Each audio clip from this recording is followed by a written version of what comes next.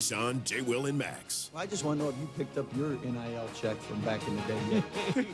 They would have, put it this way, Coach, they would have to sell a university. More from TJ and Max Thursday morning at 6 Eastern on ESPN Radio and on ESPN2. ESPN690 and Action Sports Jax presents Brent and Friends with Brent Martineau. We're going to have to show a little more patience than the year two pom-pom people. Casey Kurtz. Yo! What are we doing, bro? Come on! And Aaron Schachter. I'm all in favor of these two showing their love, really celebrating their relationship. Get him! Get him! Get him! Get him! This is Brent and Friends with Brent Martineau, Casey Kurtz, and Aaron Schachter on Jacksonville's home for ESPN Radio, ESPN 690. What is happening here on a Wednesday here in Jacksonville on the road once again, called an audible. I got to see a baseball game, man. I'm missing baseball. Going to be out here at Creekside. We got some fall ball. Doesn't matter much. Well, I shouldn't say that. Probably matters to the kids. Yeah, the poor kids out there playing their heart out. Brent's like, who cares? Well, I mean, it doesn't like count, but I missed some ball. I got to go see some baseball a little bit. Camp didn't get it done for me on Saturday, so I figured, what the heck, let's come on out here, and we will do just that with the baseball playoffs starting and fully underway. Brent Martineau here, Aaron Schachter back in the Action Sports Shack studios, Casey Kurtz back in the Action Sports Shack studios. And got the equipment from DeVoli's as well. Mark DeVoli kind enough to drop it off at the homestead yesterday. All in one piece. So nice job, Casey. You got it all back. It's a team effort. It's like your mom said, put it back the way you found it, right? And here we are. You did it. So all right. Way to bring my mom into it. Nice. Well, that's what every mom says, I think. Way to go, Teresa. Raised me right. Nice job, Teresa. Let's give Chip the shout-out. How about a little Teresa shout-out? That's what I'm saying. Shout out to my mom. She did the hard work. Does Teresa ever listen? Okay, less, but occasionally. Yeah. It's funny, right? Yeah. That's what happens, though. Like moms are all gung-ho, like taping the shows when I'm on TV, like back in the day. Like, send me what you're on. And then about 12 days later, like, man, I haven't seen him on TV in like 6 years. Yeah. That's the way it goes. Mom's like, man, I thought about listening to the show today, put it on, and I just forgot. I didn't. Like, that's what she'll do now with the radio. She used to, once in a while she'll listen, but not very often. But Chip's like an avid listener, isn't he? He is, yeah. He's a P1. How about you, Aaron? What's that like? Like, family, did they, when you first got on the Eagle or the radio or the whatever? Like, were they all about it? Like, no. Oh, that's Aaron. Listen, No, I don't think there is. So good. I don't think there is any point in time where anyone in my family took an interest in what I was doing. No. That surprises Sorry me. to bum everybody out, but not everyone's family is into it. Yeah, I mean, I figured they would at least pretend. Yeah. No. At least lie to make you feel good. No lying. No, we're all blatantly honest with each other. Yeah. My wife too. My wife couldn't care less as long as I'm not talking about her. Yeah. So. Steph's. Well, she doesn't know half the time that you're talking about her on this show. But part of the fun is when they don't listen, then you get to be honest about some stuff. Well, that's true. Like, I mean, I threw that out the window. Steph might be listening in the car, flip it on for a little bit, but if she takes a bullet during those couple minutes, that's part of the gig. Part of the Steph, gig. Kids, they know it. No holds barred, man. Ty's taking plenty of shots here on this show. Kaylee, probably the same. So Kaylee said it. Kaylee brought up the conversation again from last week today. She's like, people can't believe that I'm actually thinking Snapchat over getting a car given the two options. That was wild. Yeah. I forgot I wasn't here for that. But when that popped up on my Twitter, I said, this guy. I told Amanda's whole family, I'm all right, so this is Brent. I work with him. He's trying to let his kids get Snapchat or maybe a car. They're like, what? Snapchat? I'm like, yeah, it's a mess. He's a helicopter parent. And they said, yeah, it's kind of crazy. I think it's great parenting, to be honest with you. Like, that's why I don't care what you say, especially 25-year-old Casey Kurtz, but I really don't care what anybody says. Like, I think it's unbelievable parenting right now that they don't have Snapchat. And Kaylee, again, like, she was serious today in the car. We went down to Flagler, by the way. You were taking college visits and they don't have Snapchat. Yes, that's true. And and so she's on the way back. She's like, I can't believe people are saying, like, they're surprised that I would even remotely think about picking Snapchat over a car. And she's like, she tells all her friends, she said, that's because you guys have had social media. you know what it is. Like, if I had to take that away from you, you couldn't live your life. I said, Kaylee, that's exactly why you don't have it. Yeah, that's a good point. I told you when you told us, man. I thought that was great parenting. I don't think I'll be as strong. I don't think I'll be able to hold out till 17, 18, but I'm trying. Kaylee needs to come to her senses, though, bro. You need wheels more than Snapchat. I know. That's the thing, right? I'm like, Kaylee, are you serious here? Like, I'll gladly give you Snapchat. And if you go down the rabbit hole and end up wherever, well, that's, okay, fine. But it cost me nothing. Like, the car's going to be a little expensive. A little. So if you want to save me some cash and go with the Snapchat route, that's fine. Not only is it expensive, but talk about anxiety as a parent when your kid is finally able to roam anywhere at any time at 80 miles an hour. Yeah, that's happened. That's already underway. That's tough, but you got to let them go sometimes. Yeah.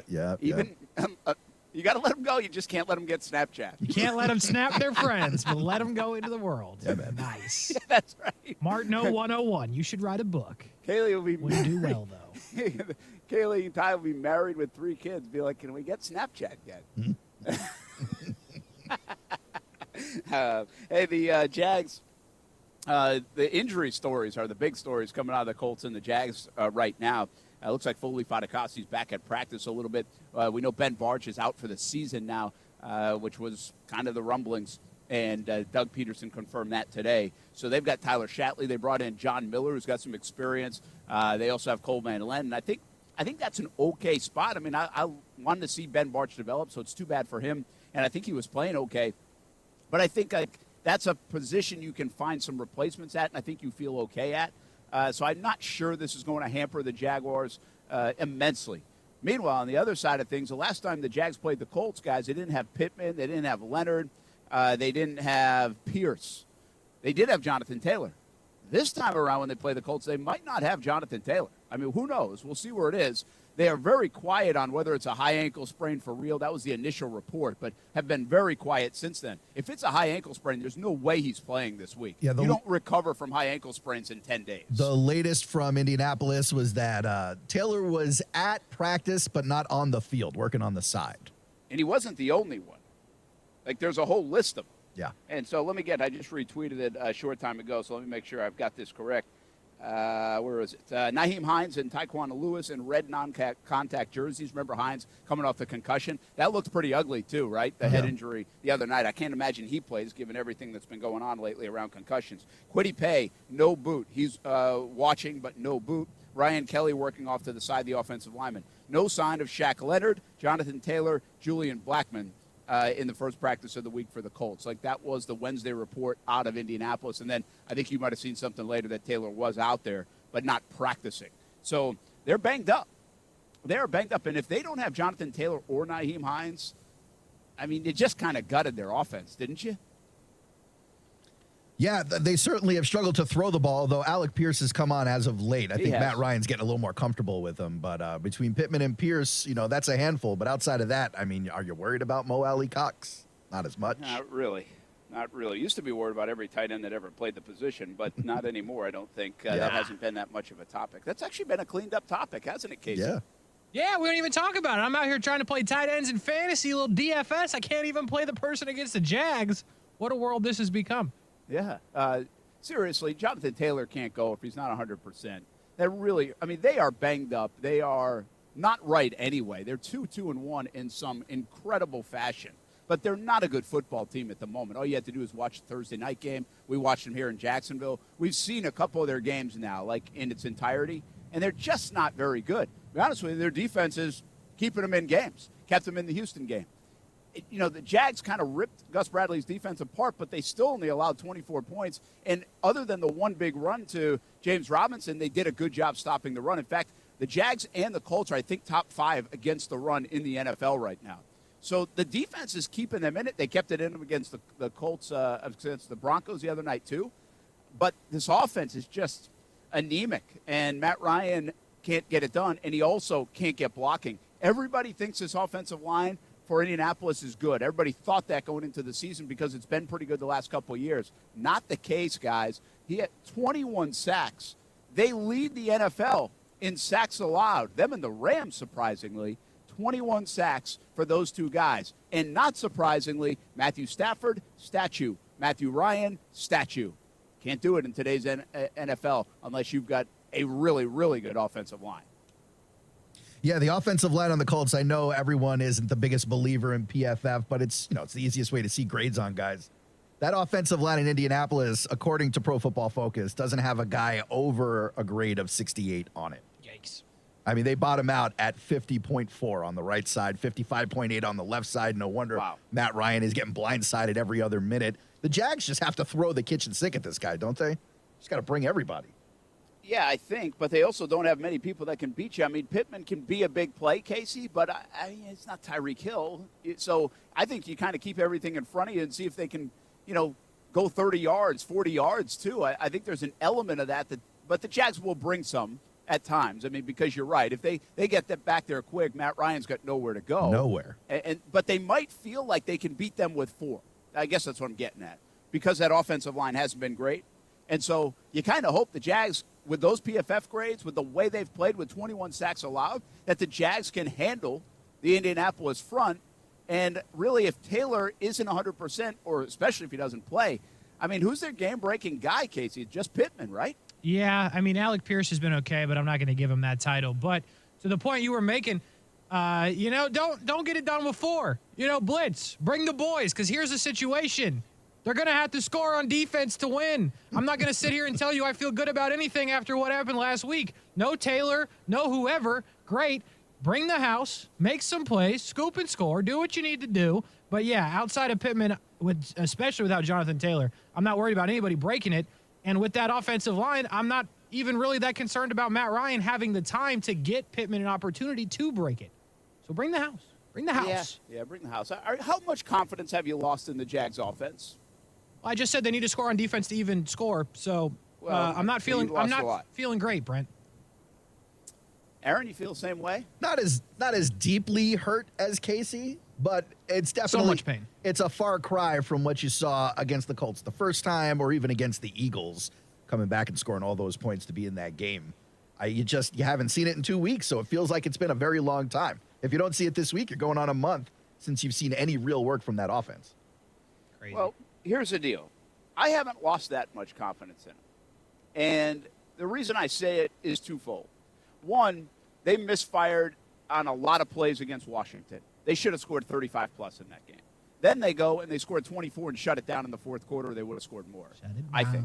They did. I mean, they did nothing. They basically knelt on the ball, in the fourth. And then the Chargers, they go up, put 38. And they got some help from the defense, some short fields, too, in both those situations. And Philly, they get off to the nice start, and that was the game really where their offense just didn't do anything. Like, they didn't have a lot of yards. They weren't on the field, and they couldn't sustain anything. Like, that was their worst performance offensively, believe it or not, even though they scored more points than they did last week. Their offense moved up and down the field last week, guys. Like, that was not fake. Like, they got 422 yards. They made plays. They had 10 plays over 17 yards. They had Travis Etienne finally break out. And they did it all with Christian Kirk getting it one time. And they obviously misfired on the fourth downs and then the dumb interception. So I just don't feel like I've lost a lot of confidence in this offense. I feel like Doug Peterson's going to make it work. And now they got to go make the plays and more of them. They're making some. They've got to make more of them. And all eyes, of course, on Trevor Lawrence. Can he bounce back?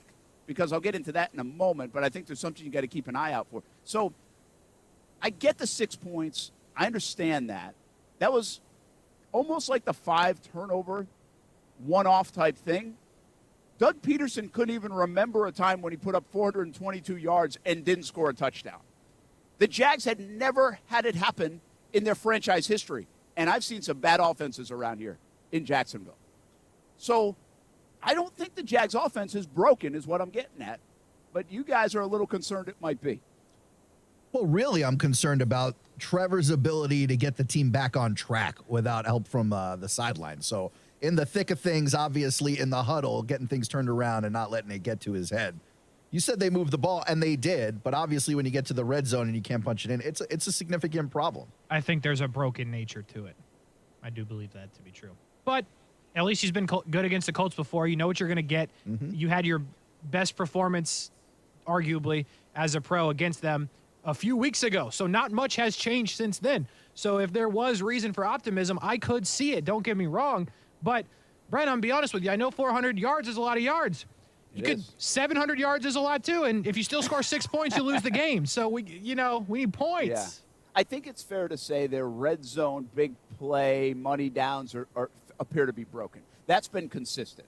They can't seem to cash in enough. They did for a little bit there, but they're not doing it enough. They're getting opportunities, but their red zone stuff isn't good enough. But they're getting those big chunks in the middle of the field. Well, that's what I mean. Like, they're moving the ball. Like, again, guys, I think something significant here, and I don't even know what, like, the average is, but the Jags had 10 plays longer than, I think, 17 or 18 yards last week.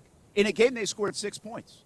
And some of those plays were, like, 30 yards, 34 yards. I think there might have been even a 40-yard play in there. There was a 28-yard play. So we're not just talking 17, 18, 19 yards. I mean, they were getting chunks of yardage. To be honest with you, it's the short yardage stuff that hurt them the most in that game. 2nd and 1, 4th and 3, 4th and 1. Like, those are bigger problems than gaining yards, getting first downs. Jags have been terrific at getting first downs this year overall.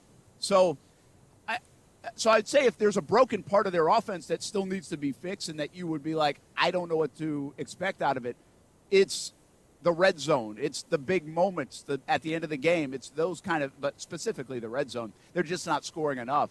But I have full confidence that the Jags are going to move the football on Sunday. They've shown that for basically all 5 games, with the exception of the second half against the Eagles, I would say. Yeah, and you could blame that on weather if you'd like, or just how that game was going. Or 4 turnovers in 5 possessions. That too, sure. Like where it was just impossible. Oh. So, all right, so let me bring up Trevor here for a moment. Oh, boy. This is what I'm a bit concerned of more than anything in this game. Like, Trevor doesn't desperately need, like, this unbelievable game, but Trevor needs more of the Chargers-Colts kind of game than he has had the last 2 weeks. And that's, like, obvious. But what I'm saying is I think they need this. This team needs this because 3 in a row is bad. 2 in a row sometimes happens, 3 in a row doesn't usually happen. And if this team is different, if Doug Peterson is different, then you don't lose 3 in a row. If you're any good, I don't think you lose 3 in a row in the NFL. The Jags over the years have had tendencies to lose 9 in a row, 6 in a row, 5 in a row, get a win, then lose another 6 in a row, 15 in a row. I mean, they have, Casey. I know. Like, they cannot. Like, the 2018 Jags, fresh off an AFC championship game, fresh off a 3-1 start, lost 9 games in a row. Yeah.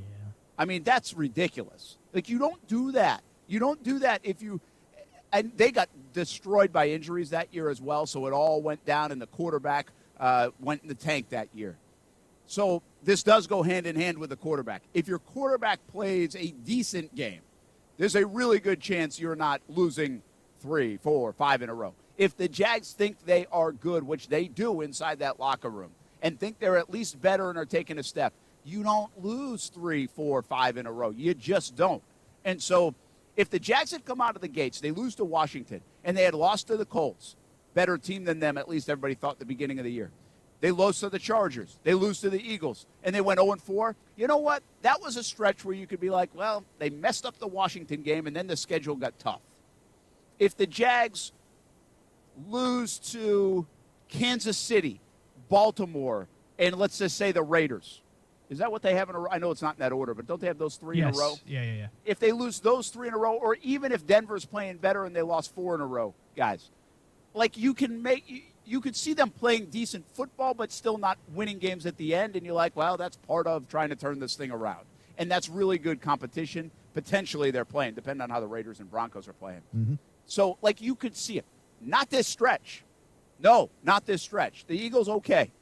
The Texans, miserable, disgusting, embarrassing, bad. That's what kind of loss it was. Gross. This Colts team is not good right now. And by the way, the Giants aren't as good as their record, and I think everybody in the league knows that, and I think Brian Daboll knows that. He's doing a hell of a job. So you can't go into this stretch where we thought they could make some hay. I'm hoping they go two out of 3. But they can't go 0 for 3 in that stretch. Yeah, that's going to put him significantly behind the ball, wouldn't it? Yeah, and it No, would. the season's over. The season's over. It's in the tank. But here's the thing, Brent. You started out with Trevor Lawrence. You said, I don't think he has to have a massive game. I could not disagree with anything more than what you just said, because I think he has to have a big game. And he doesn't have to throw for four bills. For who, though? For who? For the win or to calm everybody down? I think for both. I'm not asking him to throw for 400 yards, right? I know that's what you're thinking when I say massive game. I'm talking complete 72% of your passes and take what they give you. Do exactly what you did in the first game against the Colts, because I don't know why I'm a believer in this, but I'm a believer in Trevor Lawrence knows he has success against the Indianapolis Colts. He's done it 3 times. He's had success against them. Well, look, if the offense is going to do work against the Colts, it's likely going to be the passing offense, because Colts are 15th against the pass, 4th against the run. So you're going to find some hard times down there trying to rush against this team, as they've done in the past. And to that point, when they've faced some resistance with the run game recently, they've gone away from it. So to that point, Trevor does need to be good. And I think he needs to have a big game, because this is the team he knows success against. But to your point, Brent, they lose this game.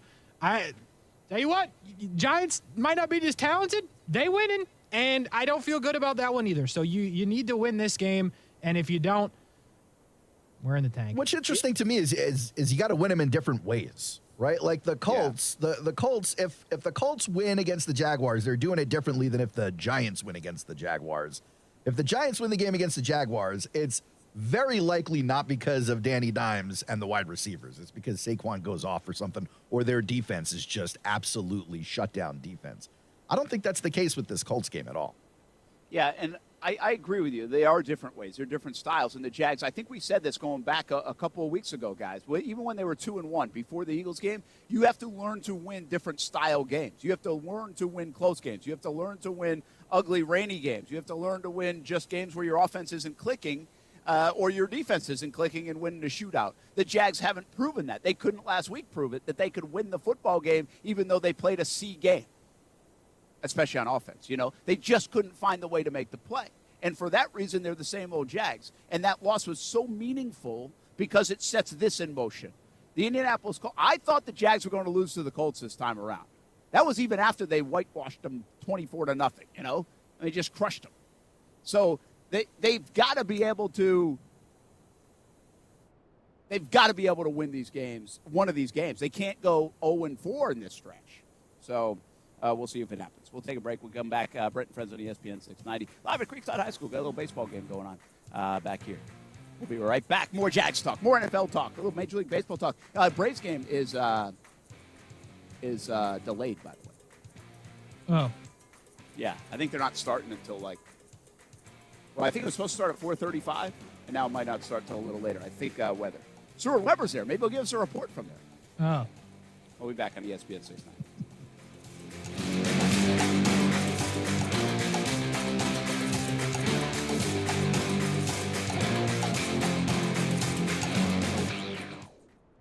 Now, the First Alert forecast on ESPN 690.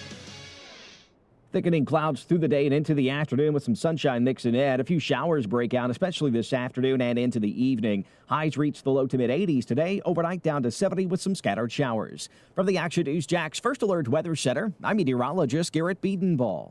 The Weather Center is brought to you by Beard's Diamonds. Save thousands on buy one, get one on wedding bands now through October 23rd. Forever Vets Pet Resort at Durbin is officially open. Whether you're looking to board your pet during a vacation or looking for a place for them to play during the day, look no further. Forever Vets Pet Resort has officially opened its doors. With roomy, climate-controlled indoor play areas for big and small dogs, shaded outdoor play areas with a splash zone, and private cat condos including access to a cat tree-filled oasis, your pet will feel right at home. Forever Vets Pet Resort will provide a comfortable place for your pets while you're away and ensure your four-legged friend is safe and happy during their stay. Take advantage of a free day of play to all new clients. And if you purchase one night of boarding, you'll receive half off your next night. Want to learn more? Give us a call or go to forevervets.com. You can also stop by for a free facility tour. We're open 7 days a week with extended hours for your convenience. Forever Vets Pet Resort at Durbin is now open for reservations.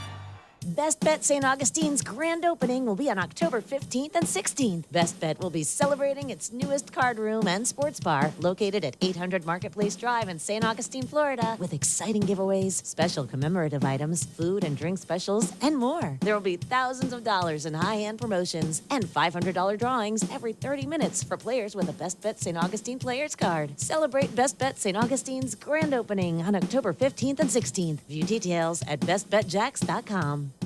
Buying or leasing a car in Jacksonville is the best with Fields Auto Group, Jacksonville's luxury auto group. Lexus of Jacksonville and Orange Park, Mercedes-Benz of Jacksonville, Orange Park, Jaguar Land Rover, Jacksonville, Porsche, Jacksonville, Fields Cadillac, Jacksonville, and St. Augustine. If the luxury car you want isn't in stock, Fields Auto Group will order it. And at Fields, you'll never be charged over sticker price. Stop by a Fields store today and see what world-class service really means. Fields is a proud sponsor of the Jacksonville Jaguars. Fields Auto Group, fieldsauto.com. Over 60,000 Americans learn they have Parkinson's disease each year. It can leave them and their families feeling alone, confused, and treading into unknown territory. But this journey doesn't need to be traveled alone. Jack's Hope, Inc. is here to help with guidance and support. Whatever you need to continue your fight with Parkinson's disease, Jack's Hope is here to make it a little easier by providing a comprehensive network of support for those with Parkinson's. For more information, visit jackshopeinc.org. Smoked for hours, served in minutes. Now that sounds like good barbecue, and it is at Willie Jewell's in St. Augustine at Mirabella Crossing. Fast casual dining served up old school barbecue style with a heaping side of Southern hospitality. Need catering? They do it. Third-party delivery? They have it. Need a job? They have openings. Visit williejewels.com. Kids eat free on Wednesdays. Best jumbo wings in town and TVs for football season. Visit Willie Jewell's at Mirabella Crossing in St. Augustine. Old school barbecues, smoked for hours, served in minutes at Willie Jewell. Did you know that you have the power to positively impact a local child's life? It's as easy as donating to Daniel, Florida's oldest child service agency. Daniel provides counseling to abused children. Daniel helps homeless teens find shelter and learn to live independently. Daniel connects kids with foster families and strengthens at-risk families so they can stay together. They've done all this and more for 135 years. Please become a part of improving the lives of local children and families by donating at danielkids.org today. Science proves your best sleep is vital to your mental, emotional, and physical health. The Sleep Number 360 smart bed senses your movements and automatically adjusts to help keep you both effortlessly comfortable. And it's temperature balancing, so you stay cool. So you're at your best for yourself and those you care about most. Life-changing sleep, only from Sleep Number. And now, the Queen Sleep Number 360 C2 smart bed is only $9.99, plus special financing, only for a limited time. To learn more, go to sleepnumber.com. Special financing subject to credit approval. Minimum monthly payments required. See store for details. Here at Total Wine & More, you'll love what you find this Halloween. Me thirsty. Oh, hey, Frankenstein. Did you enjoy that Cabernet? Oh, good. Want margarita? Well, all the villagers are raving about this tequila. Ooh. And we have it at the lowest price. Economical. Find what you love what you find, with the totally lowest prices for Halloween. Only at Total Wine & More. Drink responsibly, B21. You're invited to shop at the White Harvest Farms and Farmers Market every Saturday from 10 a.m. to 2 p.m. It's a market of fresh and affordable farm-to-table produce that comes from a 10.5-acre urban located at 4850 Moncrief Road. There's volunteering, classes, and farming demonstrations. Also, if you're interested in becoming a vendor or volunteer, call 904-354-4162 or visit the White Harvest Farms Eventbrite page. White Harvest Farms wants to be your favorite produce market. This initiative benefits the Clara White mission. Hey everybody, it's Brent Martineau from Action Sports Jacks. There's a good chance you have a smart speaker, so use it with ESPN690. Stay up to date on the Jags and all things sports by telling Alexa or Google to play ESPN690. It's as easy as that. Make sure you listen weekdays 3 until 6 p.m. on ESPN690.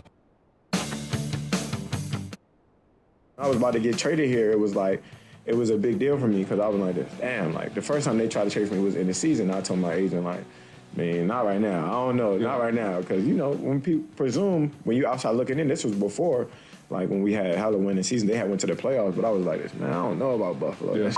This don't sound right now. Then I was like, after the season, I was like, man, it's either I go there or it was like the Jets or somewhere like that. I'm like this. I'm going to go to Buffalo and see what's going on. Who was that? Stephon Diggs. Stephon Diggs.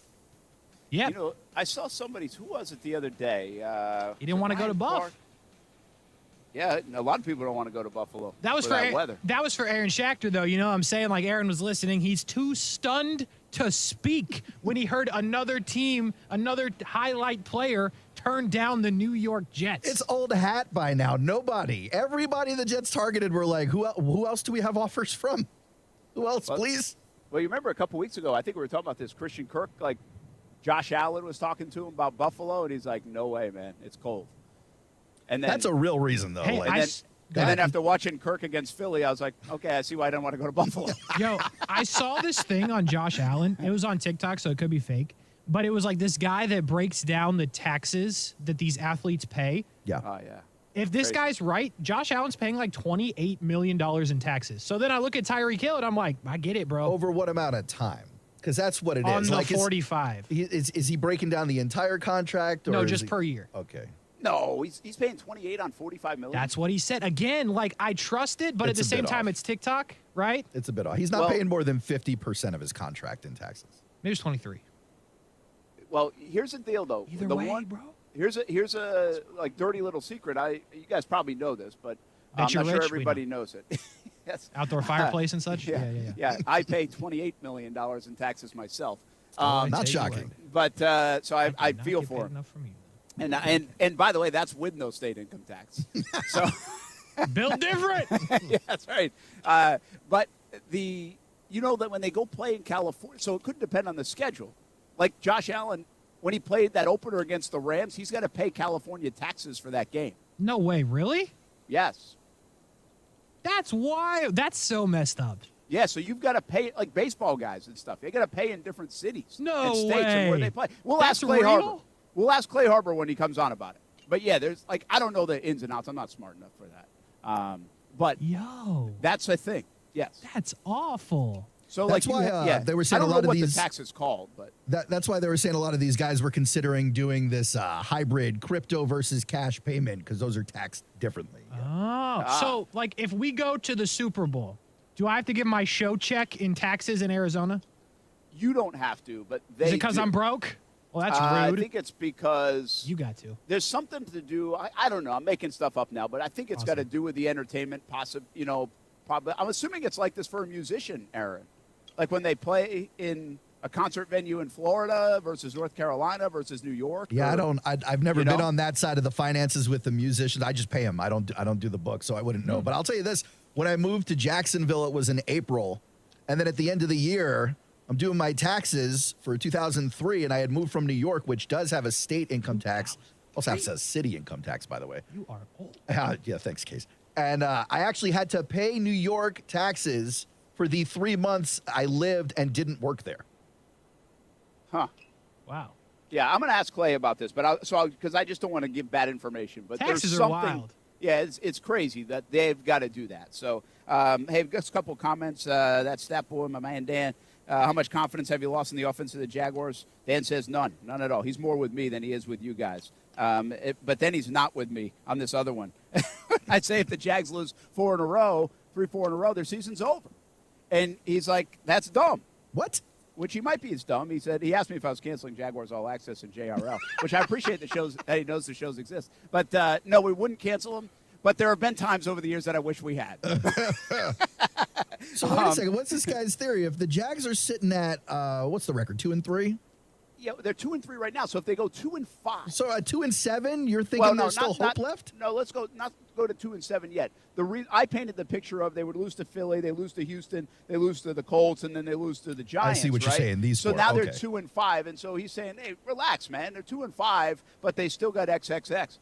But my point when I say season over, guys, the whole idea this season is to be relevant throughout it, or as long as you can.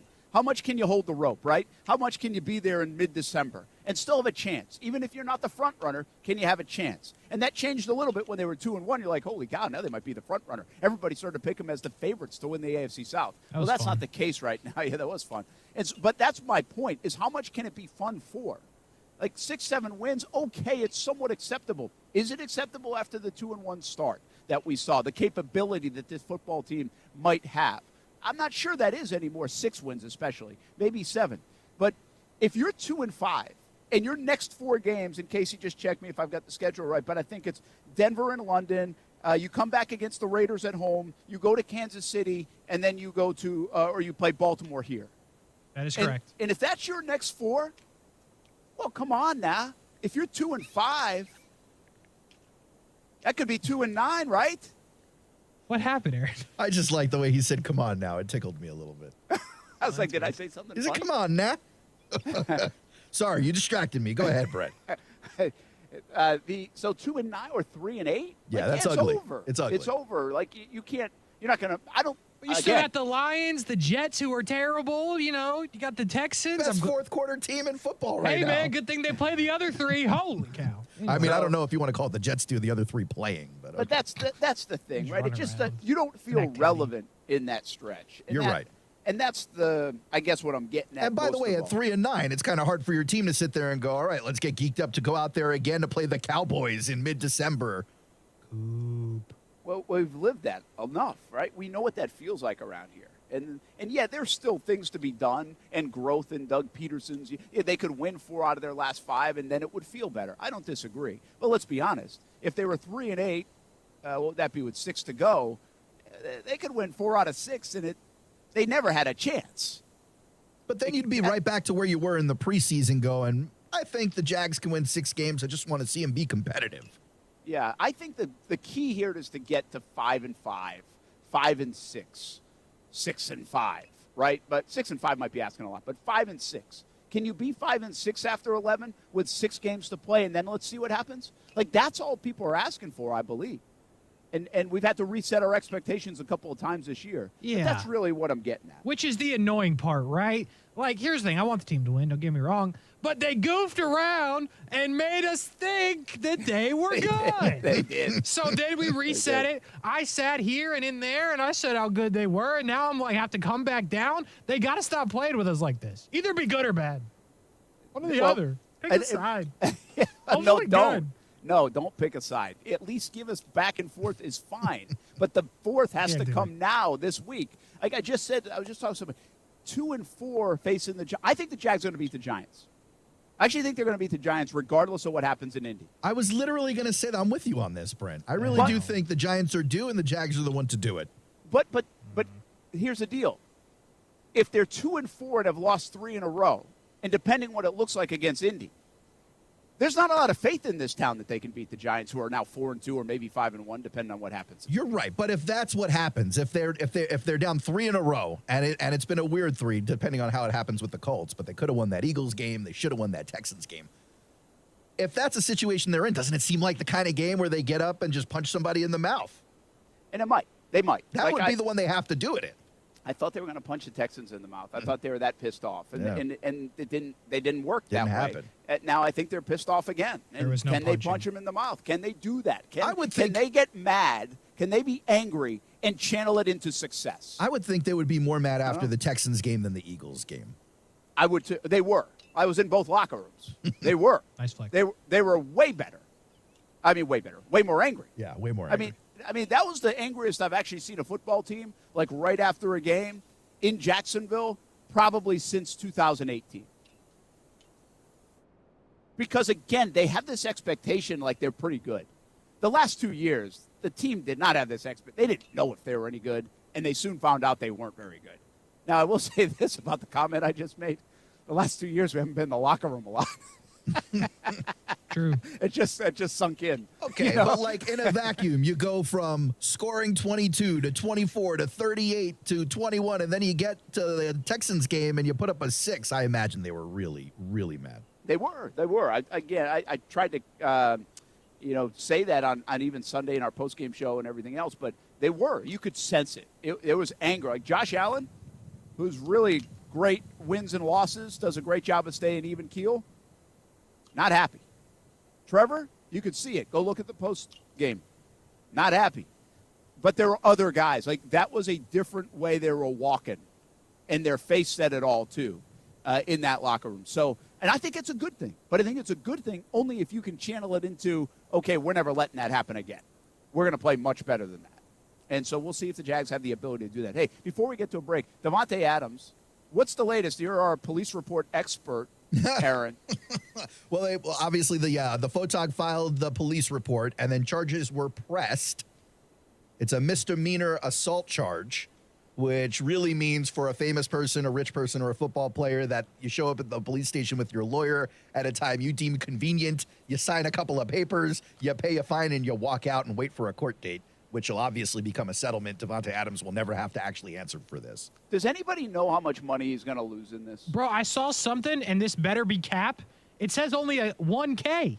No, it'll be that more was than that. no, that was that was like it The carried fine a or fine of something. $1,000. Yeah. Cool. I bet she has to come off six figures below six Like, figures. you- Below six figures. You want Devonte Adams to have to give up like $5 million for this. It's so amazing. I want the guy that got absolutely tackled and just thrown down to the ground. Thrown, arms extended. At concussion protocol, I want this guy to get what he deserves, and that's $750,000 of Devonte Adams money and a signed jersey. If I had a guess, and we had a signed jersey. Yeah, If I had- getting the signed jersey. What I would want to get Sorry I signed, pushed you, I would Devontae. want a professionally blown up, large, high-res photo of him pushing me that he has to sign. That's what I would ask to get That's signed. good. I'd hang that in my house, and that'd be the conversation piece. Actually, you And know, the $750.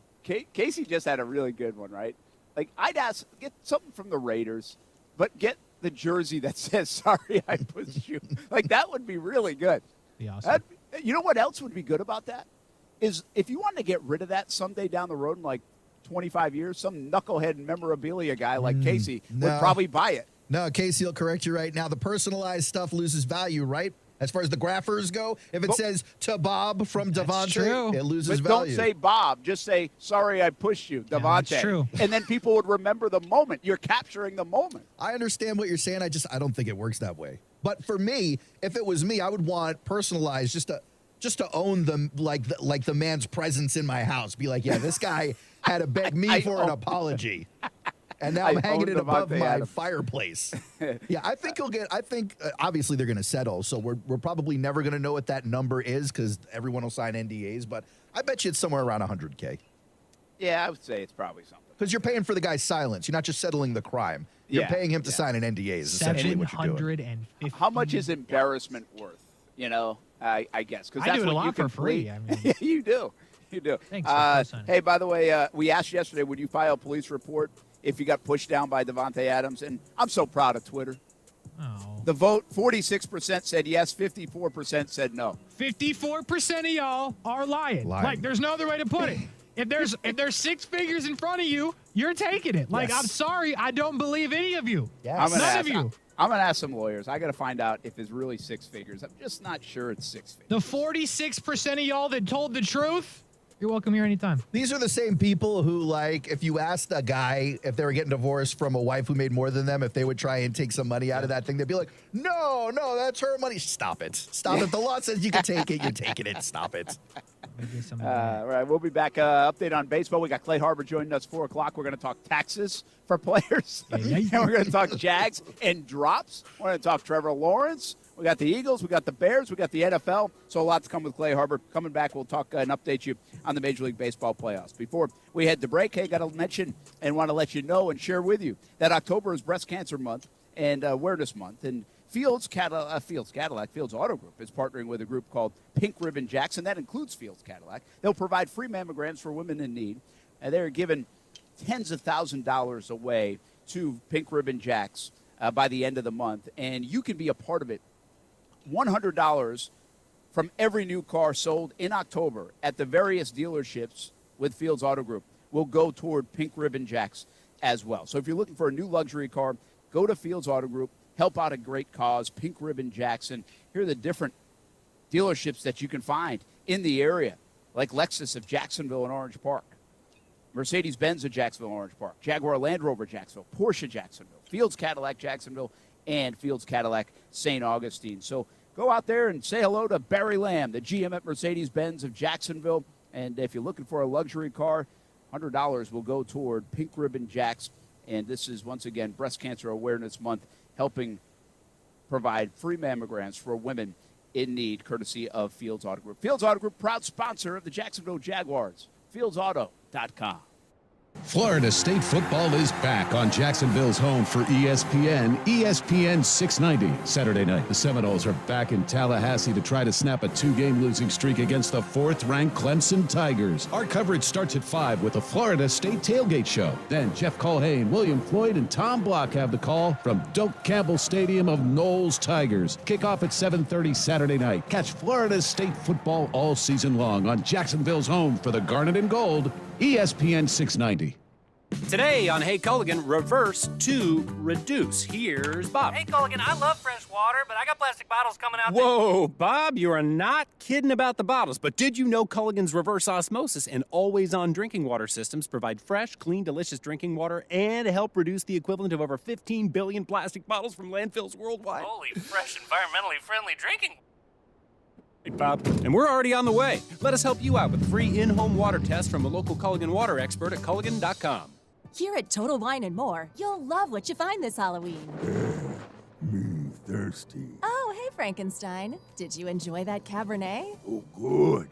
Want margarita? Well, all the villagers are raving about this tequila. Ooh. And we have it at the lowest price. Economical.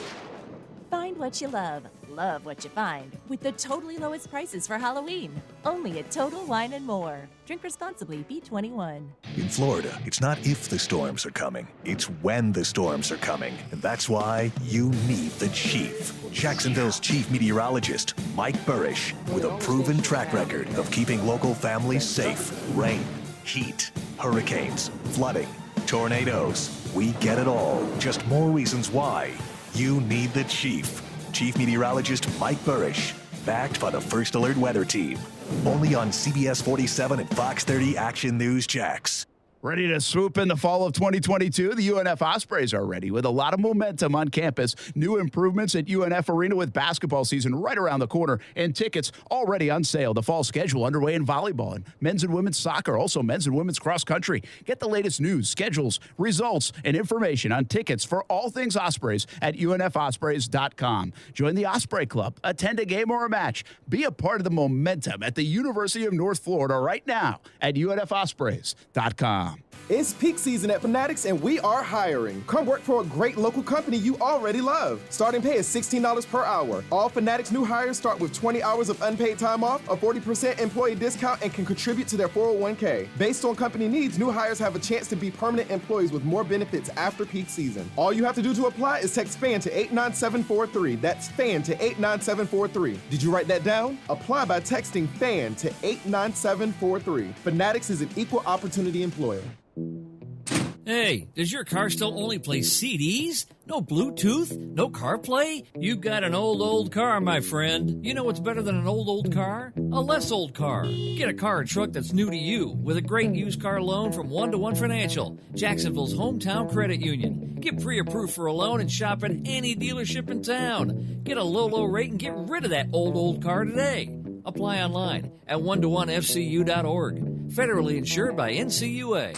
Are you ready for a scary good deal? Then get to Arlington Toyota for the Ghost Your Payments event and watch your payments like a ghost disappear. How about no payments until 2023 on your new Toyota purchase? Arlington will even waive your last 6 lease or loan payments. Got a trade? Arlington will pay up to MSRP for your trade. You'll also get no maintenance costs for 4 years. The Ghost Your Payments event going on now at Arlington Toyota, 10939 Atlantic Boulevard, and online at arlingtontoyota.com. Visit arlingtontoyota.com/October for full details.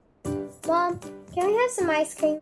A better idea. Who wants to help me make something fun and healthy instead?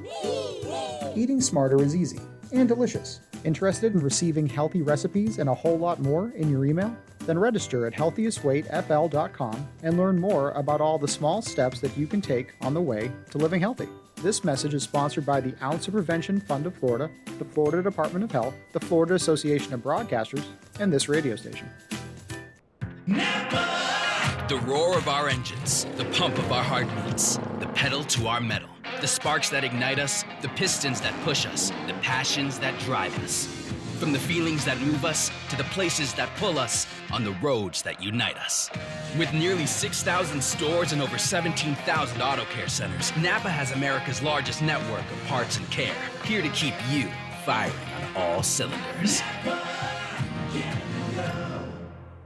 Prices are going up everywhere these days, but not at Beard's Diamonds. Prices are falling at Beard's Diamonds. Now through October 23rd. Buy any band and get the other band free. Yes, the buy one, get one band event is back at Beard's Diamonds. Now through October 23rd, you can save like never before.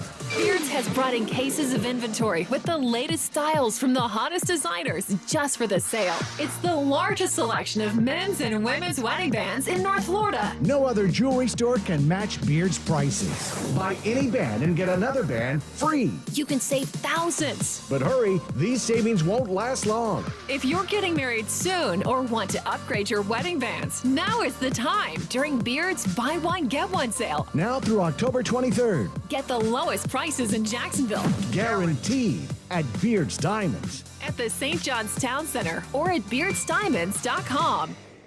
Listen to ESPN 690 anytime, anywhere, on any device. Whether you're at home or on the go, get the latest on the Jags, FSU, the Jumbo Shrimp, and Action Sports Jacks on Odyssey.com. That's AUDACY.com or on ESPN690.com.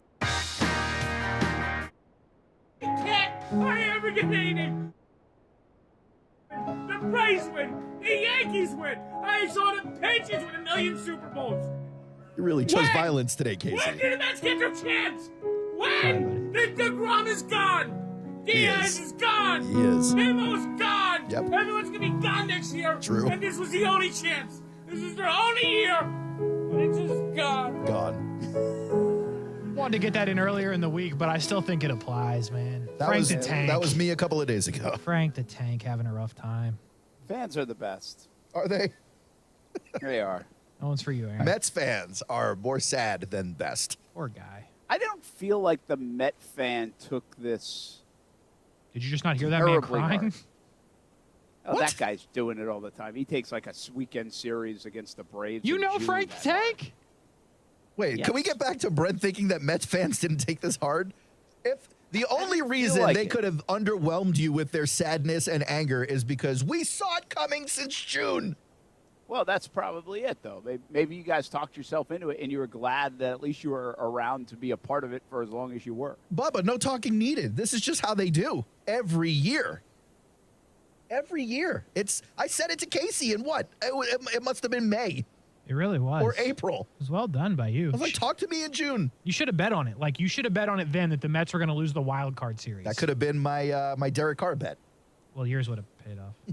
A couple of things. Phillies and Braves supposed to go. Have you seen any update on that? Phillies, Braves, I don't know when. It's supposed to be 4:35. And the Braves, it has been amazing. Now, you block your ears right now. To both these teams. But it has been amazing what the Braves have done in the second half of the last two seasons. I don't know the historical value. I know last year had a bunch of historical value to it, their comeback and where they were and, end up going to win the World Series. But I wonder if teams have done it 2 years in a row to the extent that they did it. I think they were 10.5 back to the Mets, but that was June 1st, June, July, August, September. I mean, it's 4 months to go in the season. If you really break that down, I mean, you got to gain, 2.5 games every month? It's not that crazy. If it's August 1st, that would be something else. But the significance of them playing better, I mean, Brian Snitker, the manager, you got to give him a lot of credit, right? Playing good ball down the stretch. No doubt. You got to. Padres, Dodgers. Padres had some chances yesterday, but Dodgers are going to be so good. It's going to be tough. How about the swing by Alvarez? Oh, I'm glad you brought that up. Funny story. So, speaking of Chip, called my dad yesterday on the way home from the Phillies. So I don't talk to my dad on the phone. It's tough to do. I'm not going to lie. We only talk about sports. That's all we've done for our whole lives. So we have to try to talk about our lives. It's very awkward. Anyway, so he's like, let me just squeeze in this really awkward, really real thing for a quick second. And okay, let's go. So I'm talking to my mom about actual things, and my dad's like, they're gonna blow it. I'm like, who, Dad? He's like, the Mariners. There's runners on base. Alvarez is on deck. America's team. He's like, oh, they're changing pitchers. I was like, okay, Dad. And then they're like, oh, they brought in Robbie Ray. It's over. That's what my dad says. I'm like, it is over, Dad. And then he hit the home run, and my dad was furious. I told you, America's team. People in Tallahassee, Florida are randomly rooting for the Mariners. I'm trying to tell you. Quick update on Phillies Braves, since you were asking. Brent Scott Lauber's a beat reporter for the Phillies. He says the Phillies and Braves officials have another meeting at 4 to discuss the weather forecast. And by the way, I think the weather's going to be bad maybe in New York tomorrow, too, so that could be problematic for that game, too. Not for the Mets, though. As well. No, it's, because they're on the beach in the sunshine. That's right. They're in the Bahamas golfing or something. Hawaii. Maybe they're in Jacksonville golfing. Maybe. All right, we'll be back. Clay Harbor joins us. We talk a lot of football coming up, including how to do your taxes as a football player. Well, I don't actually know if he's going to have an answer for it. We're going to have a question for him about it. Don't let me forget that question, guys. That won't. We'll be back. Brent and Friends on ESPN 690. Brent Martineau, Aaron Schachter, Casey Kurtz, Clay Harbor up next on ESPN 690. Oh boy, Buddy, the Buddy Holly story is back and it's better than ever. This show will have you dancing in the aisles. Don't miss Buddy. October 19th at the Florida Theater. Tickets on sale at floridatheater.com. Winning is in the cards at Best Bet St. Augustine, the only card room and sports bar in St. Augustine, Florida. With nonstop action, poker games of all limits, and a sports bar, Best Bet St. Augustine has you covered. Play in the $60 no-limit hold'em tournaments on Wednesdays and Thursdays. Or try our game tables like 1-card poker, 3-card poker, and Ultimate Texas Hold'em. You can also watch your favorite football games with the NFL Sunday Ticket at our sports bar. Visit Best Bet St. Augustine, located at 800 Marketplace Drive in St. Augustine, Florida. Sell your home with a guaranteed offer from Mark Spain Real Estate. You'll save time and make the most money. Hi, this is Mark Spain, and our offers are the strongest in the industry, so you can sell your home stress-free and make the most money. When you get a guaranteed offer from Mark Spain Real Estate, there are no showings, no open houses, and no stress. Find out what your guaranteed offer would be. There's no obligation. Call 855-299-SOLD or go to markspain.com to get a guaranteed offer on your home today. That's markspain.com and start packing. Certain restrictions apply. Victim of a slip and fall? It takes one phone call to take back control of your life. Anajar and Levine will fight to get you the compensation you deserve. Call me, Mark Anajar, for a free consultation. 1-800-747-FREE. That's 1-800-747-3733. Main office, Jacksonville. This is a special alert to all Americans who own a vehicle with less than 200,000 miles with an auto warranty about to expire or with no warranty coverage at all. Due to a decline in the economy, CarShield is announcing a low-cost month-to-month vehicle protection plan that is now available to the public to save any driver out-of-pocket expenses on future auto repairs. Call now to find out how you can pay almost nothing for covered auto repairs. Yes, you heard that correctly. Pay almost nothing for covered auto repairs. An open phone line has been established for all drivers to call for a free quick quote. Call 800-326-7765 now. Drivers who are covered will not have to pay for covered repairs again. This protection plan is at an all-time low. Additionally, drivers who activate this vehicle protection today will also receive free roadside assistance, free towing, and car rental options at no additional cost. Call us for your free quick quote today. 800-326-7765. That's 800-326-7765. What do you have to lose? Call 800-326-7765. Again, 800-326-7765. Buying or leasing a car in Jacksonville is the best with Fields Auto Group, Jacksonville's luxury auto group. Lexus of Jacksonville and Orange Park, Mercedes-Benz of Jacksonville, Orange Park, Jaguar Land Rover, Jacksonville, Porsche, Jacksonville, Fields Cadillac, Jacksonville, and St. Augustine. If the luxury car you want isn't in stock, Fields Auto Group will order it. And at Fields, you'll never be charged over sticker price. Stop by a Fields store today and see what world-class service really means. Fields is a proud sponsor of the Jacksonville Jaguars. Fields Auto Group, fieldsauto.com. Broadcasting live from the Anajar and Levine studios. Anajar and Levine Accident Attorneys. Call 1-800-747-FREE. That's 1-800-747-3733. WOKV Jacksonville. Listen live everywhere you go on ESPN690.com. ESPN690, a Cox Media Group station. I'm Christine Nisi. Today's 4:35 Eastern start for the Braves and Phillies in Game 2 of their NLDS, delayed by rain. Major League Baseball will determine whether that game can be played today. Raiders star receiver Devonte Adams charged with misdemeanor assault for shoving a credentialed media worker after Monday's loss to the Chiefs. Adams apologized after the incident, which left the man with whiplash and a headache. Adams is facing discipline from the NFL. Dolphins quarterback Tua Tagovailoa, progressing through concussion protocol, returned to practice today, but he won't play Sunday against the Vikings for coach Mike McDaniel. That's exciting for everybody just because, really, you just miss his personality. When talking about this week and playing, I don't see him being active. I do not plan to have him play. This whole process is a little tricky, and today he's just getting back to playing football for the first time in 2 weeks. With Tua and Teddy Bridgewater in concussion protocol, Miami will start rookie Skylar Thompson on Sunday against Minnesota. The Cowboys preparing for quarterback Cooper Rush to start again in place of the injured Dak Prescott in Sunday's big showdown against the Eagles. Keyshawn, J. Will, and Max. I just want to know if you picked up your NIL check from back in the day yet. They would have, put it this way, Coach, they would have to sell a university. More from KJ and Max Thursday morning at 6 Eastern on ESPN Radio and on ESPN2. ESPN690 and Action Sports Shacks presents Brent and Friends with Brett Martineau.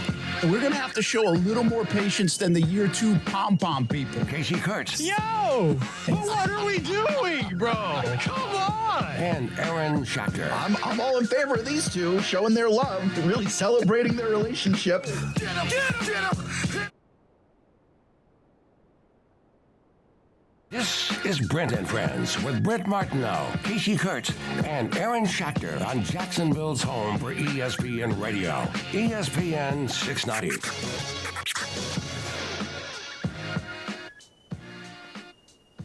Hey, welcome back, Brent and Friends on ESPN 690, 4 o'clock hour. Clay Harper will join us in just a couple of minutes. I'm live at Creekside High School. By the way, this is the place to be Friday night. I'm a couple days early. Huge football game down here in St. Johns County. As you know, we're getting to the back half of the season in high school football, so we'll have the Blitz Scoreboard Show coming up 9 o'clock on Friday. But it doesn't get much bigger than Bartram Trail, Creekside, and almost anything. But when you're in the same district, that magnifies it. And then when you're both pretty good, well, that amps it up to a new level. Oh, yeah. And Creekside has performed probably better than anybody else would have imagined. They lost to Buchholz, who appears to maybe be the class of the district. Outside of that, they've won every game, and they've won scoring, big points. They've played some defense. They've won in the rain. Bartram Trail, same thing.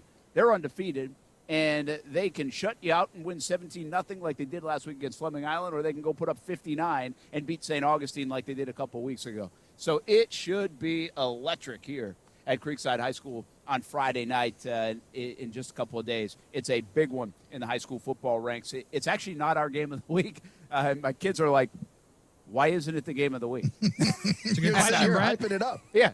I'm like, well, because we do this in a predetermined manner. So we used to do like the vote, which other stations do in town. And that's cool. Like we used to do that. But when you do the vote, guys, you don't know the winner until Thursday at 6 o'clock, basically, or Thursday at 10 o'clock. And so we have a lot of moving parts because we're doing our show on the radio now out of our game of the week.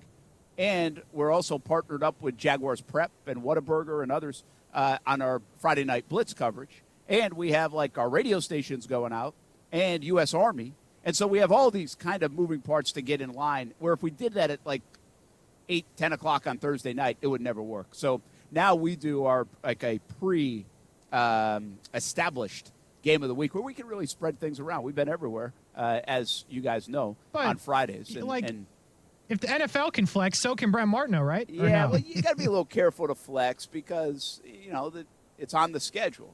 We did talk about doing that. But here's the other part of it. We don't want to duplicate schools. So you've got to be careful. I think we have Bartram Trail Nice. I don't know. I got to double check. But later in the year, we might have Bartram Trail Nice. And so then that would have duplicated the school. Listen, if you want to blame anybody, blame Stuart Weber. Awesome. I'm just looking for All someone right? to go to. Stuart Weber, usually I'm the guy to blame, but Stuart's the guy to blame. It's fun. It's more fun to blame you, though. It is more fun to blame you. But Like Stuart's not here. Listen, You're here. I give Stuart credit. He does an unbelievable job. So if I'm going to give him credit, I'm going to give him the blame. He's going to be the quarterback. He's the quarterback of the Friday Night Blitz. And so if you're mad, be mad at Stuart. It's only fitting that our quarterback is the size of Kyler Murray. Awesome. World class. We're getting balls batted down at the line consistently. Awesome. So anyway, we will be here, by the way, at Bartram in Creekside. And it just won't be our game of the week. Instead, I think we got Jackson as we're on Main Street as our game of the week, who also is very good this year and having a nice season. Brett Martin, Aaron Schachter, Casey Kurtz. We have Clay Harper on? Oh, what is this?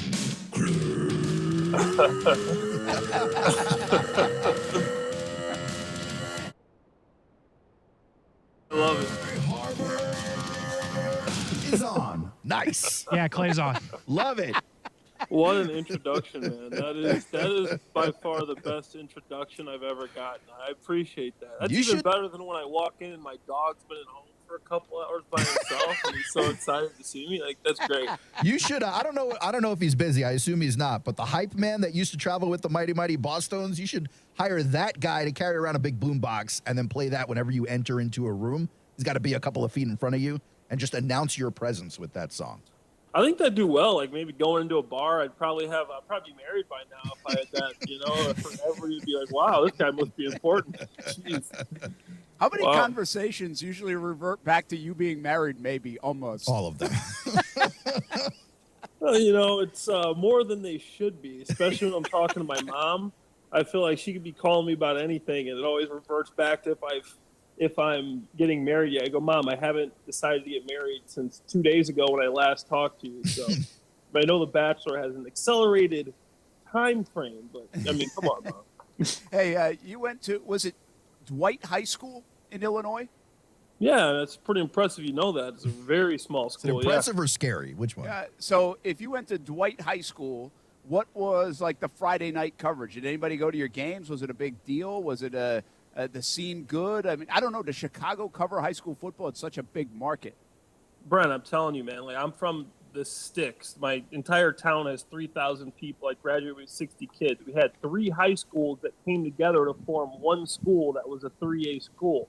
I'm talking children of the corn. I'm out in the cornfield. There's nothing going on out there.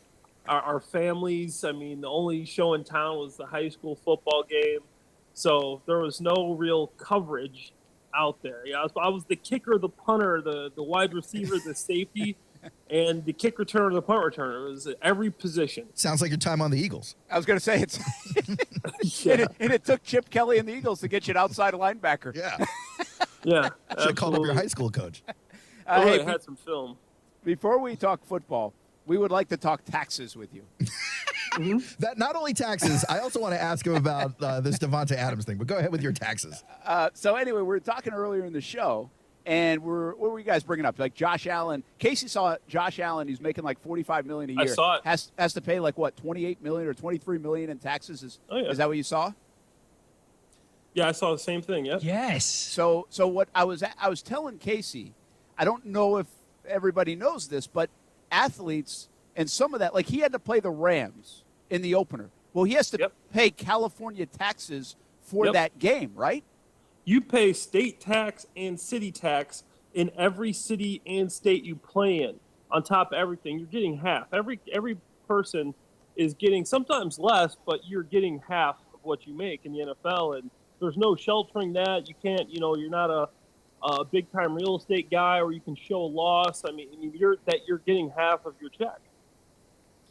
So, like, obviously somebody does that for you, but if you go play the Titans, it's like no state income tax, so that's a good thing. Well, is that something your tax guy figures out, or is that something that gets figured out before it hits your paycheck? I think it's up to the player. It's taken out of our paycheck, but then we had to pay a lot for a specific tax guy because all the different the rules. Yeah. If you go to London, it's a little bit different too, and there's a lot of different things, and you got your union dues. You got your entertainer tax. If I was a football player, playing in London, I would be paying none of their tax. What are they going to do? Send their IRS after me? They ain't coming. Yeah, right. Come on. Yeah, that ain't happening. Come get it, London. No taxation, London. Exactly. Here's some tea into the Atlantic for you, London. Yep. I haven't looked at like Spotrac or whatever, so I don't know like the most you made in a season. But when you got whatever check you got, how appalling was it? Like at what was taken out? It was nauseating, yeah. It was not good. It was not good. I wasn't a Josh Allen guy. I mean, most I made was $2 million in a year, but I mean, you're getting half of that.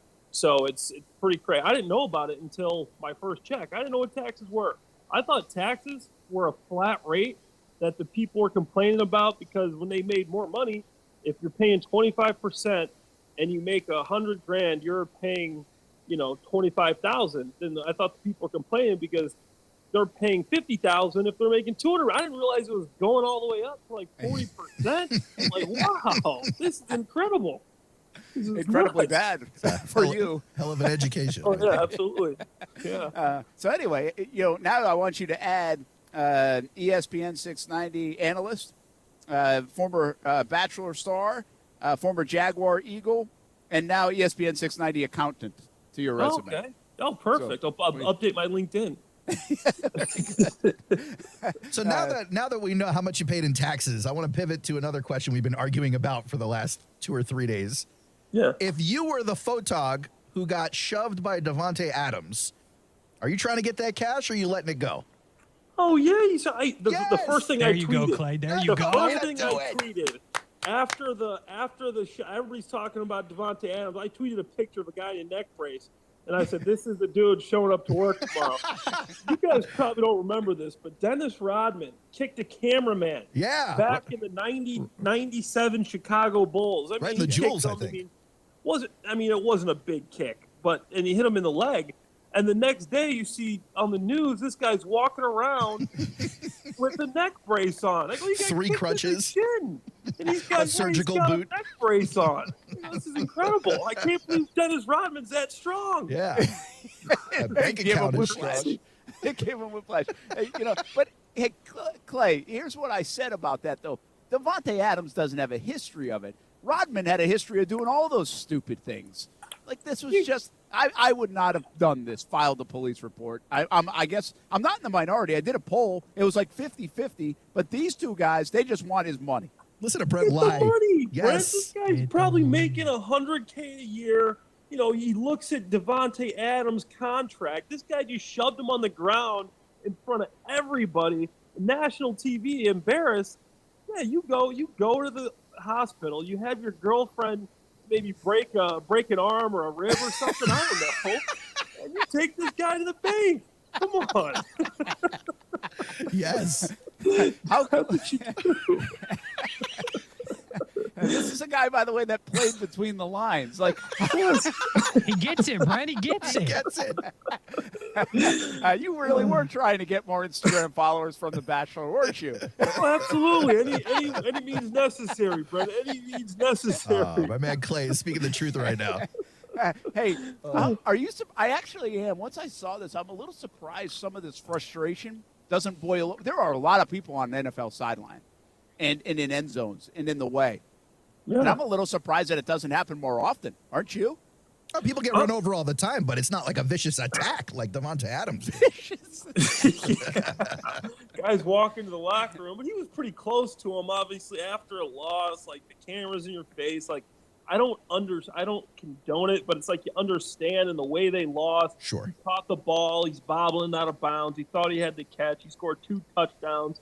They're about to beat the Chiefs. They lose a heartbreaker, and this guy's in your face, and you're just furious. I mean, man, you're really almost inconsolable at that point. You're so mad, but you're trying to keep it under wraps, and that stuff happens.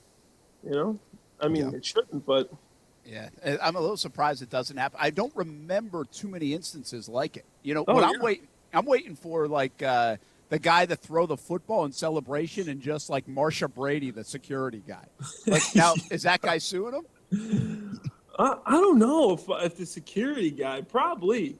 And then you also got I heard the spectator that ran onto the field and got clotheslined by Bobby Wagner, whoever got him, is filing a police report as well, and he says he has a concussion. Yeah, he's already filed. He's going to try and extract some money from Bobby Wagner, yeah. Yeah, that one's also stupid. Like, that should not be rewarded by our judicial system. But we can't put those in the same category. Yeah, one was unprovoked. Yeah, one guy deserved to be paid. Another guy, not so much. Although the law will probably see it the same way. Hey, Clay Harbor, you ever play in a game where you got 422 yards and couldn't score a touchdown? Oh, man. I don't recall that. I honestly don't recall that. I was there, man. That was a tough one to watch. Yeah, you were there. I hope Alumni Weekend was good. Just incredible, right? 2 fourth-down plays. Obviously, the boneheaded interception by Trevor Lawrence. And almost had a here we go again kind of feel. They were up and down the field. How do you look at this offense? We talked about earlier in the show. I don't think it's a broken offense, but it's broken when it comes to big plays, red zone plays, and the important parts of the game, it feels like. They just consistently haven't been able to make those plays this season in camp when you were out there as well, Clay. But I don't think the offense is broken. What do you think?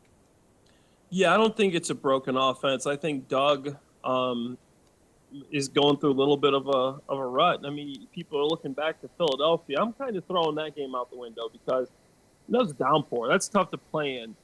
So for me, this is really the first game to where I'm like, you got to do better, and you got to. They still had over 400 yards of offense. Trevor did throw that. That was one of the worst interceptions I remember seeing. I mean, in a long time. But still, the offense did well. James Robinson wasn't running the ball well. I know people wanted to see more runs, but he wasn't running the ball great. He wasn't getting a good yard per carry average. ETN really stepped up, was averaging 7 yards a pop there. But, you know, you just have those games sometimes. I think people are saying we're going back to the old Jaguars. The old Jaguars, I mean, we were getting 200 yards a game, not 425. So this is definitely not the old Jaguars. Trust me, I was on those teams. I'm still very encouraged by what I'm seeing with these guys. And, you know, I really want to see there were some drops too. Like Zay Jones had some big drops. I think Marvin had one. There were some drops, and for them to have as much success as they did when Christian Kirk and Zay Jones combined for like 25 yards of offense, your two big free agent signings, is still pretty impressive. It was good to see Evan Ingram show up, and another weapon. Obviously, I think they got to beat the Colts this week. After you lose to the Texans, you've got to beat the Colts. The Colts are coming off a big win. And really, I mean, after the way they beat the Commanders in the last seconds there, Carson Wentz just gifting an interception in the end zone when I thought that the Commanders should have won, I think it's a big game this week. And you got to get this W if you want to stay in that race for the South. We talked a lot about the emotional roller coaster that's been underway for the Jags fans this year, starting in the offseason where you didn't know what to expect, going into the preseason where hopes were high. You enter into the season, and then they get even higher after a couple of big wins, especially against the Chargers and a division rival in the Colts, and now back down to earth as you lose to the Eagles and then the Texans. Yeah. Has this reconfigured your expectations for the team this year? I know you say you're encouraged by what the team has and what they can do. You're thinking positively about that roster still, but is it the same kind of positive you were feeling 2 weeks ago, or has it reconfigured your expectations for what's going to go on this season? It's not the same. I did lose a little bit of confidence in this team with the way that they weren't able to get the ball in the end zone last week. You know, I really thought they were turning over a new leaf and that Trevor was really going to take this leap and be one of the – I mean, I was thinking top 5, 6, 7 quarterback in the league, you know. I mean, I don't know, probably getting a little ahead of myself. He's still a young guy, 23 years old. But this is a big week. I don't want to get too down. To me, I know it's still a football game, and both teams had to play in it, but that Eagles game was tough. And I kind of want to throw that one away for the Jags just because that's an uncommon game for any team to play in. So the Texans, the defense played well. The offense moved the ball well. He couldn't get in the end zone. There were still some positives there. Now let's come back against the Colts. You got to get this win to stay in this race. So, I mean, I'm still seeing great things from a lot of Devin Lloyd. You know, I still like Foye Oluokun. I still like, you know, a lot of the ETN is still popping to me. Evan Ingram showed up, and I think they got to get Christian Kirk more involved again, but I'm still seeing the things that make me think that this team is still a competitor and still can win this division. Clay Harbor with us, former Jags player, of course, former Philadelphia Eagle, talking NFL with us each and every Wednesday, 4 o'clock on Brent and Friends. Let's take a break. When we come back, I want to ask you about Kirk. What did they do to him, and how can they get him back involved? Because it's important. I want your thoughts on Travis Etienne versus James Robinson after what we watched on Sunday. And also, you mentioned drops. There's a lot of conversation going on about Trevor and the way he throws the football. Is that a little bit of over-analysis, or you're a guy that used to catch footballs for a living? I want to see how you feel about that topic when it comes to Trevor. It's all in the way. Brent and Friends on ESPN 690 here on a Wednesday. More with Clay Harbor, Aaron Schachter, Casey Kurtz, next on ESPN 690.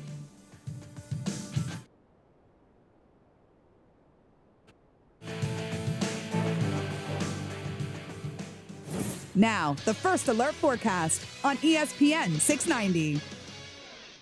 Thickening clouds through the day and into the afternoon with some sunshine mixing in. A few showers break out, especially this afternoon and into the evening. Highs reach the low to mid-80s today. Overnight down to 70 with some scattered showers. From the Action News Jax First Alert Weather Center, I'm meteorologist Garrett Biedenball. The Weather Center is brought to you by Beards Diamonds. Save thousands on buy one, get one on wedding bands now through October 23rd.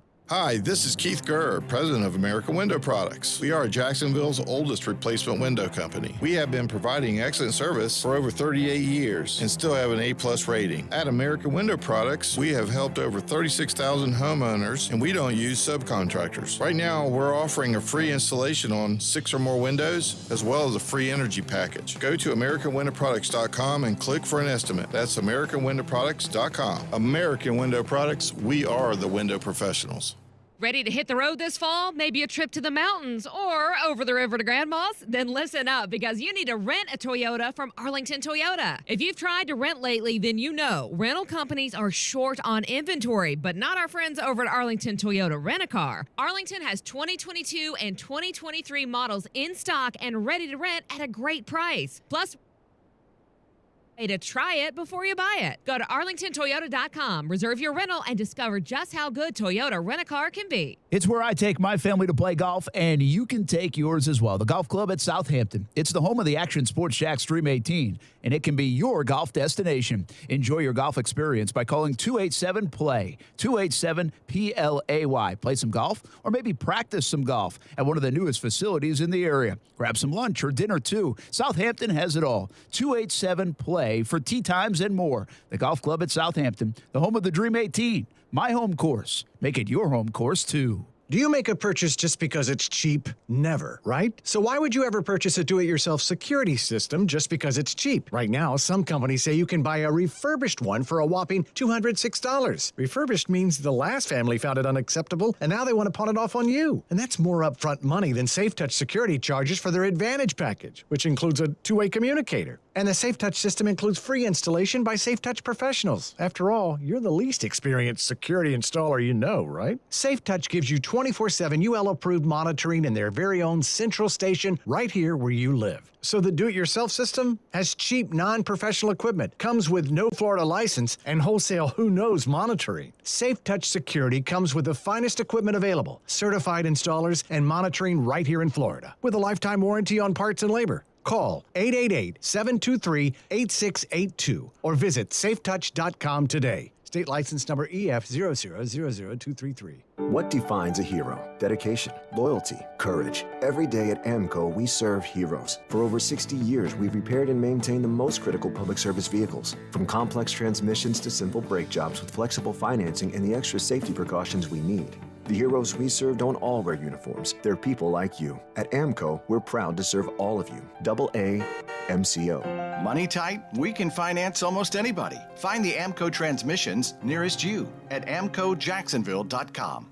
Buying or leasing a car in Jacksonville is the best with Fields Auto Group, Jacksonville's luxury auto group. Lexus of Jacksonville and Orange Park, Mercedes-Benz of Jacksonville, Orange Park, Jaguar Land Rover, Jacksonville, Porsche, Jacksonville, Fields Cadillac, Jacksonville, and St. Augustine. If the luxury car you want isn't in stock, Fields Auto Group will order it. And at Fields, you'll never be charged over sticker price. Stop by a Fields store today and see what world-class service really means. Fields is a proud sponsor of the Jacksonville Jaguars. Fields Auto Group, fieldsauto.com. I wanted to know why some people who get COVID-19 get it so bad. I found out it may be because they have a high risk factor, such as heart disease, diabetes, being overweight, smoking, and asthma. Even if symptoms feel mild, these factors can increase your risk of COVID-19 turning severe. So if you're at high risk and test positive, there are things you can do, like asking your healthcare provider if an authorized oral treatment is right for you. Learn about an option at treatcovid19.com. This message is sponsored by Pfizer. Hi, I'm Capri, and the little thing I love about the Chick-fil-A Grilled Spicy Deluxe is the chicken. They actually put it on the grill, cooked it in the sauce. It's definitely a good grilled spicy sandwich. Hey, I'm Michelle, and a little thing I love about the Chick-fil-A Grilled Spicy Deluxe is it's spicy and it's full of flavor. When you pair that with the Kale Crunch Salad, it's just good. Order a grilled spicy deluxe sandwich on the Chick-fil-A app today. Available for a limited time. Real guests paid for their testimonials. The new Google Pixel 7 Pro is super, especially when it's on Verizon, the network America relies on. It's supercharged, super powered, and a super... deal. You know it. Now, switch to Verizon and get the Google Pixel 7 Pro on us with select trade-ins and select 5G unlimited plans. That really is super. Yep, there's never been a better time to switch to Verizon. $899.99 device payment purchase with new smartphone line on select 5G unlimited plans required. $200 Verizon e-gift card with ported. Less $700 trade-in/promo credit applied over 36 months. 0% APR. Trade-in conditions and additional terms apply. Hey, it's Brent Mortno from Action Sports Jacks. Did you know you can watch our radio show? Yeah, video of a radio show. Just search ESPN690 Jacks on Facebook, YouTube, and Twitter. Or follow me on Twitter at Brent A.S. Jacks. Watch the show live weekdays from 3 p.m. until 6 p.m. or listen on ESPN690. Hi, welcome back here to Creekside High School. Watch a little baseball today on the back of the pickup truck. Brent Mortno, Aaron Schachter back in the studios. Casey Kurtz back in the studios. Clay Harbor, I think he's in Chicago. He sometimes goes to New York. He was in Jacksonville this week. Where is Clay Harbor? He's actually in New York City right now, sunny New York City. You can always tell by which accent he's favoring on the air. New York, New York. So how long will you stay in New York now? I'm going to be in New York all week long. Next week, I got a couple of speeches back in Chicago, so I'll stay out in New York City until then. Who does your schedule? I do. I take care of everything. I have a manager for my speaking engagements, but besides that, I just do everything. Good old Google Calendar. I carry around a notebook, a planner that has all my stuff in it, so that's how I keep everything together. Man. You're all over the place. You know, we have Jordan DeLugo on Thursdays, and you're doing a podcast with Jordan as well, aren't you? Absolutely, yeah. Jordan's my guy, man. I love Jordan. We're Believe in Jags, do a Jags podcast. I'm starting up a Bears podcast here, so a lot of cool stuff in the works right now. Now, listen, Clay, Jordan might be your guy. We're your guys, Clay. It's getting jealous. Right. Yeah. My bad, guys. Of course. Jordan's number two. He does have a cool beard, though. So there is that. All right, hey, I got a bunch I want to ask you. You mentioned the drops. How much? Yep. How much is this on? Like, again, take away the Philly game because of all the weather stuff. Fine, but I think there were 7 claimed drops in that game, and the one that we were going back and forth on with the fans on social media because everybody wants to pin everything on Trevor. And yeah, do I think it was a little bit high? Probably. But the first one over the middle to Zay Jones, like that's a drop, isn't it? Drop. Not even close. That's a drop. You get both hands on the ball, that's a drop. And all this nonsense about what kind of ball the quarterback throws, no, that doesn't matter. If the guy's getting it there, you should be able to catch the football. And Trevor's not throwing punts out here. Our boy Blake Bortles used to throw. He would throw some ducks now. I'd be like, what is this? What is this ball coming at me? If you're in the NFL, you should be able to catch any football that's coming at you. It doesn't matter if he releases it funny, if it's wobbling a certain way, even if it's a left-hander. That's a different spin. It's spin in the opposite way. No, you catch the football. It's not that difficult. And that Zay Jones, that the high balls are easier to catch than the low balls. Give me a high ball all day long. A ball over my eyes, that's an easy catch. You get your thumbs together, you got to make that play. That is 1,000% a drop. And we saw Evan Ingram make the play, like a little bit later in the game. So, like, I guess there's an element where some of these guys got to help out. Now, do you see a problem with him throwing the changeup sometimes, the touch plays? Because he does have a rifle arm, and you want to chuck it in there when you got a rifle arm. But does he have a little bit of an issue at this stage of his career with the touch passes? I mean, you could put some touch on it. I mean, whatever he throws at you, from my standpoint, the way I looked at it, I didn't care how hard he was throwing it. If he's throwing it soft, that's the quarterback. But as far as a receiver, if you can't catch a hard pass, then you shouldn't be playing in the NFL. But if you can't catch his changeup, you just got to be prepared for what's coming towards you. Let the quarterback figure that out. If he wants to put touch on it, if he wants to fire it in there, you catch the football. Your job is to catch the football. My job was to catch the football, and that's all I focused on. There's a difference between you should be able to and you would be expecting it in this position. Like, doesn't it at least increase the degree of difficulty on the play when it calls for a little touch, but you're getting the fastball? Yeah, I guess it increases the difficulty. But if the ball's hitting your hands, I don't care how it gets there. I don't care if he punts it to you. Like, if the ball's in there in your hands, you got to make the play. Yeah. I mean, that's the way I look at it as a receiver, as a tight end. If the ball's there, you got to catch it, and that's how the coaches grade it. They don't say, "Oh, well, he threw this one a little hard, so it bounced off your face, mess. So we'll give you a little. You can just take this. This will be a plus instead of a minus.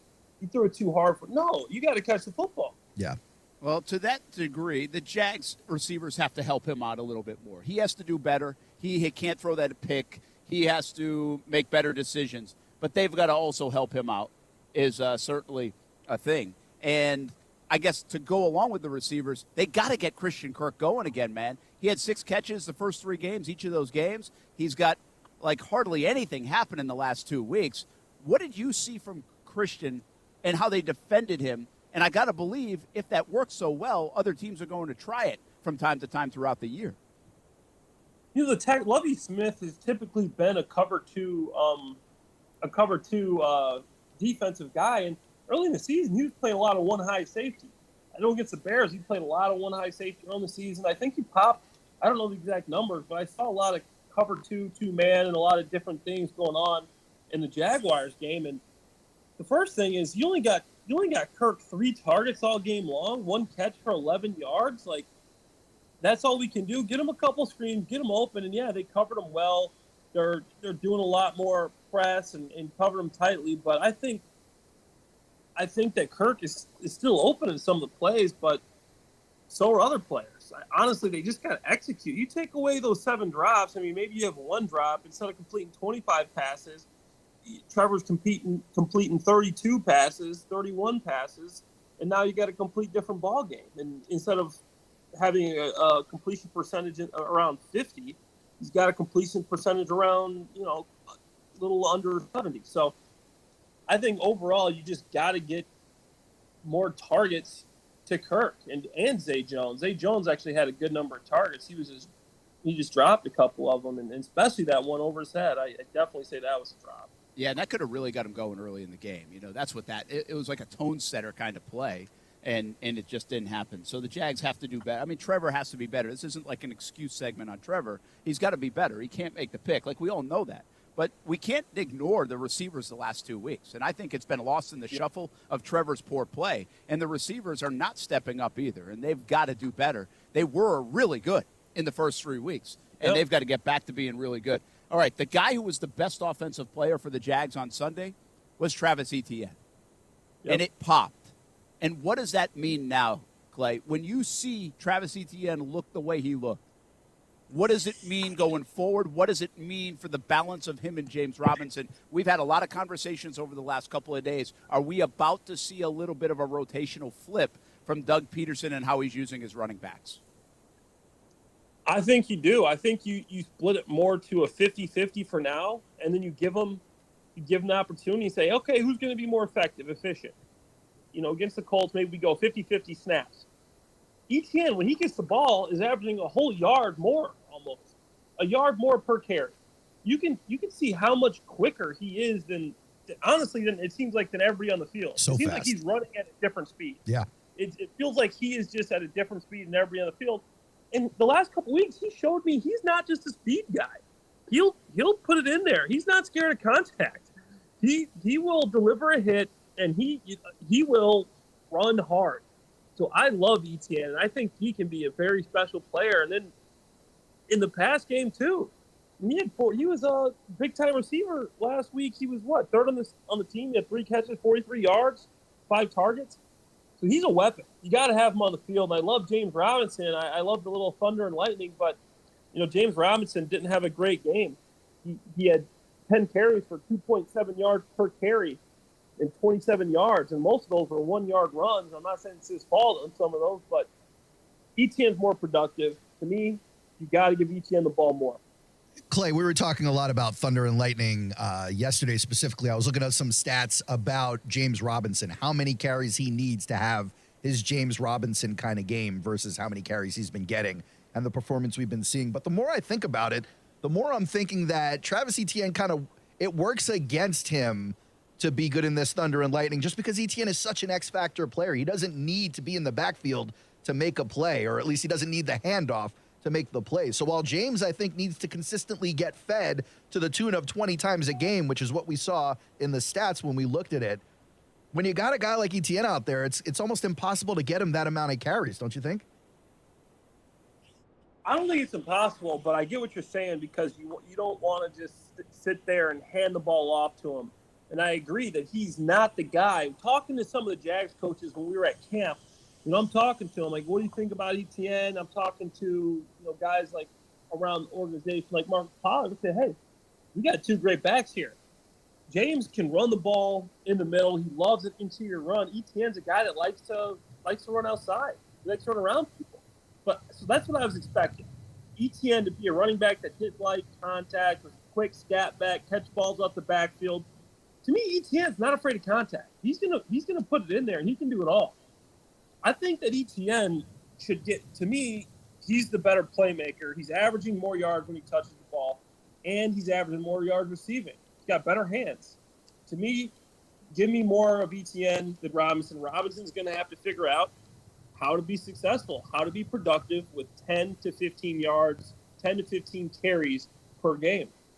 Yeah, it's Clay Harbor, and that's a lot of what we talked about. Those style backs sometimes need 17, 18, 20, 22. Can James figure out with 10, 12, 15 carries to get the production, even if it's not 105 yards or 120 yards? Is it 75, 80 yards, but you're still going at 4.5 yards a clip or even close to 5 yards, which James has done at many times in his career. So I think it's a fascinating part of it. It's why I think I've talked about it every day here on the show, that what is going to happen with that dynamic as going forward, because this was really the first time we saw Etienne pop a bit for the Jacksonville Jaguars. So keep an eye on that backfield of the Jags. Clay Harbor with us here on Brent and Friends on ESPN 690. Brent Martineau here on the road again at the back of the tailgate. And Aaron Schachter, Casey Kurtz, along as well back in the Action Sports Jax studios, talking Jaguars, talking about the rest of the NFL.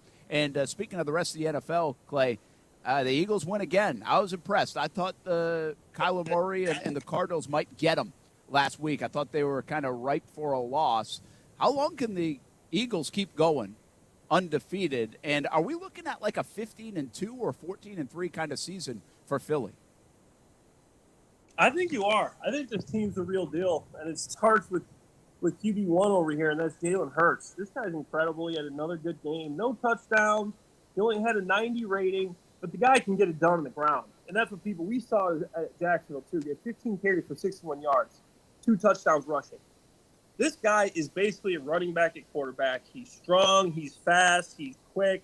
He's making the right decisions in the pass game. He's not playing hero ball. He's not forcing anything. If it's a short yard situation, they just put the ball in his hands, and he's tough to stop. We saw it in Jackson when Jacksonville played him. The Jags fans saw it. Jalen Hurts is so good in those shots. I don't have the stats. I'll get him next time. In those short yard situations, he has to be the best at fourth down in the league. In short yardage, just give him the quarterback sneak. 2 touchdowns last week. And you had an offense like they got. Dallas Goedert had 95 yards and 8 catches last week. Devonte Smith, 10 catches, 87 yards last week. A.J. Brown had an off day, but they can still get it to Devonte Smith and Dallas Goedert, and they have a good defense. They have a top 10 defense.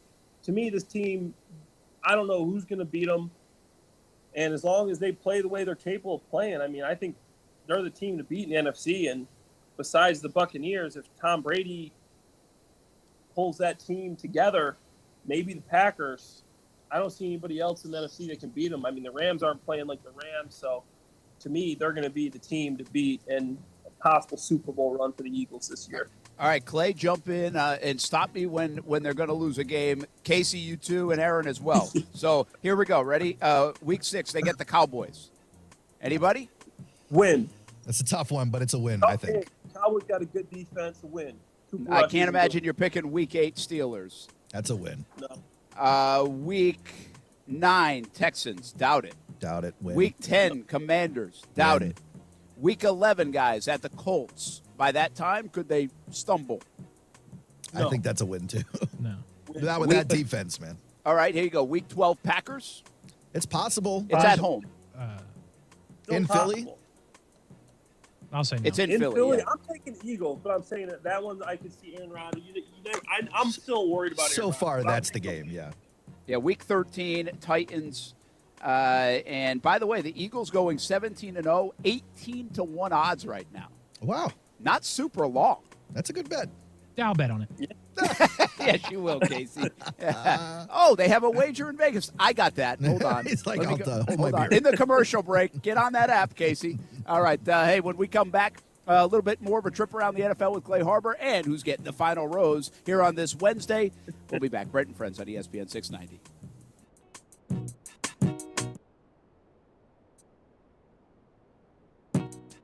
ESPN 690 pays your bills. Are you kidding me? You've got 5 chances to win $1,000 every weekday at 8 a.m., 10, noon, 2, and 5 p.m. This is a nationwide contest message and data rates apply. Complete rules at ESPN690.com. ESPN 690 pays your bills on ESPN 690, Jacksonville's home for ESPN Radio. Oh boy, Buddy, the Buddy Holly story is back and it's better than ever. This show will have you dancing in the aisles. Don't miss Buddy. October 19th at the Florida Theater. Tickets on sale at floridatheater.com. The fun part about being a longtime customer with CGC Water Treatment is you get to know the product, the people, and what they're all about. CGC Water Treatment is all about you, and they're grateful for their customers and the community. That's why CGC Water Treatment is celebrating you and me and hosting a Customer Appreciation Day. Saturday, October 15th from 9 a.m. until 2 p.m. There will be special incentives on Connecticut systems. You can also trade in your existing equipment for discounts on newer equipment, as well as discounts on filters and salt. Hourly giveaways, including reverse osmosis systems, too. So come on out. Bring the kids to meet Jackson DeVille from 12 to 1. Enjoy free refreshments and music by Tony Mann. Call 888-CGC-4H20 for more details. That's 888-242-4426. 75 years in business doesn't happen by accident. The reason? The customers. You guys are the best. Join everyone at 2181 St. John's Bluff Road South here in Jacksonville. The folks at CGC Water Treatment are proud partners of the Jacksonville Jaguars and your local independent Connecticut dealer. Florida license number CFC 1428211. Hey, poker players. Best Bet Jacksonville has another exciting poker tournament series for you. The Card Player Poker Tour is coming to Best Bet Jacksonville from October 27th to November 14th. This tournament series is packed with excitement and features 15 different poker tournaments, including a $1,700 mystery bounty event with bounties ranging from $500 up to $50,000, and the $3,000 no-limit hold'em main event from November 11th to the 14th. Go to bestbetjacks.com to view the tournament schedule. Hey, does your car still only play CDs? No Bluetooth? No CarPlay? You got an old car, my friend. You know what's better than an old car? A less old car. Get a car or truck that's new to you with a great used car loan from 1-to-1 Financial, Jacksonville's hometown credit union. Get pre-approved for a loan and shop at any dealership in town. Get a low rate and get rid of that old car today. Apply online at 1to1fcu.org. Federally insured by NCUA. Men suffering from erectile dysfunction or PE, regardless of age or past medical history, you'll see instant results on your first visit at Prime Men's Medical Center. And for a limited time, your initial consultation and first treatment are totally free. Call now, 904-664-8214. If you play a sport or coach a sport or watch a sport in Jacksonville, there's a really good chance that uniform was ordered through Baker Sports. Look good, feel good, play good. Custom sports apparel at Baker Sports since 1997 and a staff that wants to help you. They are experts in the business and make outfitting your team a seamless endeavor. The homegrown Jacksonville business is now the top choice for apparel all over the Southeast. Baker Sports, uniforms, hats, shoes, embroidery, screen printing, and 3D printing. They do it all at Baker Sports, helping make your team look good. Wendy's new French toast sticks are so delicious, some are saying that they're better than their mom's breakfast. Excuse me. Did you just say Wendy's new French toast sticks are better than my breakfast? Mom, is that you? Answer the question. I said some people are saying that because they're so crispy on the outside and fluffy on the inside and perfect in every way. Uh-huh.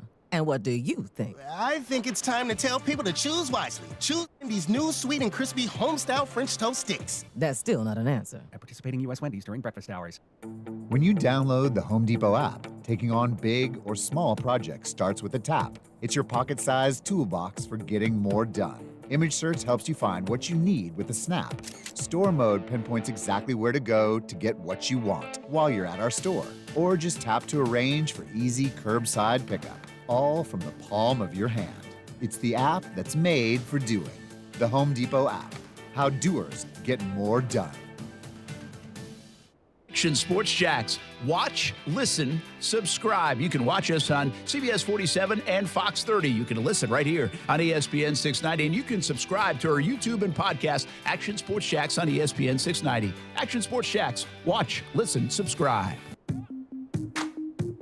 Dak Prescott will go through the quarterback school, the movement drills and so forth, and he'll do some light throwing at the end of practice to the receivers. As you stand here right now, Cooper is starting Sunday against the Eagles. We are preparing for Cooper to start against the Eagles. That is Mike McCarthy in the running for Coach of the Year in the NFL. You chuckle. Yeah. I ain't lying. You're not wrong. I know. It's just a funny thing to hear. It is. Brian, that whole division is in. It's like saying the Jets are in second place. I got to chuckle. How wild is it that, if I don't know what the odds are for Coach of the Year, but it might be those three guys in the NFC East right now. I mean, they're out there earning it. Yeah. Dable and McCarthy. Brett Martineau, Aaron Schachter, Casey Kurtz here on a Wednesday 4 o'clock hour. That means Clay Harbor joins us as well. We hand out the final rows in just a few minutes. But I want to talk a little bit more in the NFL. Clay, any chance the Giants are for real, or is this just a heck of a coaching job right now by Dable that probably can't be sustained? I love Brian Dable. I played with the New England Patriots for half a year right after I left Jacksonville. Looking back, I should have stayed in Jacksonville. Offered the same contract. I decided to leave you guys. I'm sorry. I should have stayed. That was my bad. And after they cut me, I realized, damn, I should have stayed in Jacksonville. But Brian Dable was honestly, he's my tight end coach and formed a really good relationship. I really coached Dable. He taught me so much about the position, about football as a whole. And he's a guy I keep in touch with to this day. And he is that good. His players love him. He's a hard guy. He's hard, and you pay attention to him, but he is a great coach and a great person. And he's a guy that I think could have this team turned around for real. He's just a guy that the players want to play with, and he's so intelligent as an offensive mind that is crazy the amount that this guy knows about football. True Bill Belichick disciple, really good human, but an even better coach. Well, they're off to an unbelievable start. And what's interesting is, like you said, he's hard, so he can be a tough coach, yet the personality that shows up in the locker room after the game is not very Belichickian. Have you seen the dancing videos? I haven't seen the dancing videos, but if you don't know your stuff, if he's quizzing you, if he was quizzing me on what we're doing that week and I didn't know the stuff, he was going to use some choice words and tell you that are you seriously think you can play in this league not knowing this? But then he's going to be your buddy. I mean, he's pulling for you. He wants to see you do well, but he's a tough guy. Unless he's changed from back in 2016 when I was playing with him, he's a tough guy, but he's a guy that will laugh and joke and celebrate the wins with you. But he's going to keep you accountable and make sure you know what you're doing for sure. Well, right now, Vegas considers him the second most likely to win Coach of the Year. He's plus 550 right now. Yeah, he should be right there. Who's first on that list? Sirianni at plus 125, and then your boy Mike McCarthy is a little further down at plus 1,800. I'll bet on Mike. 1,800, huh? Andy Reid at 2,800. Well, they don't give them to the guys that win all the time. Sure, but maybe, maybe that's adversity in the season, and then he comes back to win it. Or how about Brandon Peterson? Staley? Peterson's up there, 1,500. He's in the top 5. Okay. Hey, Clay, we had a lot of discussion this week about should we be patient and how patient should we be in Jacksonville with Trevor? Are we going to start getting panicky and, oh, my gosh, it's 2 games in a row, and what was that interception and the 5 turnovers? I mean, there are some horrific moments. But at the same time, I look around the league, and Derek Carr talked about it yesterday at their 1-4 start. There's new offense, the adapting to it, the new players. He's in year 8. Russell Wilson, he's won a Super Bowl. He's really struggling in Nathaniel Hackett's offense. They don't look like they're in sync at all. I mean, if those guys are struggling in new offenses that have played the position for almost a decade or more in the NFL, then do we have to be patient with Trevor going in system 3? If you talked about college, his last year with Urban, and now this year with Doug at just 23 years old. The crazy thing about the NFL is how, everybody wants it now. And obviously you see guys like Pat Mahomes who basically came in the league, Josh Allen, Pat Mahomes, Justin Herbert. You see guys like that just came in the league and started tearing up. But you got to realize that's not the rule. That's not easy to do. And then you obviously got Jalen Hurts who comes in and he's his second year as a starter and he's playing really well. And people want that now. They want it now. So I understand where that's coming from. Hey, is this guy a player that's going to be a superstar? How come we saw Pat Mahomes do it in year 2? How come we saw Josh Allen make that jump in year 2? How come we saw Justin Herbert year 2? Jalen Hurts, second year as a starter. How come he's an MVP candidate? So they look at all these other young quarterbacks and they think that your guy has to do that, but that is not the rule. That's the exception. So I think you got to be patient, and Trevor's showing some great things, and I think this year has a lot left in it. I think Trevor's going to continue to get better. He's showing a lot of good things. You catch the football, this is a different game. Obviously, I'm not making excuses for that interception, but you catch the football in that game, I think they win. If you only have one drop, 2 drops, maybe I think it's a different ball game. Turn the whole game around. So Trevor's right where he needs to be. I think he's going to keep improving. It's a big game this week, and I think he will. I think he's the guy. Yeah, I think you got to be careful to go 3 bad games or 3 bad moments in a row. Like, he's got to come back. He's got to bounce back. He's got to get back some of the mojo, the momentum that he had from those 2 weeks, week 2 and 3. Before we hand out the final rose, just a quick thought on, you watch Chicago so closely, and is it just a disaster to watch? 88 attempts, by the way, for Justin Fields this year passing. Just for reference, Trevor Lawrence has 113 completions. Oh, my goodness. So, is there not any really throwing sign, the ball at all over there? Are there any signs of life, Clay, with Fields in Chicago? If the Jags fans want to feel good and they really want to count their blessings, go watch Chicago. Bears football game. Go watch the Bears play, and then come talk to me about, we haven't found our guy. But honestly, Fields, the last couple games, has played better. And you look at last week, he only had 21 attempts, but he went 15 for 21. 21 attempts. He had 200 yards, and he had a 118 rating. He had 8 carries for 47 yards.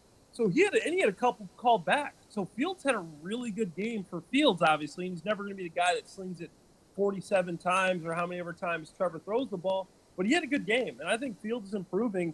And this Bears team, obviously, they have over $100 million in cap space next year. They're probably going to have a top 5 draft position. So there's things to look that you're looking forward to in Chicago as far as draft position, a lot of money there, but Fields has got to improve and improve quick. And he's got the Commanders coming in, who have one of the worst pass defenses, and that's tomorrow. So if you guys want to watch a game, watch that and see how some of these other teams are struggling to find a quarterback when you got Carson Wentz and Justin Fields playing. But I'm still a believer in Justin Fields. I think he can get better and be a good quarterback. Real quick before the rose, if you end up with one of the first picks in the draft, whether it be number 1, 2, 3, or whatever, are you picking up the quarterback or no? No. I'm giving Fields. He has nothing around him. He's got Brent running routes out there trying to get open, basically.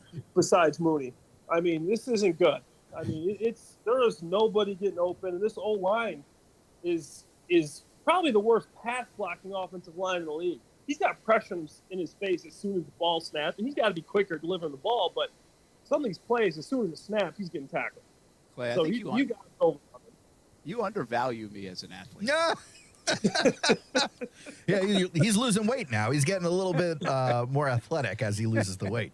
All right, give out that final. Sports, Rick? Did you play football? Not football, baseball. Okay. So let's go out to the baseball field. I'll throw BP, see if you can hit it. Okay. Sounds like a challenge to me. Hey, give out a final rose. What you got? Do we have anybody from Sunday? Yeah, we got some people here still. I thought Devin Lloyd still played okay. He had 11 tackles, 6 solos. But there's only one guy, well, 2 guys. I want to say Evan Ingram as a tight end. I really enjoyed watching you have 7 catches. But my rose can only go to one person, and that's Travis Etienne. 10 carries, 71 yards, 3 catches, 43 yards. I want to get you more involved in the offense. And hopefully when Doug sees this rose that you have, he'll remember that you should get the ball more. So Travis Etienne, will you accept this rose? He will. He will. There you go. Travis Etienne. It's my favorite line of the rose stuff. The best. You need to make that a T-shirt. Hey, man, have a good week. Thanks for jumping in for the hour, as always. We'll do it again next Wednesday. Hopefully the Jags coming off a win and get back on track. Absolutely. Let's go. All right. That is Clay Harper, former Jags tight end, former Eagles tight end, former Bachelor star, handing out the rose. They always accept it, Aaron. They always accept it. They will. More with Aaron Schachter, Casey Kurtz. I'm Brett Marco, Brett and Friends. Football at 5 on ESPN 690 right after this.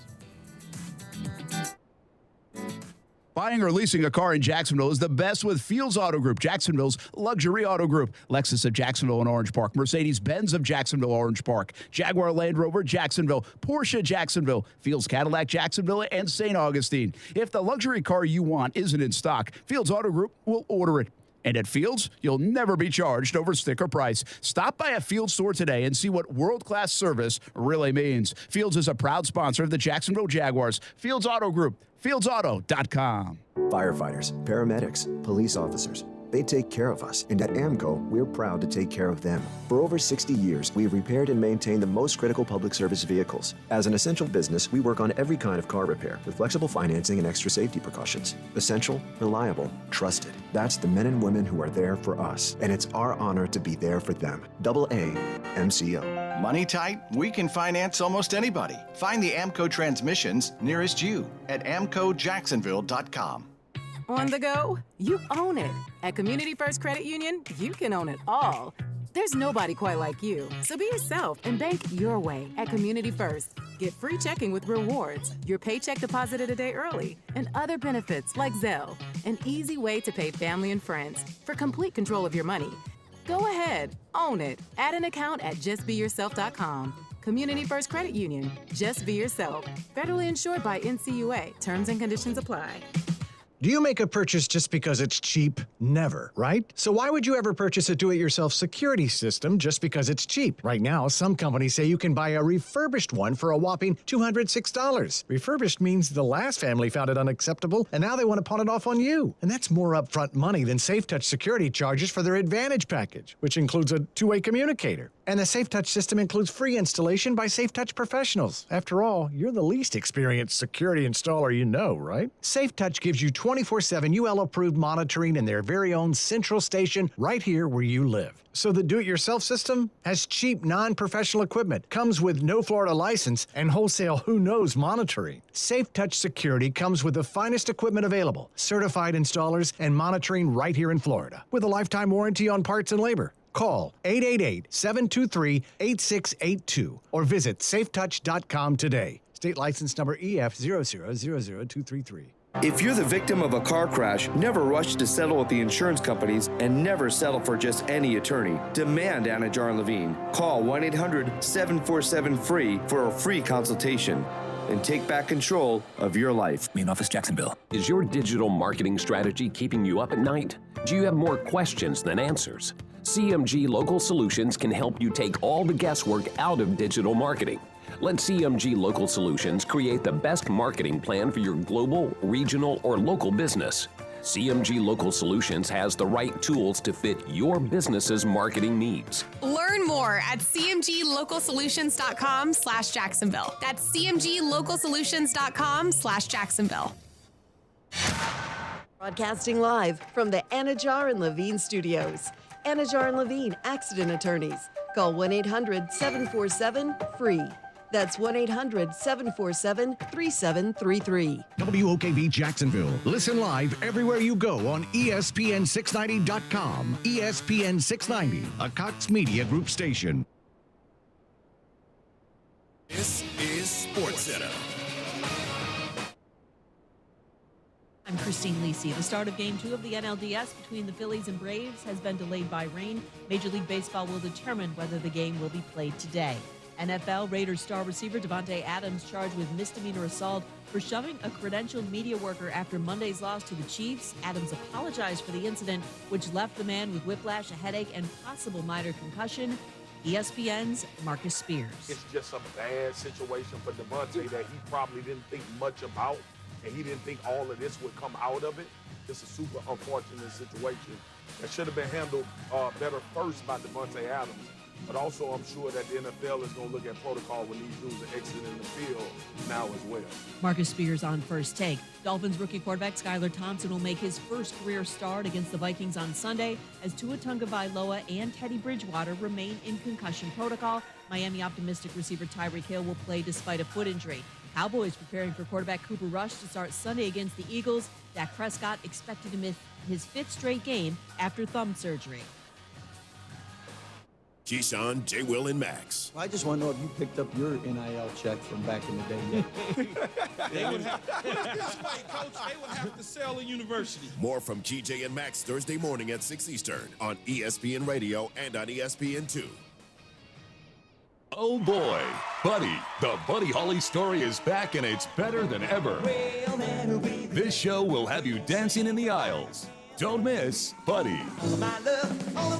October 19th at the Florida Theater. Tickets on sale at floridatheater.com.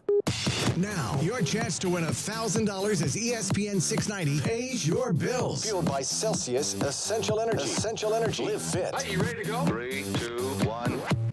Text the word SPARK to the number 70123 before 15 past the hour. That's SPARK.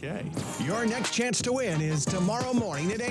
This is a nationwide contest. Message and data rates apply. Get the complete rules now at ESPN690.com. ESPN 690 and Action Sports Shacks presents Brent and Friends with Brett Martineau. We're going to have to show a little more patience than the year 2 pom-pom people. Casey Kurtz. Yo! What are we doing, bro? Come on! And Aaron Schachter. I'm all in favor of these two showing their love, really celebrating their relationship. Get him! Get him! Get him! Get him!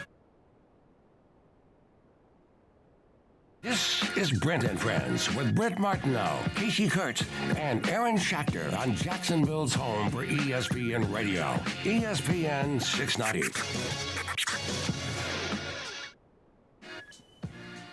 What's happening? Give me an update on Casey Meter. Casey Meter is very high, but only because he thought I was in a bad mood today. I think he tried to offset me a little bit. Oh, I see. Like was he happy that you were in a bad mood? Like, It seemed like it. It seemed like he got a kick out of it. But Are you in a bad mood? I was not in the greatest of moods at 2 o'clock, but I'm feeling much better now. Oh, good. That's what we do for you. Yeah. No, look, that's for real. I come in here, I forget all the nonsense happening outside. That is the nice part about it. That's what we hope to do for all of you. All that nonsense at work, throughout the day, driving home. We want you to forget about it. It's just funny because I get in here around 2 o'clock. I just immediately start arguing sports with Casey, and then we turn mics on and keep going. It's fun. That's what It's we true, do, actually, man. yeah. That is what we do. I'm good though, Brian. Thanks for asking. Well, I'm not gonna. I can't ask you. I mean, you. I just got a cramp.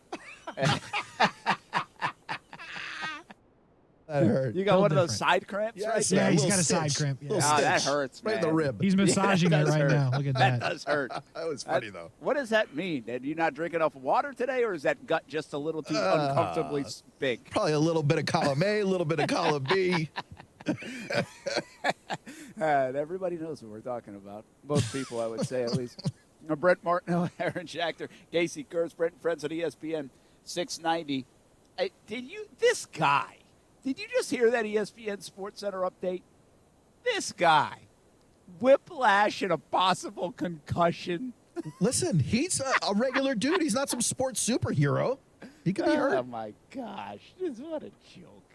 You know, I was telling Casey in the break, I kind of wish we had clown. more time to, dissect some more of that Chicago Bears Justin Fields talk, only because while you guys were talking through Fields and his problems, I'm looking at 2023 NFL free agents, specifically wide receivers.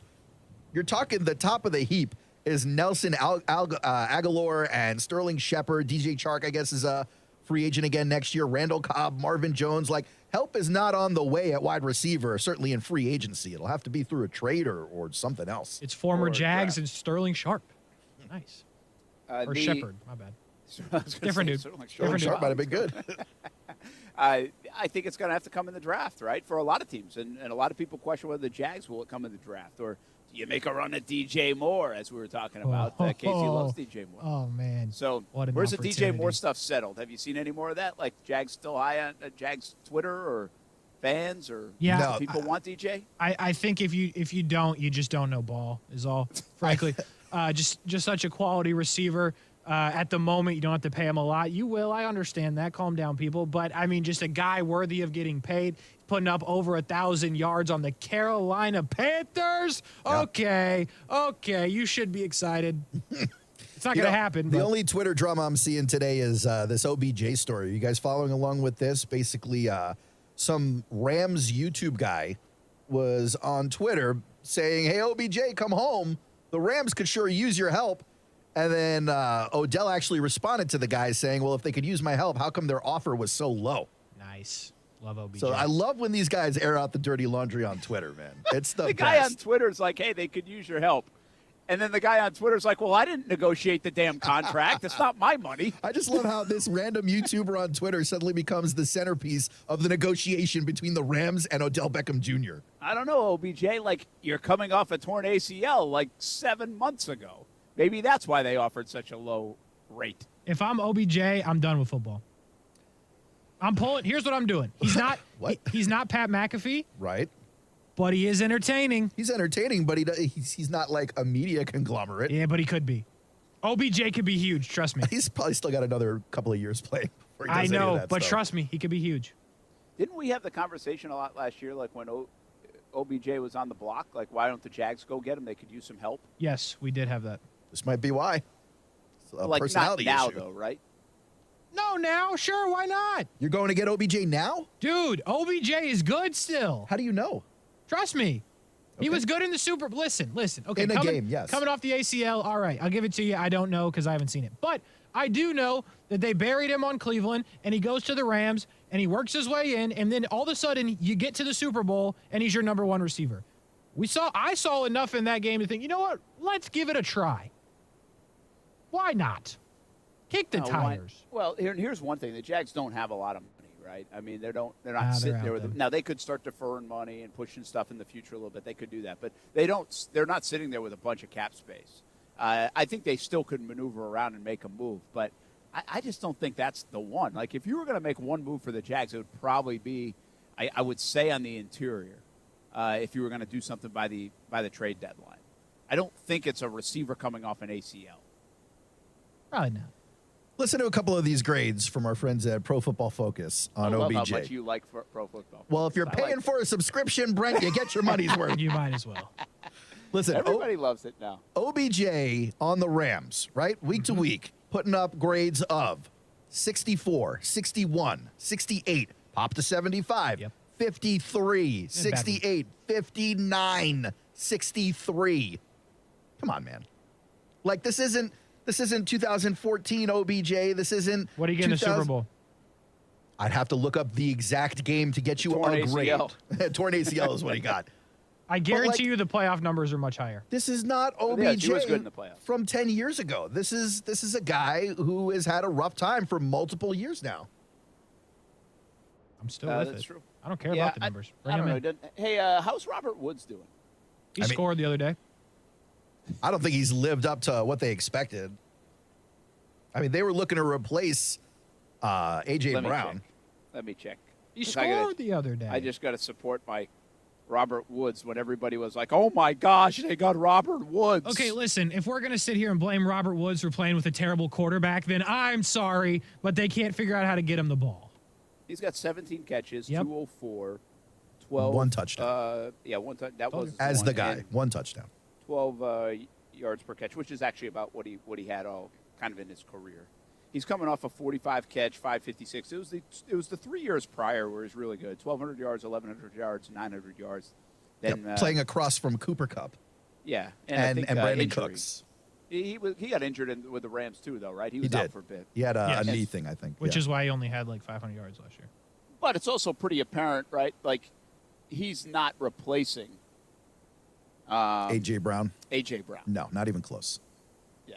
I mean, so And they're kind of not running the offense the way they did last year either. They're doing weird stuff out in tennis. I don't really know what's up with this team. I don't think they know what's up with their team. Are they good? Are they bad? Are they mediocre? I don't think anyone understands yet. I agree with that.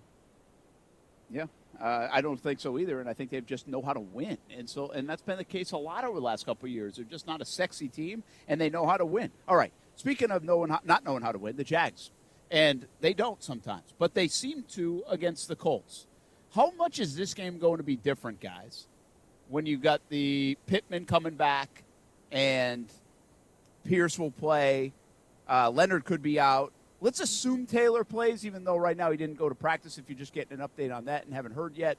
He was there, but he wasn't practicing. I mean, how much of it, how different is this game? You know, Matt Ryan has been sacked 21 times. He's fumbled 11 times. He's been under pressure, I think, 42 times. QB hits. Just running for his life. I mean, this guy's a sitting duck back there. Yeah. But don't you think these stats are the lead up to one of these trap games? Where you just there's no such thing as a trap game, but it's like, are you due game? I get what you're saying. Yeah, right? like you expect to go in there and push people around, and then suddenly we turn on the TV in the third quarter, and the Jags are down by 17. You're scratching your head going, what happened here? Yeah, that could happen. I mean, kind of like last week, scratching your head about the Jacksonville Jaguars. Like, why is it 6-6 still, even though you're beating them on the stat sheet like every 3-1? Yeah. Right? So, but I guess this game's not going to be 24-0. I think we all agree with that. We know that's the way the NFL works. Mm-hmm. I don't know what the difference in the style is. Like, what's the adjustments? How different is this game going to look? They're going to run Jonathan Taylor if he plays. The difference is maybe he does a little bit better, right? The turnovers, the sacks, I think it was a handful of sacks against Indy the first time around. How about the Jags attacking them on offense? Like, what? Are they going to sit there and let them do that again and go 25 for 30? Is Gus's defense, that's what it is? Or are they going to make some adjustments? I just can't imagine. I got to believe somewhere along the way, the Colts have to force the issue. Like, if you're the Jags, and Doug Peterson said this today, he's like, listen, this isn't going to be the same game. I believe that. But if you're the Jags, don't you have to attack it like you attacked it the last time and make sure that Indy is the one forcing the issue and changing things, and then you have to adjust from there? Like, you've got to wait and see a little bit, because I wouldn't change a darn thing after what I saw about last month now in week 2 of the season. Yeah, rightfully so. You want to go ahead and repeat that performance. But you got to imagine the Colts have now learned a few things in the last couple of weeks about how to play the Jags from the tape they're going to watch. Casey, how's this game different? Well, it's not played in Jacksonville, for one, so there's no streak. So all week the Indianapolis Colts have not been asked about, that's streak and this and that. You're going to be at home. So I think that's a different part of it.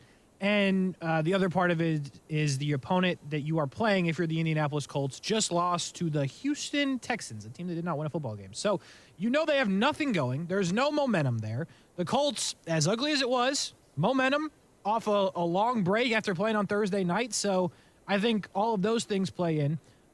But I think if I'm the Indianapolis Colts, I'm going to be aggressive on the defense. I know that's not their MO, but that's what I would do. I would try to get the quarterback rattled. I would change some things up a little bit and see how it plays out, because I have to believe, even with the hurries, even with the fumbles, even with Matt Ryan being absolutely horrible, which surprises me, they feel like they can score more points than the Jags. I would just have to believe that to be true after what they saw on film with the Jags and the Texans. Yeah, I don't think Indy's maybe concerned, right, with the Jags offense, because even in that game they just nickel and dimed them, and so I would say, I think I said this that week, Gus probably feels like they did a halfway decent job, giving up 24, stopping the run. They had the one break for 37. That was a bit of a backbreaker at the time. And then there was some short field opportunities because of turnovers. So, I mean, I don't think they're going to change that much, because they didn't do – I mean, they controlled the time of possession. But still, that's on the Colts offense. I think this really changes from a Colts offensive perspective. I just don't know how. I mean, Matt Ryan's just okay. He's a sitting duck right now in back there with this offensive line. And he might not have – he definitely is not going to have 100% Taylor. I don't think he's going to have Hines. He might be without both. And I just don't think Pittman makes that much of a difference. Here's the thing. I think it all comes down to, unfortunately for the Colts, once again, the offensive line. I know that we don't expect to see another blowout because that's not how the NFL works. But the reality is, if they can't get that line straightened out for this game or moving forward, they don't have much of a chance to win many games moving forward at all. I mean, Matt Ryan is running for his life every play. You got a banged up backfield. That's not helping you out at all to create some space. How are you going to get to Pittman or Alec Pierce or Mo Alley Cox if you have 1.5 seconds to drop back to pass for Matt Ryan, who's not mobile? Like, it does not compute. I don't understand. This could be a 7-sack game for the Jags. Which is where I think the real stepping up needs to happen. I don't think it's a Trevor thing. I don't think it's a James Robinson thing. I don't even think it's a Christian Kirk thing. I want to see Josh Allen, Trayvon Walker show up in a way that we've seen flashes of thus far. I want to see it. I want to see it come alive this weekend for sure. Yeah, that's a good point. I mean, it's go take over a game, right? Yes. And that's a good thought. They haven't. Josh has been pretty consistent and pretty good all year. Trayvon, obviously had the bad moment last week. He was really good in week 1. I think we even saw signs of it in week 2 and 3. But I had this conversation a lot last week going into this game. We're going to start to ask, where's Trayvon? Unfortunately, we found out where Trayvon was the other day in a bad way. He was in the backfield. We're going to ask sooner or later, if he doesn't have a sack or two or a forced fumble or another big splash play, where is he? That doesn't mean he's playing bad. We're just going to ask the question because you're going to get now 6 games deep, maybe 7 games deep, and he's got an interception. That was cool, and he's got a sack. That doesn't seem like enough. And that's a great call on your part there. This is a beat-up offensive line. Foley Fatukasi practiced today, so it means they could get him back. And if they get him back, they're healthy on that front 7. I think Aluakin is playing really well right now. I think Lloyd has come on every game pretty much, so I think he's in a good spot. And I just don't worry about the receiving core and the passing game right now of Matt Ryan and the Colts. So I'm just interested in how they're going to attack this thing game plan. I understand it's the NFL. I understand it's going to look different. It's probably not going to be 24-0, but it could be 27-13. I mean, it's got a better chance of being 13-10 than anything else. You hope. You know what I mean? You hope to see the Jags put up some points this game. Well, no, I'm just saying. Again, look at. I know people don't love to give Gus Bradley and his defense any flowers, but they held the Chiefs to 17 points. They held the Broncos, everybody's holding the Broncos down, but they held them down. Even when they lost to Houston, I think it was 20. And the Jags, even though they did seem like they controlled the whole game against the defense, it was 24. And I'm probably missing a game in there. Well, but the Colts are winning against the run, not as much against the pass. That's true. But to your point, Gus Bradley is no slouch back there. Well, I think they're doing enough if their offense was halfway decent. Here's the other thing about the Colts. I came into the season, and I think you guys did too, that the Colts were pretty good.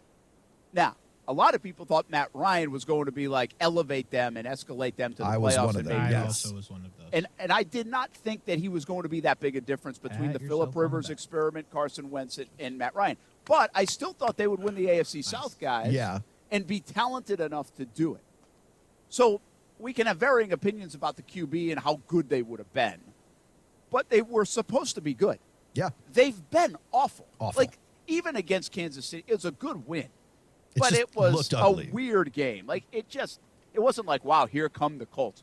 Where have you had that game where it's like, here come the Colts? I've instead asked, how have they won 2 and tied once? Like, that's the question I have for the Colts. They have looked so bad that you ask, how have they even got in the win column yet?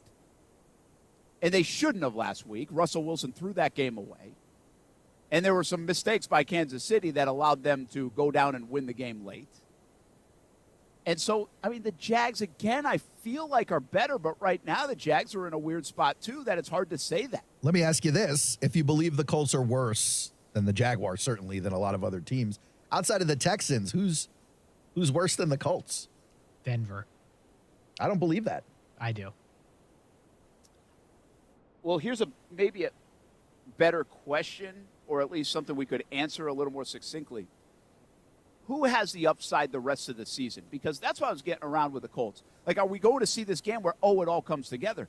Well, they still don't have Leonard. They might not have Taylor. They might not have Hines. they still have a beat-up offensive line. They might not have Ryan Kelly. Like, who knows what the deal is with him. I don't think this is the game where it's like, oh, those are the Colts we expect. No, help is not on the way. But will we see that? And I guess to the counterpoint here, will we see this from Denver? Will we be like, that's what everybody's been waiting on? I actually believe now, guys, we will. Yeah. I kind of am with you, Aaron. Like, I'm willing to buy Denver, but I'll be honest with you. When I watched Russell Wilson play last week, that was very It was concerning. gross. And then he got an injection in his shoulder. You wonder if he was hurt and playing hurt. But you got pieces on that team. Like, you can point to guys on Denver like Cortland Sutton, Jerry Jeudy, like that defense, like Russell Wilson, Javonte Williams, if he was still around, even though he's not. But you can find people where you go, okay, this guy can break a game open, or this is where they turn it around. I don't know where that is on the Colts. You're not, until you fix that offensive line, I think it's all shambles over there. Casey, you have more faith in the Colts meeting their upside at some point this season than Denver? Yes, because I think the Colts, they get to play Houston again. They'll figure something out against Tennessee. I mean, they do get to play this game.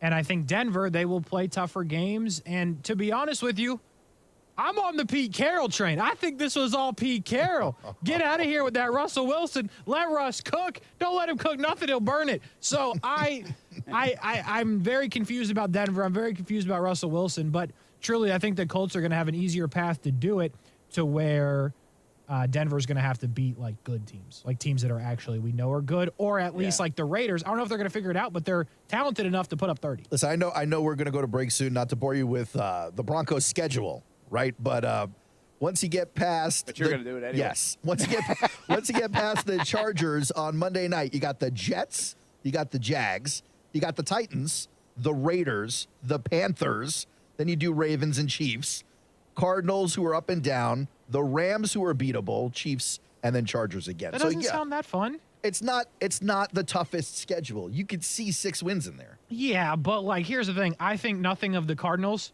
and I think they smash Denver. Okay. Just smash them. Same with the Rams. And they'll have OBJ by then. It'll be great. Let me ask you this. Who's worse right now? Matt Ryan or Russell Wilson? Matt Ryan. Russell Wilson. Matt Ryan. These are good questions. I'm asking good poll questions lately. 50-50 splits. Matt Ryan can't get the ball out. At least Russ can throw it deep. Over people. Yeah, he's not on the same page as his receivers. He can physically do it, yes. So I will give you that. He has a chance to get intercepted. And he can leave the pocket when it crumbles around him. And Matt Ryan has a chance to fumble. It's both horrible, right? Poor both Matt teams Ryan. are in such a bad, or both fan bases are so upset. I don't blame them. We may have to call the Indianapolis police again next week. They have been very disappointing, both of them. But I think what you're saying, I think the outside world, because of the contract and the big trade from Seattle to Denver and the expectations in the AFC West, have basically said Russell is doing far worse than Matt Ryan, because Matt Ryan was supposed to kind of come in there and just be a guy and help lift it a little bit. Russell Wilson was supposed to elevate to maybe Super Bowl caliber team. That's right. You know, and so it feels like Russell Wilson is way worse. Now, statistically, it's not even close to Matt Ryan bad right now. But it feels a lot worse with Russell Wilson. But everybody knows why Russ is struggling, and this is a bet for Casey to take. Nathaniel Hackett, plus 10,000 for Coach of the Year. Go ahead, take that bet. Not a chance. That's a real number, by the way. We'll be back. Football at 5. Brent Martineau, Aaron Schachter, Casey Kurtz, Brent and Friends on ESPN 690. Hey, you ready to elevate your lifestyle? You can do that at iCryo in St. Johns County at the Pavilion at Durbin Park. And you're listening to ESPN 690. We appreciate you doing that. Well, because of that, we want to get you a day pass to iCryo for just $69. It's a heck of a deal for our listeners. If you mention ESPN 690, you can pick 3 of the 6 lifestyle services. Try whole body cryo, local cryo, compression, red light therapy, infrared sauna, cryofacial as well. Now, you got to use all the services in one day, but it doesn't take that long, and you'll feel awesome after it. Recovery is a big part of life. If you're playing athletics or if you're just living your daily life, you've got to recover and keep yourself in good shape, good health, ready to elevate your lifestyle. That's what you do at iCryo, the Pavilion at Durbin Park. Tell them about the ESPN 690 Day Pass for just $69, and you'll be glad you did. iCryo in St. Johns County. Elevate your lifestyle. Now, the First Alert Forecast on ESPN 690. Overcast skies continue this evening. A few brief showers. Overnight, we'll see some rain move in again for the early morning commute. Even a few thunderstorms. Temperatures down to the low 70s. Low to mid 80s for Thursday. Cloudy skies, some scattered on and off showers, even a few thunderstorms. And highs again in the lower to mid 80s. From the Action News Jax First Alert Weather Center, I'm meteorologist Garrett Fiedenball. The Weather Center is brought to you by Beards Diamonds. Save thousands on buy one, get one on wedding bands now through October 23rd. Today on Hey Culligan, reverse to reduce. Here's Bob. Hey Culligan, I love fresh water, but I got plastic bottles coming out. Whoa, Bob, you are not kidding about the bottles. But did you know Culligan's reverse osmosis and always-on drinking water systems provide fresh, clean, delicious drinking water and help reduce the equivalent of over 15 billion plastic bottles from landfills worldwide? Holy, fresh, environmentally friendly drinking water. Am I right? Right, Bob. And we're already on the way. Let us help you out with a free in-home water test from a local Culligan water expert at Culligan.com. Chest up, engage your core, dig At Misty's gym, boot camp gets pretty close to the real thing. She wants to spot a personal trainer with a military background. I can cover this week's boot camp, but we need someone stacked. Isn't your cousin a Marine? Indeed can help her hire great people fast. I need Indeed. Indeed you do. We instantly connect you with quality candidates whose resumes on Indeed match your job description. Visit Indeed.com/credit and get $75 towards your first sponsored job. Terms and conditions apply. Without the ones like you, who work tirelessly to keep things running, everything would suddenly stop. Hospitals, factories, schools, and power plants, they all depend on you. No matter the weather, emergency, or time of day, you're the ones who get it done. At Grainger, we're here for you 24/7, with supplies and solutions for every industry, and access to product specialists ready to help. Call, click Grainger.com, or just stop by. Grainger, for the ones who get it done. It is Trucktober at Nimnik Buick GMC, and now's the time to get into that new GMC Sierra. Hey, I've got one of those, or maybe it's a GMC Canyon, and you had your eyes on it. Now's the time to do it. Nimnik's best price guarantee, 0% APR for well-qualified buyers through the month of October is happening. Stop by the showroom. Visit online, NimnikBuickGMC.com. Also through the month of October, $1,000 bonus cash to all first responders on eligible new Buick and GMC vehicles. Visit NimnikBuickGMC.com for eligibility. GMC, we are professional grade. Best Bet St. Augustine's grand opening will be on October 15th and 16th. Best Bet will be celebrating its newest card room and sports bar located at 800 Marketplace Drive in St. Augustine, Florida, with exciting giveaways, special commemorative items, food and drink specials, and more. There will be thousands of dollars in high-end promotions and $500 drawings every 30 minutes for players with a Best Bet St. Augustine Players Card. Celebrate Best Bet St. Augustine's grand opening on October 15th and 16th. View details at bestbetjax.com. Hey, does your car still only play CDs? No Bluetooth? No CarPlay? You got an old car, my friend. You know what's better than an old car? A less old car. Get a car or truck that's new to you with a great used car loan from 1-to-1 Financial, Jacksonville's hometown credit union. Get pre-approved for a loan and shop at any dealership in town. Get a low rate and get rid of that old car today. Apply online at 1to1fcu.org. Federally insured by NCUA. Do you make a purchase just because it's cheap? Never, right? So why would you ever purchase a do-it-yourself security system just because it's cheap? Right now, some companies say you can buy a refurbished one for a whopping $206. Refurbished means the last family found it unacceptable, and now they want to pawn it off on you. And that's more upfront money than SafeTouch security charges for their Advantage package, which includes a two-way communicator. And the SafeTouch system includes free installation by SafeTouch professionals. After all, you're the least experienced security installer you know, right? SafeTouch gives you 24/7 UL-approved monitoring in their very own central station right here where you live. So the do-it-yourself system has cheap, non-professional equipment, comes with no Florida license, and wholesale who-knows monitoring. SafeTouch Security comes with the finest equipment available, certified installers, and monitoring right here in Florida, with a lifetime warranty on parts and labor. Call 888-723-8682 or visit safetouch.com today. State license number EF0000233. Anyone who has ever needed self-storage knows what a hassle it can be. You have to rent or borrow a truck and then find someone to help you move your stuff. And let's face it, moving furniture and heavy items without damaging them isn't easy. Renting the unit is worse. The hidden fees and admin costs are scarier than the dingy facilities you're leaving your stuff in. Why not use ClosetBox instead? ClosetBox is self-storage without leaving home. They'll pick up your belongings, store them securely, and bring any item back when you need it. The best part? Unlike traditional self-storage, you only pay for what you store. No paying for for unused storage space. Closet Box's background check storage movers are licensed, bonded, and insured and will take care of all of the heavy lifting. Closet Box's local storage centers are temperature controlled and monitored 24/7. Closet Box has an A+ rating from the BBB. Call 877-233-5696 now for the season's best rates. Get $50 off first month storage using code RADIO50. That's 877-233-5696. 877-233-5696. Hi, this is Mal Washington. The Malavia Washington Youth Foundation provides after-school and summer programs for youth in Jacksonville's urban core. Learn more about the foundation at malwashington.com. Want to offer hope and change a child's life? Please consider joining the Malavia Washington Youth Foundation once a week to mentor a child. Visit malwashington.com to learn more. Want to change a life but don't have time to volunteer? Consider sponsoring a child today. It's your serve. Visit malwashington.com to learn more. It's the Blitz Scoreboard Show every Friday night at 9 p.m. on ESPN 690. Join Brent Martineau, Casey Kurtz, and the Hall of Famer Kevin Sullivan for scores, analysis, interviews, and live video of games on the ESPN 690 social media platforms. I have a big issue with Matt LaFleur and what Aaron Rodgers are doing right now because, again, all these checks you see on the goal line, he hands that ball off, it's walking in. I get the blitz, it's going to be confusing, it's going to be all these things, but at some point you play to your strengths, and when you have two backs like that, you don't give A.J. Dillon 6 touches. Like, it just doesn't fit. And again, we knew the receivers were going to be a work in progress. So I understand the numbers, they are what they are. I think those numbers get better as soon. But in the interim, you have to play to your strength. That sounds like Jeff Saturday to me. Good guess. I don't think Casey's listening right now. Not paying attention to me. I think he's trying to read something. I just want to be told I'm right. Oh, we've got the big boss in the doorway.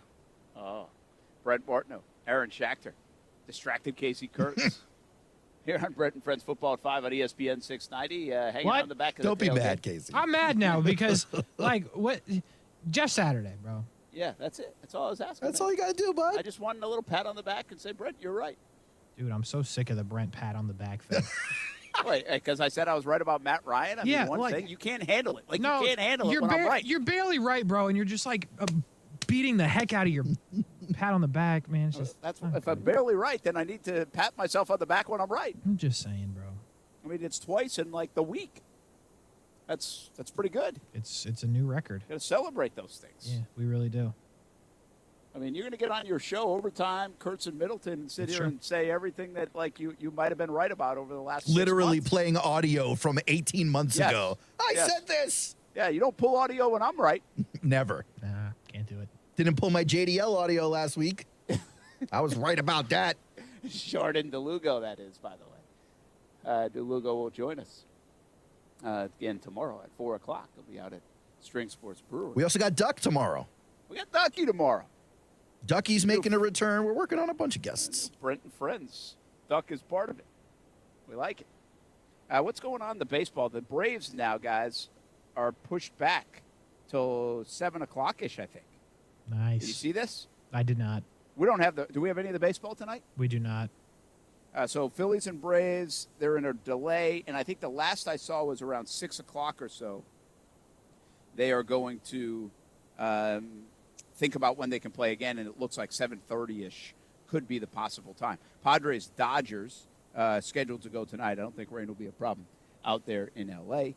They'll go against the Pods at 8:37. So just 2 games going tomorrow in the Major League Baseball playoffs, and then today. Tomorrow it's Mariners, Astros, game number 2, and Guardians, Yankees, game number 2. My buddy Chris Morgan, he was venting to me earlier today about the Braves not playing at night. Instead, they got a couple of day games, which probably puts things in a bad spot for people who want to watch the Braves and have to work. Oh, sorry to be a Braves fan. Come from the Mets fan. Well, he's got himself a night game now. Yeah, he does. Yeah, I was looking at Braves Phillies Twitter, and they're talking about a hole in the rain opening up between 7 and 10. So that 7:30 start may be holding true. Just enough time for the Braves to lose again? Hopefully. You got to be really careful with I think, starting games, right, in the postseason. because you can really throw it off if you're only going to get 4 innings in. Yeah, that kind of sucks for the team. You lose a whole pitcher, yeah. You lose the guy. So, yeah, you got to be really careful with that, I think, and that's probably what they like to avoid if they can. So I will keep an eye on the start time of that one. But as of now, it looks like it's pushed to this evening, what you would normally expect instead of a day game, around 7:30, which means you can go flip back and forth between the Braves game and the Dodgers game. I wonder what we're going to see in this postseason. I just feel like we're going to get something that's unexpected. Yet, if you look at the first rounds of these games, I mean, Phillies beat the Braves. I guess a little unexpected in game one. The Dodgers took care of business. The Yankees took care of business, and the Astros went in dramatic fashion. And don't you kind of feel, guys, like, okay, the way that thing went down, that series is over. You talking about America's team? Astros and Mariners, yeah. No, I don't feel that way at all. I think you don't, huh? No, listen, serious question. Hopefully the reporters got on him. Why do you bring in a starting pitcher who's bad to try to close out the game? That's my question. So I think one bad move, they'll figure it out. I'm telling you, America's team, they'll get it going. It'll be fine. One bad game, it's all right. What happened to Robbie Ray? Wasn't it a couple years ago he was unbelievable, wasn't he? So Robbie Ray, this has been Robbie Ray's career progression. He was super good one time with Arizona. He was then horrible for a couple years. He was then super good with the Blue Jays, Toronto, and now is on the way to bad again. That's interesting. Yeah, he takes a couple years off, but that 1 year, boy, you're winning a Cy Young. I don't want to, be accusatory here to Robbie Ray, but it sure smells like there was some cheating going on. Oh, boy. Continue. Oh, Robbie Ray is who you're targeting, but not Albert Pujols, huh? Maybe it's the sticky substance stuff. Musgrove gave him some? Some gooby gone behind the ear or some nonsense? Could be. He also wears the tightest baseball pants in America. But I don't know if you've seen that. It's horrible. But you want to know something surprising that's going to happen, Brent? You said you think something weird's going to happen? Yeah, I feel like there's always something weird, right? I've seen it. I know what happens. Oh. The Phillies win the World Series. Oh, stop this nonsense. It's that simple. Casey's drunk again. What? No. I haven't watched the Phillies a lot. So Come on, that is not a here. great team. I know, but that's the weird part about it, right? They got just enough pitching. This lineup is legit. The lineup is really legit. If, Bryce Harper gets back to the way he was playing in the first half of the year, he can carry them all the way to the World Series. I mean, they lead off Kyle Schwarber. All right, I'll listen to you make the case for a 3-game series, but nothing else. Yes. That starting pitching is not better than the Braves. It doesn't matter if they mash. Not better than the Dodgers. Well, they're up 1-0 on the Braves, all right? So that starting pitching didn't help the Braves the other day. And listen, Kyle Wright, I love him. He won 21 games this year. He's going to pitch for the Braves tonight. He has not been dominant. He has 21 wins. I get it. You're probably thinking, oh, well, that's great. He's not getting a Cy Young vote. That's not what this is. And he was on my fantasy team. I watched every start via numbers. He gives up runs. Zach Wheeler can be dominant and legit. I'm telling you, this Phillies team, they are hot as fire. If they keep hitting with this lineup, boy, better tell somebody. When's Nola going? I think tomorrow. It's got to be next, doesn't it? Yeah, because Suarez took the opener, right? Well, yeah. But Nola pitched the second game of the Cardinals. Yeah. So, yes. But this sets up, the fact that they won that game sets up terrific for the Phillies. Yeah, they've got Wheeler tonight and Nola next time. Game, set, match. It might be over. This is crazy to me that the MLB added more teams and more games, and it feels like the playoffs are shorter. In the NBA, playoffs take 4 months. And then in MLB, it used to take what felt like weeks, and now we're into the second round already, and it's like it just started. Yeah. I like the wild card series, though. It's fun. I did, too. Did you like it? It's fun. I like the changes. I thought it played out well outside the Rays being, horrible. And outside the Mets losing the Padres. Yeah, but, I think it was fun. But the Rays game actually was why it's good. The first one. Would they lose 2-1 that game? Yeah. Right? Yes. And it's okay, well, they've got a chance to get the bats going. Now, they didn't, obviously, for 15 innings. But at least it wasn't it was this one-off thing and we just couldn't hit that day. Because that's baseball, man. Yeah. And so I liked the 3-game wild card. Yeah, I thought it was cool. I think it's a good change. It's a positive. Now, what do you think about a pitch clock that they're talking about? I'm with it. I'm with it. Yeah, listen, the minor league one was it shaved off 27 minutes a game. Yeah. Bro, that's a half hour every day. It's good stuff. I'm with it. I don't know. You are a Rays fan, man. Every game goes 2 hours and 27 minutes. You don't have to worry about going quicker. 2 hours and 1 minute, it sounds like now, Brent. So I'm with it. I like a lot of the changes they've made and the bases as well. I'm in on that. I don't know that What's shortening that, the bigger bases? Yeah. I don't know that shortening the games is the only way to make it better. people are pretty used to sporting events going 3 hours. I think NASCAR set a great example a few years back about how to make a sport into a televised sport. You know, you add a whole bunch of other stuff going on. NFL starting to do this too, especially that Thursday night game with the Stats Vision from Prime.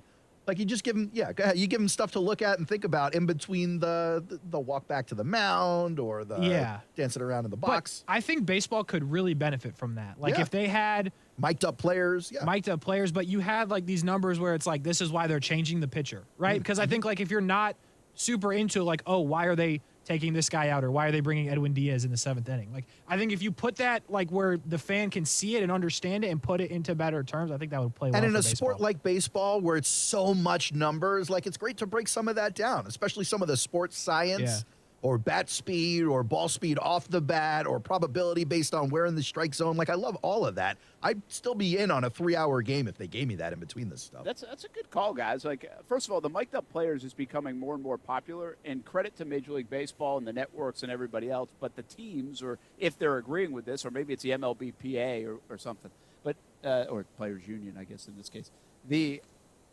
I like that. Like, that has really worked. And you talk about downtime. If you can get an inning of ball where in between pitches that guy is talking to the broadcasters and you're learning about the game, like that is something you can't do in the NFL. That's cool. You can't do it in the NBA. You can't do it in the NHL. Like, you can't do it because there's not enough downtime.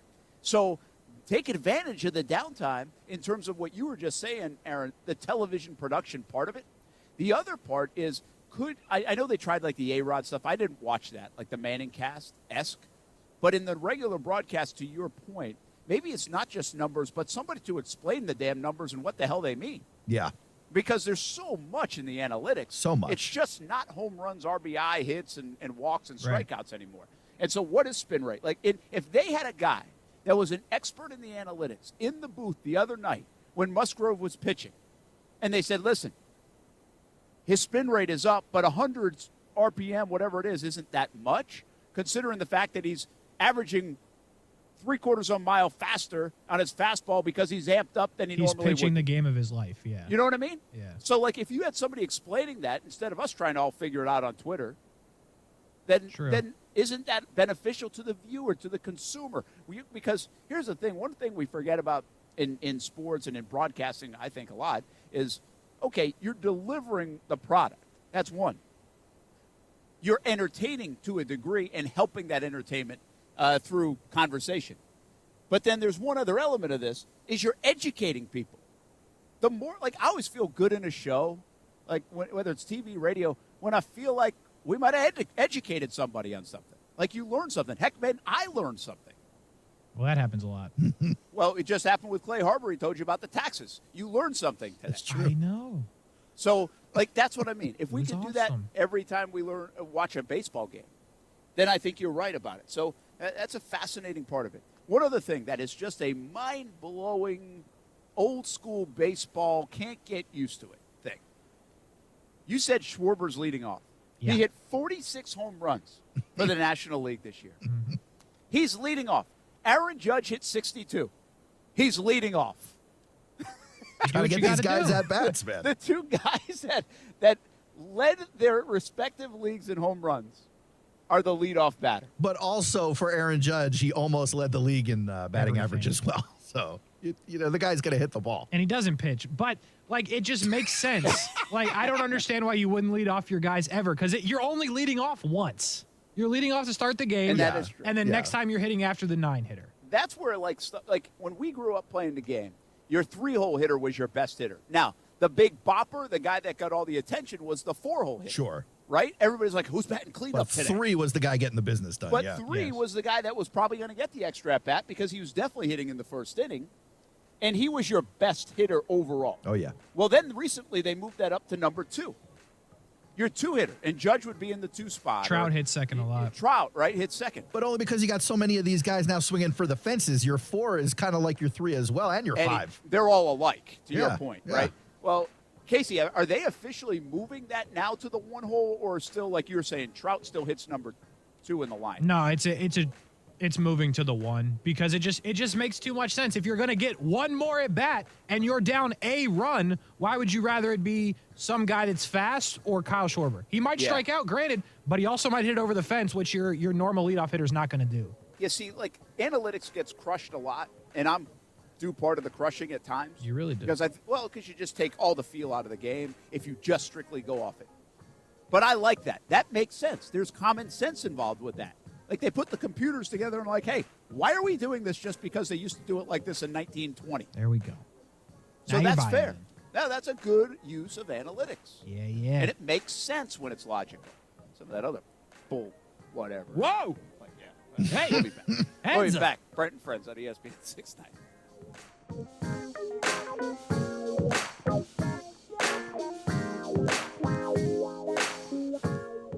Ready to swoop in the fall of 2022? The UNF Ospreys are ready with a lot of momentum on campus. New improvements at UNF Arena with basketball season right around the corner and tickets already on sale. The fall schedule underway in volleyball and men's and women's soccer, also men's and women's cross country. Get the latest news, schedules, results, and information on tickets for all things Ospreys at unfospreys.com. Join the Osprey Club, attend a game or a match. Be a part of the momentum at the University of North Florida right now at unfospreys.com.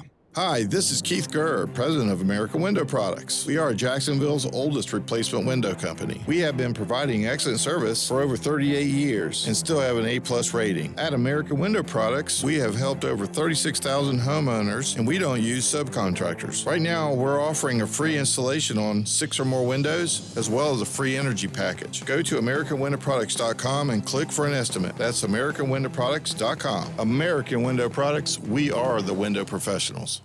Did you know that the air in your home can be much worse than the air outdoors? In fact, the EPA lists indoor air quality as one of the top 5 health threats in America.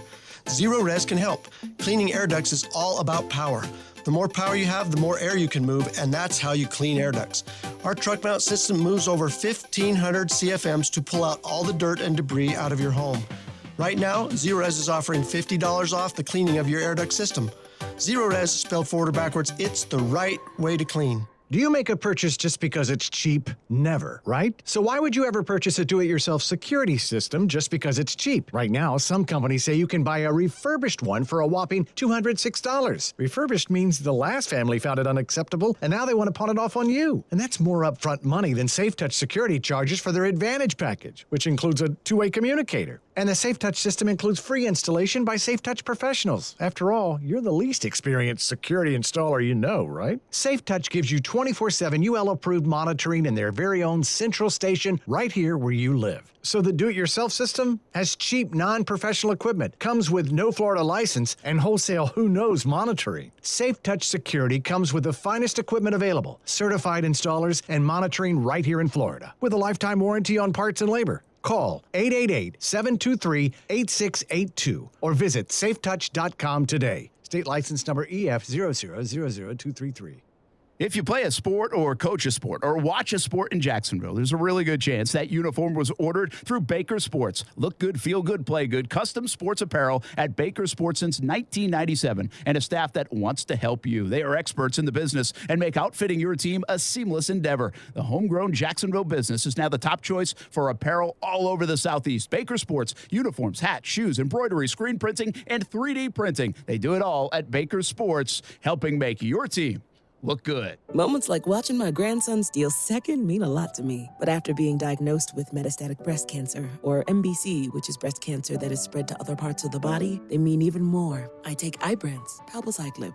Ibrance 125 milligram tablets with an aromatase inhibitor is for postmenopausal women or for men with HR-positive, HER2-negative MBC as the first hormonal-based therapy. Ask your doctor about Ibrance and visit Ibrance.com. Ibrance may cause low white blood cell counts that may lead to serious infections. Ibrance may cause severe inflammation of the lungs. Both of these can lead to death. Tell your doctor right away if you have new or worsening symptoms, including trouble breathing, shortness of breath, cough, or chest pain. Before taking Ibrance, tell your doctor if you have fever, chills, or other signs of infection, liver or kidney problems, are or plan to become pregnant, or are breastfeeding. Common side effects include low red blood cell and low platelet counts, infections, tiredness, nausea, sore mouth, abnormalities in liver blood tests, diarrhea, hair thinning or loss, vomiting, rash, and loss of appetite. The fun part about being a longtime customer with CGC Water Treatment is you get to know the product, the people, and what they're all about. CGC Water Treatment is all about you, and they're grateful for their customers and the community. That's why CGC Water Treatment is celebrating you and me and hosting a Customer Appreciation Day. Saturday, October 15th from 9 a.m. until 2 p.m. There will be special incentives on Connecticut systems. You can also trade in your existing equipment for discounts on newer equipment, as well as discounts on filters and salt. Hourly giveaways, including reverse osmosis systems, too. So come on out. Bring the kids to meet Jackson DeVille from 12 to 1. Enjoy free refreshments and music by Tony Mann. Call 888-CGC-4H20 for more details. That's 888-242-4426. 75 years in business doesn't happen by accident. The reason? The customers. You guys are the best. Join everyone at 2181 St. John's Bluff Road South here in Jacksonville. The folks at CGC Water Treatment are proud partners of the Jacksonville Jaguars and your local independent Connecticut dealer. Florida license number CFC 1428211. Hey everybody, it's Brent Martineau from Action Sports Jacks. There's a good chance you have a smart speaker, so use it with the ESPN690. Stay up to date on the Jags and all things sports by telling Alexa or Google to play ESPN690. It's as easy as that. Make sure you listen weekdays 3 until 6 p.m. on ESPN690. Watching a little baseball here at Creekside High School down St. Johns County on the back of my GMC Sierra truck. That's where I do the show from time to time. Absolutely love it. Bought it at Nimnik Buick GMC. You can too. It's Trucktober at Nimnik Buick GMC. New inventory on the lot, ready for delivery. Nimnik has more models on the ground than they've had in over a year. Truckloads of new Buicks and GMCs, all models. Well-qualified buyers enjoy 0% APR during October, and no one will ever pay over MSRP at Nimnik Buick GMC. Stop by the showroom on Phillips Highway just south of I-295, or go to nimnikbuickgmc.com. If you're in the market for a used car, they have plenty of them. Also, do you live in Jacksonville Beach or Ponte Vedra area? Nimnik Buick GMC now offers mobile oil changes in the local beach communities. Check out nimnikbuickgmc.com for more details. GMC, we are professional grade. Brent Martineau, Aaron Schachter, Casey Kurtz, back at it on ESPN 690 here on a Wednesday. Overtime with Kurtz and Middleton coming up at 6 o'clock. Yeah, it is. Hey, what's going on in 96.9 The Eagle? Like, give me like the top song you're playing right now, Schachter. Bro, it's from the 80s or like 70s. Like, I don't care. I want to know, like, what's being requested the most? Well, Journey always, but Journey wins all the time. All the time. I got a better little tidbit, though. How about this? Because you're an old guy, Brent. You might appreciate this. The band Queen used to have a lead singer by the name of Freddie Mercury, very famous guy, Casey. Yes. Thanks. Awesome. Freddie's been gone for a while. But not awesome. A new track has been unearthed by Queen that was recorded with Freddie Mercury, unreleased. The audio engineers went back, remastered the thing. They released it today. I'm sorry, they're releasing it tomorrow. They released the clip earlier this week. The clip at least, sounds amazing. Really? It sounds like an amazing track. I cannot wait to hear this thing. That's wild. You can do that. Now, you don't mind, like, the authenticity of that being kind of, janky, manipulated? What's not authentic about it? He sang on the track. True. He did it. Okay, They so just how never much are they released it. Okay. When you this isn't like a hologram or something. No. He recorded it. They meant to put it on an album, and they never really finished working with it. They were like, we'll get to it on the next cycle, and there was no next cycle. I got you. Okay. That's pretty cool. Hey, you want to hear crazy things to end the show today? How often on an ESPN headline story is fishing on there? Did you hear this story? Oh, the controversy, Bro, is this about the dudes that put the weights in the fish? Way to spoil the punchline. Yeah, fishermen caught cheating at a tournament, right? So two anglers accused of stuffing fish with lead weights and fillets in an attempt to win thousands of dollars in an Ohio fishing tournament up there in Cleveland. Here's what I'm saying, because I've watched this video now. You know how I like to break down videos. And these are some angry fishermen. These are some angry anglers. And so I'm like, oh, the prize must be like $3 million or something. I know, it's not that much. It was like $5,000. And granted, I would like $5,000, but these guys were really going in on it. Yeah, it's a bragging power, I mean, you got to be able to do that. Like, calm down, 5 Bubba. walleye combined a total of 8 12-ounce lead weights and 2 8-ounce weights, as well as the fish fillets. Yeah, so basically these fish they were catching are supposed to weigh like 4 pounds or something like that. And this team's fish routinely were coming in at like 7 or 8 pounds. Maybe they just thought it was the Pinewood Derby. This is nowhere near as controversial as the chess cheater. I don't know if you've heard about that guy. We can't even talk about that story on the radio. Oh, wow. That's how controversial. Let me see if I can dance my way around it without getting fired real quick. Is this a real life thing? This is a real life thing. So a chess grandmaster who like wins every tournament was playing some 17-year-old kid, and the kid was dominating him. And so the grandmaster, it was like it was a virtual game. So the grandmaster signs off, and all the announcers were like, "What just happened? This guy never does this." So they play again. The kid dominates him again. The guy signs off again. Turns out the kid, the 17-year-old, was cheating. He was getting electronic vibrations sent to him through a toy. Through a toy placed somewhere on his person that I am not allowed to describe. Oh, wow. Yes. Wow. That's a real thing that happened. Gosh. Yes. He's able to do that and sit still. Amazing. I don't know if he was sitting still, but yes. Could you imagine playing chess? Bishop to rook 17. We're gonna end on that note. Hope you have a fantastic Wednesday evening. Overtime with Kurtz and Middleton. He's so thrown off. I still want to say something, then I keep catching myself. Please, I like this gig. We'll see you from String Sports Brewery tomorrow. By the way, Devin Lloyd on Jaguars All Access with Josh Allen tomorrow night at String Sports Brewery. So come on out to Strings, and we'll be there all afternoon. Brett buys a beer. Who am I going to buy for? Devin tomorrow? Lloyd. Well, you'll find out. Overtime with Kurtz and Middleton coming up next on ESPN690. With one of the best savings rates in America, banking with Capital One is the easiest decision in the history of decisions. Even easier than choosing Slash to be in your band. Next up for lead guitar. You're in. Cool. Yep, even easier than that. And with no fees or minimums on checking and savings accounts, is it even a decision? That's banking reimagined. What's in your wallet? Terms apply. See CapitalOne.com/bank for details. Capital One N.A. member FDIC. Are you seeing the telomeres here? Come here, look at the scope. Dr. Ocasio's lab startup just discovered a gene therapy breakthrough. The cells have already doubled. He needs a fleet of research assistants before this breakthrough breaks them. We need lab techs, research assistants. Indeed can help him hire great people fast. I need Indeed. Indeed you do. We instantly connect you with quality candidates whose resumes on Indeed match your job description. Visit Indeed.com/credit and get $75 towards your first sponsored job. Terms and conditions apply.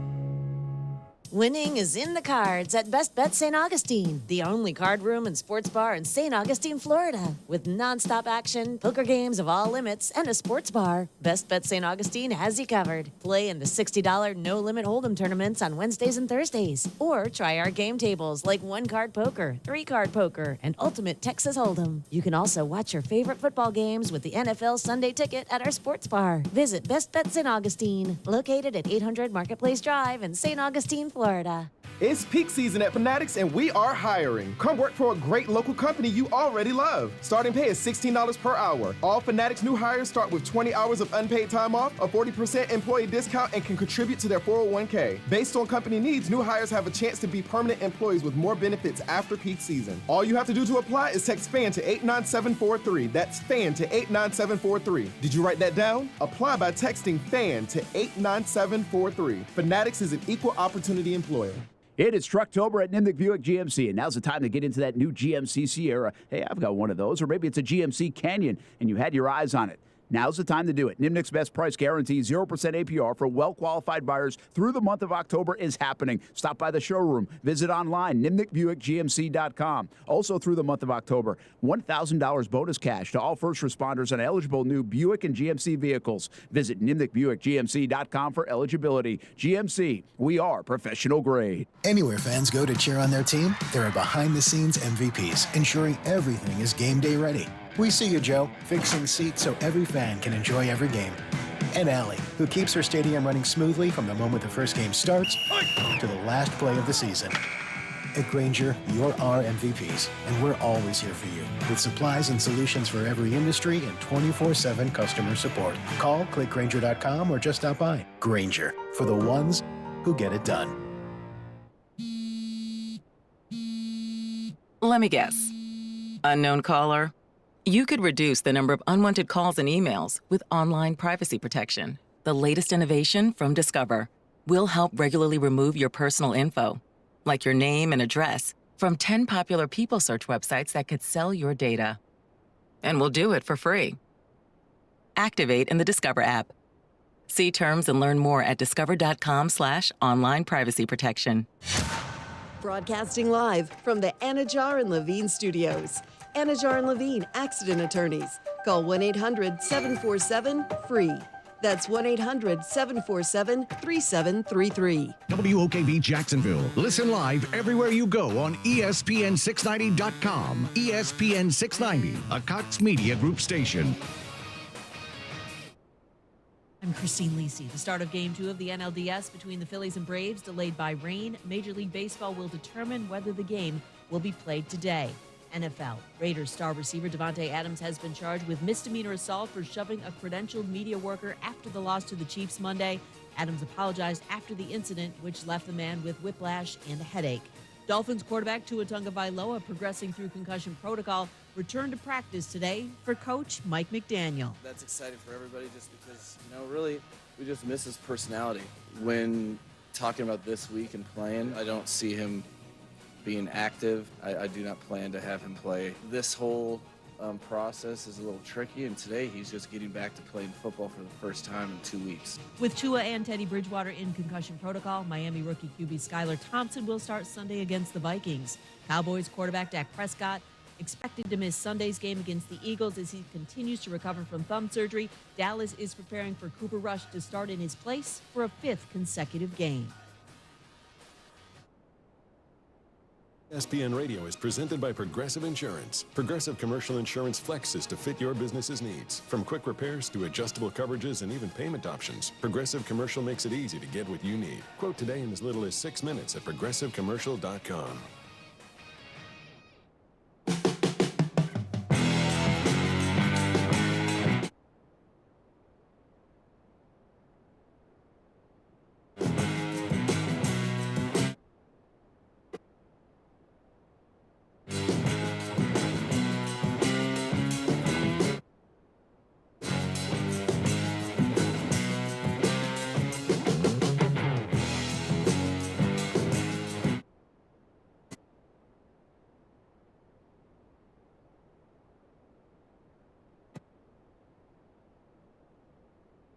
America's longest intro music bed is Action Sports Jacks Overtime. That is now Overtime with Kurtz and Middleton. The broadcast on is Middleton. Brian Middleton, that is. Casey Kurtz with you as well on a Wednesday. And we have a lot to discuss. We haven't talked about college football yet this week. We will do that. It's Why Not Wednesday, by the way. Why not, Brian Middleton? Why not? All right. Yeah, exactly. We will talk college football. We will talk some NFL football. We will talk Christian McCaffrey because now I'm fascinated by a potential trade that may go down between the Panthers and somebody for Christian McCaffrey. We will talk about that. What else? We got trivia? Aaron just walked out. So, sorry. I'm trying to process two things at one time. You asked me, did we have trivia? Yeah, we got trivia. All right. Got a little for your defense. For your defense? Are you smart? If we have time for that. Oh, we'll have some time. So we will do all of that before we are done today on a Wednesday Overtime with Kurtz and Middleton. Did you see the Devonte Adams thing? Oh, yeah, man. Hey, listen. I'm not mad at him. It's the right decision, guy. Look, man, I'm not set up, but I tell you what, that man definitely saying, bring me my money. Oh, yes. Tell him to bring me my money. It's apologize. True. Don't take it personal. And you know what? My man I don't think he's taking it personal. Nah. I don't think he's in the corner sipping cocoa crying with a teddy bear. I don't think so.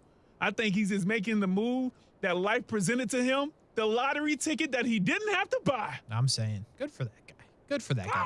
We're going to have to follow that story and see how that one plays out. But you've done the same.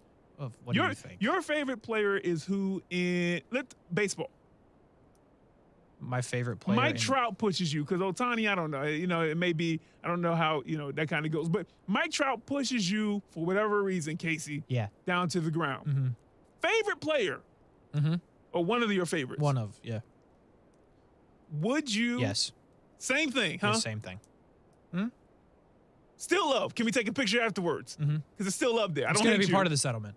I just need some of your money. I need some of your money because of the potential injury that came to me. Okay. And here's the thing. Okay, I'm not mad at you. Yeah. I'm not even mad. It's just business. It's a business decision. business. You know You're what right. I'm saying? You got to do what you got to do, and if the opportunity to collect $500,000 is there, you got to collect, Brian. I don't know what to tell you. Yeah. Mike Trout makes like $30 million a year. He's not even going to miss that money. I ain't say all that now. He's not even going to miss that I ain't money. say all that now. I feel strongly about it. He would not miss that money, but yes, I would. Okay. Don't matter who. Anybody that actually has even a little bit of money. If Brent Martineau looks at me the wrong way, I might flop. That's all I'm saying. You got to know the opportunity when it arises for you. Okay. And I know you would do the exact same thing if LeBron, Ramon, James Sr. pushed you. Oh, you know the whole name. I do. You're a fan. It's just You're a character fan. development. What you would do the same thing. Would you not? If what? If LeBron coming off the court, you're just cutting through, working for ESPN, and LeBron gave you a little shove, you went down, you would do the same thing. Mm-hmm.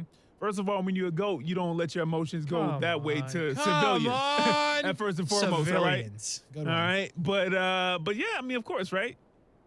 Yes, of He's course. in the right is he's the in the answer. don't miss money, but I just wanted to make sure that we all aren't acting like, Devonte did something that I don't think he's a bad guy. Exactly. You said that yesterday, and I I think stand that's by it. I think that's the point. You're not making an excuse, but let's keep this in perspective. Yeah. If some other guys who I won't name right now because they didn't do it, but it popped into your head, if some other guys just in the NFL, but you can go across the league, Yeah. or like former NFL players had done this, you'd be like, of course, of course. You know what? I'll help you press charges. Yeah. You know what I'm saying? But Devonte, I don't know enough about his background, but I've never heard anything like this at all, even outside of football. And someone may dig it up on Twitter eventually one day from like 2009 or something. But I'm just saying, like, I don't think he's a bad guy. No. I think this is going to be something that's a learning lesson. And who knows? That might be the spark. Casey Kurtz back in the day in the NBA, or no, let's say Major League Baseball. Sometimes the managers, they'll get thrown out, right? Yes. And they know what they're doing. They're like, hey, you know what? I've just argued this call with the but I Gotta don't need to spark the really do team. it. Yeah. So maybe this is what Devonte did subconsciously. Like he was really upset, but in the back of his subconscious, where the id and the ego are at, shout out to my boy Freud, maybe he was like, I got to spark this team somehow. I got to spark some competency in my head coach. I got to do it right now. And this guy, this cameraman, who eventually, once he casts his direct deposit, yes, he's got to be the catalyst. So it's going to be a costly mistake, but not as costly as wasting a whole season of my NFL career. As a matter of fact, I wish I had conspiracy theory music now. Now I think it was all a part of his plan. What happened to the conspiracy theory music? It's here. I'm just not ready. That's all. It popped into my head. It's been 7 minutes and 34 seconds. How are you not ready? Well, I mean, it was something new. At first, I pulled it up because I wanted to bring the cash or the trash, tell them to bring me my money sound. Yes. but we moved past that. You were discombobulated. I get it. Listen, I think the conspiracy theory music plays well here. I know you have to be ready by now. Oh, it's here. Oh, okay. But I've already said the conspiracy, Casey. I mean, I don't know. Do you have one? Nah, I just thought you were going to expand on it a little bit. No, I just think it's a part of his master plan at this point. To make the Raiders better. Yeah. So that's what you're suggesting. Okay. Yeah, let's rehash. Go ahead. That Devonte Adams. That's what I said. Saw the cameraman coming. Well, saw the situation playing out, and you said, you know what I'm going to do? I'm going to let the fans, I'm going to let the coaching staff, and I'm going to let my teammates know I'm frustrated about how this has started and how this has gone out. And you know what? I'm sorry, sir. You're going to get paid for it, and I'm not a bad guy. Send me an invoice. But I'm about to send you to next week. Yeah. And that's what he did. I think so. Like, listen, these guys are supreme athletes. They got to make decisions on a dime, right? If the defense is playing off, he's got to make that decision once he's supposed to, like, if there's like an option in the route. If he has to adjust because the line wasn't blocking for Carr, he has to make that decision right then and there. I don't think he saw the guy initially, but once he came into the periphery, I think he was like, all that happened at once. He was like, my head coach incompetent. We're 1-4. I got to do something because Aaron Rodgers, as much as Casey hates the Packers, Green Bay, Wisconsin, the Midwest outside of Indiana, they're 3-2. And I can't be looking goofy. I can't be looking goofy out here after I left. So I've got to do something. And then everything else you said, I think he told the guy, send me an invoice. I'm not going to push you so hard, but enough. You got to hit the ground. You got to hit the ground. We got to make it look real. And then I'll apologize afterwards. I'll be solemn. I really am sorry. I don't want him to get hurt. You know, give him his money. So It's Brian Middleton, the broadcast on, with some thoughts on Devonte Adams about to have to pay an ESPN cameraman. And we will continue on from that. But I thought it was good to start the show with. Anyway, Brian Middleton. Jags and the Colts. Indianapolis. Indiana, coming soon. Jonathan Taylor off to the side today. No practice. Do you feel better for the Jags in this game if Jonathan Taylor does not play, even after they scored 6 points last week against the Houston Texans? Yeah. Because is Hines back? Didn't he have a concussion? Unconfirmed. He was also not out there today. Yeah. So might be without the top 2 backs for the Indianapolis Colts. Yeah. It's always better for the opposing team if Jonathan Taylor is not playing. That's just across the board. Never again do you have to ask me that for at least the next 2 seasons, 3 seasons. Well, this is it for us in the Colts, so I won't have to ask you again, actually. We won't have to talk about Jonathan Taylor again if we don't want to. Well, I mean, I don't got no problem with Jonathan Taylor. Other than he plays for the Colts. Yeah, it is. You know what I'm saying? But I'm just saying, like, I don't have no problem talking about him. Yeah. I'm just saying, next year, Casey Kurtz, if we find ourselves in this same situation, talking about the Colts, and maybe Jonathan Taylor's not playing or not practicing during the week, you don't even have to ask. Okay. You just move on from that. I'll put it in the notes. It's understood. All right, let me ask you this one then. Yeah. If Jonathan Taylor does play, you know we haven't seen yet the game. The Jonathan Taylor game that we saw last year, 5 touchdowns against Kansas City. You remember that? We haven't seen that yet. It's actually been that disappointing. If you drafted him number 1 overall in fantasy, you're probably a bit disappointed right now. I know I am because I drafted him number 1 overall. Good week 1. And then from there, it just has not been good. Are you concerned that at some point it's going to pop? He's too good of a player for it not to pop. And the Jags just might be on the receiving end of an unlucky rushing day from Jonathan Taylor. Does it end in a win? That would be my question, not to you, but even if the Jags, because here's the deal. Every defense outside of the 85 Bears and the 2000 Ravens, no matter how good they were, got slashed up. Now, whatever that means for some people, that may mean like 115 yards when you only give up, 70 as a defense normally. For some people, that means like, hey, someone broke 200 yards, 2 football fields on your team in 60 minutes. So, like, outside of 2 teams in the entirety of my, remembering or looking back at football, I mean, it's going to happen. So even if it does happen, can we find a way to win? Now, that'd be my question. And if we do, so be it. They were due. That'll be the narrative. They were due. Jonathan Taylor was due. The Jags defense was due. Even though they're not, leading the league now against the run, they're still, pretty consistent against it, and so I don't have faith that Jonathan Taylor is going to have that game this week. But if he does and we win, good for you, Jonathan. Good for you, fantasy football owners who own Jonathan Taylor, because it's been a struggle so far. It has. But here's the thing, Brian. Just judging by past result, right, last week, if Jonathan Taylor scores a single touchdown, the Jags might be in trouble. Just going off. Won't let it go, huh? How should I? Let it go. How can I let it go? You have 5 instances where it didn't look like that. The most recent one looked like that. Yes. But 4 instances. Did not look like that. Yeah, but one also pretty bad as well with the turnovers. Listen, by the way, Matt Masters on YouTube said, hush your mouth. Don't put that bad juju out there. Well, I'm with you. But, I need fantasy points, Matt. I'm not going to lie to you. I want the Jags to win. I'm all for it. But, dude, I'm 1-4 in fantasy, and I picked number 1 overall. I got a serious problem going on with my fantasy team. So, I can't even beat Simpin' Ain't Easy, right? And that's Brian Middleton. His team Simpin' Ain't Easy. And when you can't beat Brian Middleton, it's a problem. So, I need some points from Jonathan Taylor. But outside of that, Simping ain't easy, by the way. Okay. Sorry. I've watched what people did I around say? me. What did I say? No. I was just doubling down. Oh, you're like, hey, it's Simping ain't easy, because I look at some people around me and I'm just like, bro, how do you even, how do you even live? Yeah. Huh? You slave. All right. But what were you saying, Casey? It's just Jonathan Taylor, if he plays, if he doesn't play, I'm still concerned about the offense, right? Does Gus Bradley and their defense make that adjustment? They saw what happened to him last time here in Jacksonville. I also think the Colts will have working for them that the Jags aren't very good in Indianapolis, and they don't have to go through a week where it's like, hey, can't win in Jacksonville, can't this, can't that. I mean, they were asked about that all week before the game week 2. They don't have to deal with that this week. And they're coming off a long week. You would think people are getting healthy. I told you Jonathan Taylor practiced off to the side today, wasn't with the team in practice. He'll play. I would be shocked if he misses a Thursday game and then it's that serious where we come back all the way around, he doesn't play. Like, that would surprise me. I have no inside information. I'm just telling you that would surprise me. Mm-hmm. But I would have to think that the Colts are going to make the adjustment, especially after what they saw with the Texans. And, like, I'm not convinced the Jags are going to go up there and be able to score points. Why should I be convinced about that? Well, because they played the same team, and they did score points. But literally, that's the reason why I'm like, okay, well, let's say you make an adjustment. Can the Jags not make an adjustment before you go back to the Houston game? Okay.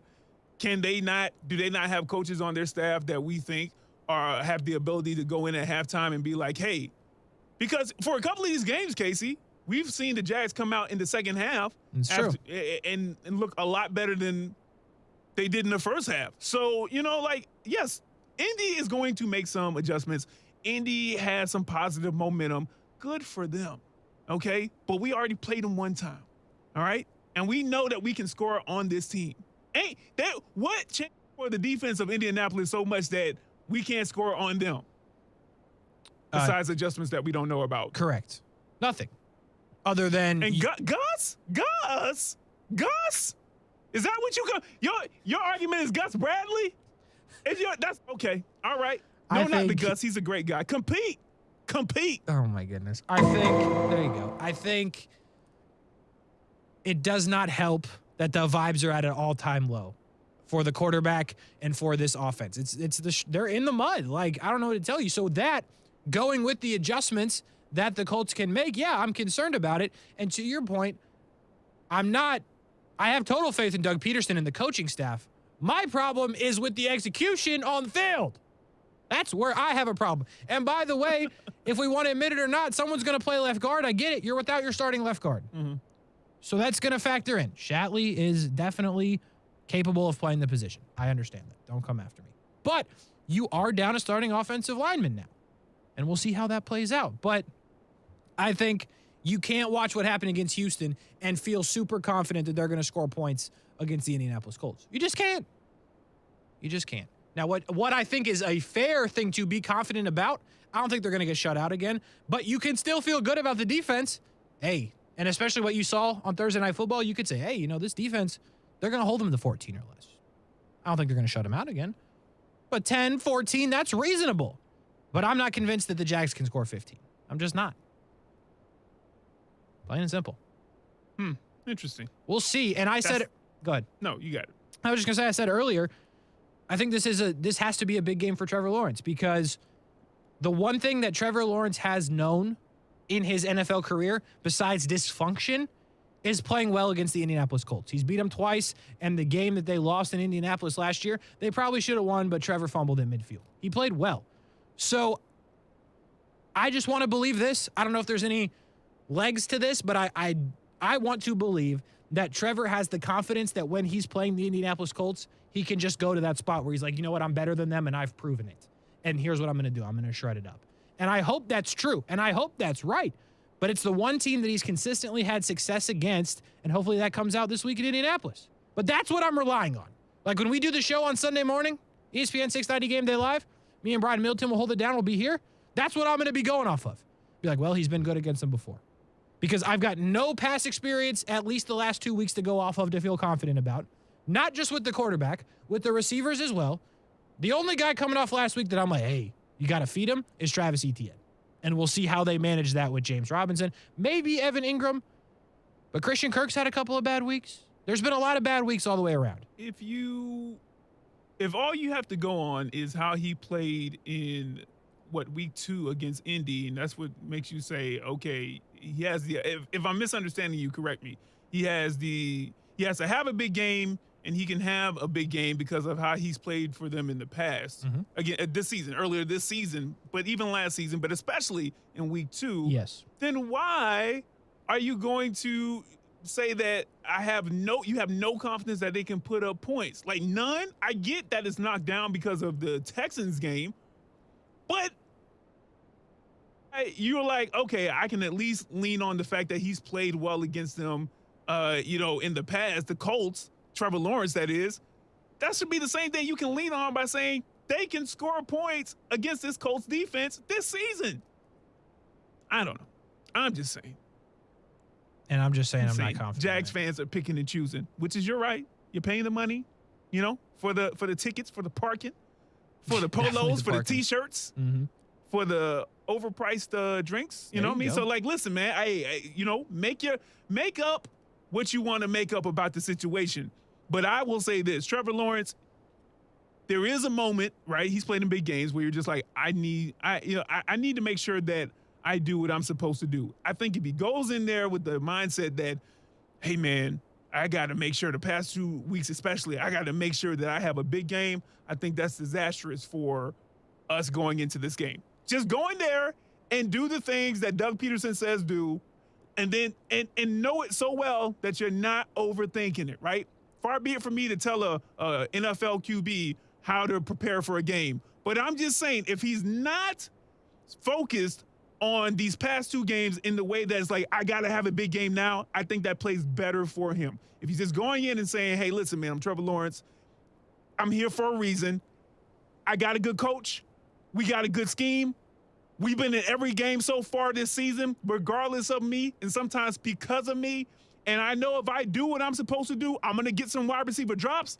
I'm going to overthrow some people in the first quarter. It's just going to happen until, probably my 3rd or 4th season. But by the time we hit the second quarter, as long as I'm not doing anything crazy, forcing anything, I can make all of these throws. I can make all of the throws that need to be made in this game. So, do that.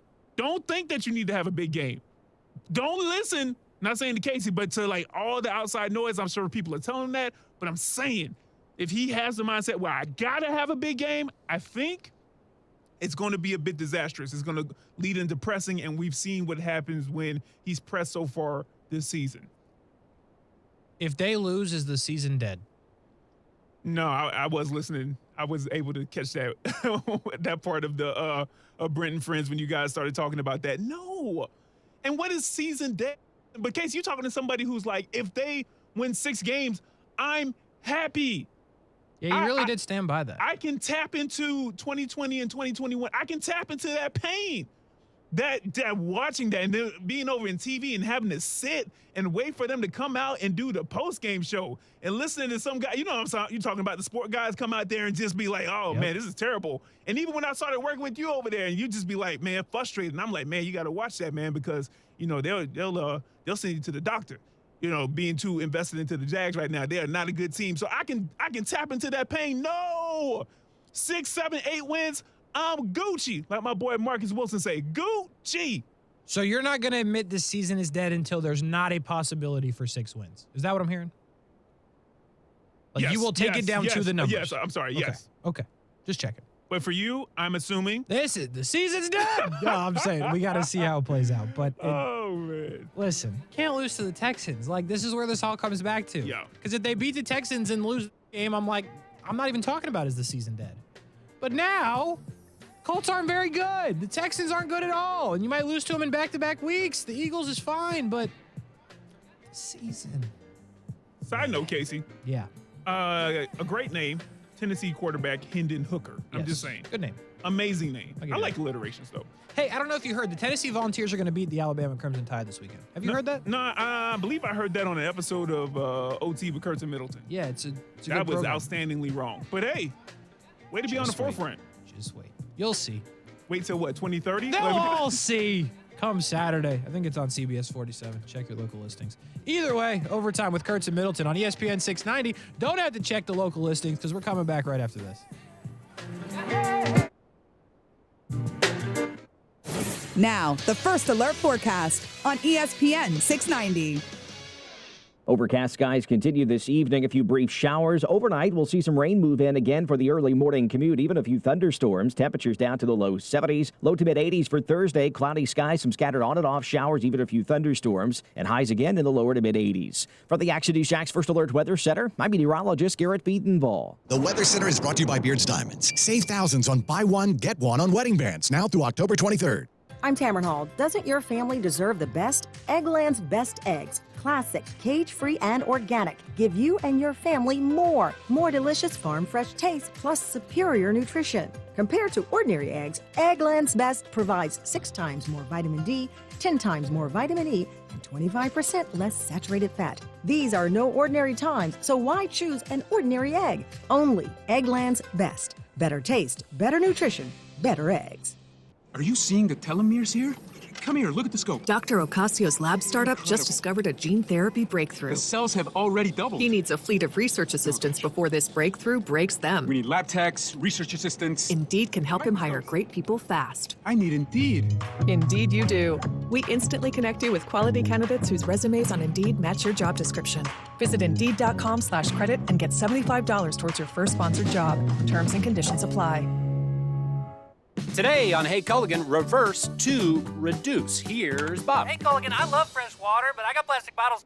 Whoa, Bob, you are not kidding about the bottles. But did you know Culligan's reverse osmosis and always-on drinking water systems provide fresh, clean, delicious drinking water and help reduce the equivalent of over 15 billion plastic bottles from landfills worldwide? Holy, fresh, environmentally friendly drinking water. Am I right? Right, Bob. And we're already on the way. Let us help you out with a free in-home water test from a local Culligan water expert at Culligan.com. Chest up, engage your core, dig At deep. Misty's gym, boot camp gets pretty close to the real thing. She wants to spot a personal trainer with a military background. I can cover this week's boot camp, but we need someone stacked. Isn't your cousin a Marine? Indeed can help her hire great people fast. I need Indeed. Indeed you do. We instantly connect you with quality candidates whose resumes on Indeed match your job description. Visit Indeed.com/credit and get $75 towards your first sponsored job. Terms and conditions apply. If you play a sport or coach a sport or watch a sport in Jacksonville, there's a really good chance that uniform was ordered through Baker Sports. Look good, feel good, play good. Custom sports apparel at Baker Sports since 1997 and a staff that wants to help you. They are experts in the business and make outfitting your team a seamless endeavor. The homegrown Jacksonville business is now the top choice for apparel all over the Southeast. Baker Sports, uniforms, hats, shoes, embroidery, screen printing, and 3D printing. They do it all at Baker Sports, helping make your team look good. Men, if you're struggling with erectile dysfunction or PE and frustrated taking pills that don't work, Prime Men's Medical Center offers breakthrough medical treatments that effectively treat your problem. 98% of patients experience immediate results during their first office visit. And for a limited time, your initial consultation and first treatment are completely free. Listen to a specialist in men's health. I'm Dr. Rubinsky. The physicians at Prime Men's Medical Center offer the most advanced treatments that eliminate ED and PE. Now men are lasting 30, 60, 90 minutes or longer, regardless of age or medical history. Guys, to eliminate your frustration in the bedroom, call Prime Men's Medical Center now to take advantage of this exclusive limited-time offer. Your initial consultation and first treatment are totally free, and you'll see instant results right in the office. Call now, 904-664-8214. 904-664-8214. That's 904-664-8214. In Florida, it's not if the storms are coming, it's when the storms are coming. And that's why you need the Chief. Jacksonville's chief meteorologist, Mike Burrish, with a proven track record of keeping local families safe. Rain, heat, hurricanes, flooding, tornadoes. We get it all. Just more reasons why you need the Chief. Chief Meteorologist Mike Burrish, backed by the First Alert Weather Team. Only on CBS 47 and Fox 30 Action News Jax. Sell your home with a guaranteed offer from Mark Spain Real Estate. You'll save time and make the most money. Hi, this is Mark Spain, and our offers are the strongest in the industry, so you can sell your home stress-free and make the most money. When you get a guaranteed offer from Mark Spain Real Estate, there are no showings, no open houses, and no stress. Find out what your guaranteed offer would be. There's no obligation. Call 855-299-SOLD or go to markspain.com to get a guaranteed offer on your home today. That's markspain.com and start packing. Certain restrictions apply. Listen to ESPN 690 anytime, anywhere, on any device. Whether you're at home or on the go, get the latest on the Jags, FSU, the Jumbo Shrimp, and Action Sports Jacks on Odyssey.com. That's AUDACY.com or on ESPN690.com.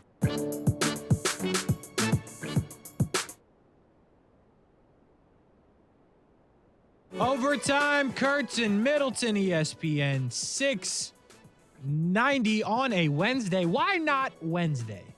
Why not Wednesday?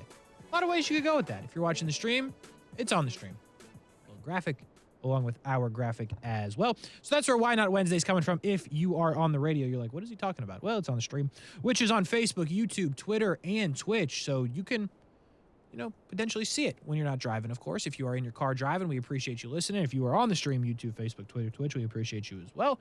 All the other spots you can listen but not see. As always, we appreciate you. We got the Jags and the Colts. Big one coming up on Sunday for the Jags.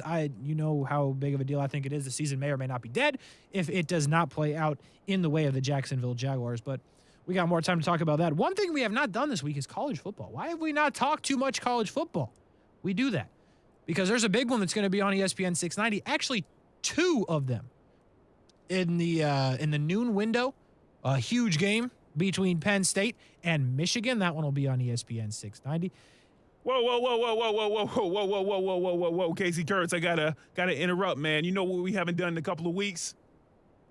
No. Are you smarter than Casey Kurtz? Oh. Now we can get to college football, and we will get to college football, but I got your opponent on the phone right now. You know him very well, okay? You know him very well. Okay. You see him almost every day. Florida State and Clemson on ESPN690. I'm just going to finish my thought. Anyway, go on. The greatness of this man can't be recounted enough, and we don't have enough time. I will just say, okay, this guy is a New York Jets fan through and through. Please tell me it's not Stands Aaron. by his Nets, his Jets, and his Mets. It's seriously Aaron Schachter? It's the one, it's the only, it's Aaron Schachter. Aaron, how you doing, sir? I'm doing great, although slightly insulted. We have to ask if I'm smarter than Casey Kurtz. I think we know the answer. Holy smokes. Well, nice to talk to you, Aaron. It's been 31 minutes, so far too short of a time. Yes. Glad we get to do this again. I didn't realize you were coming on the show. I would have been more prepared, but Brian Middleton likes to keep these things close to the chest, and you didn't mention it all day. So, yeah, are you smarter than Casey Kurtz? I don't even know what my record is now, Brian. Do you? You remember? Yeah. You are, I believe, 2-4. That's not right. Yeah, 2-4. That is absolutely you beat your not dad. the right answer. I beat my dad. Jenkins. I beat Jenkins. You lost to Chase. You that lost was a to technicality. Justin. That wasn't fair. Oh, you beat Marcus. So you're 3-4. I beat Marcus.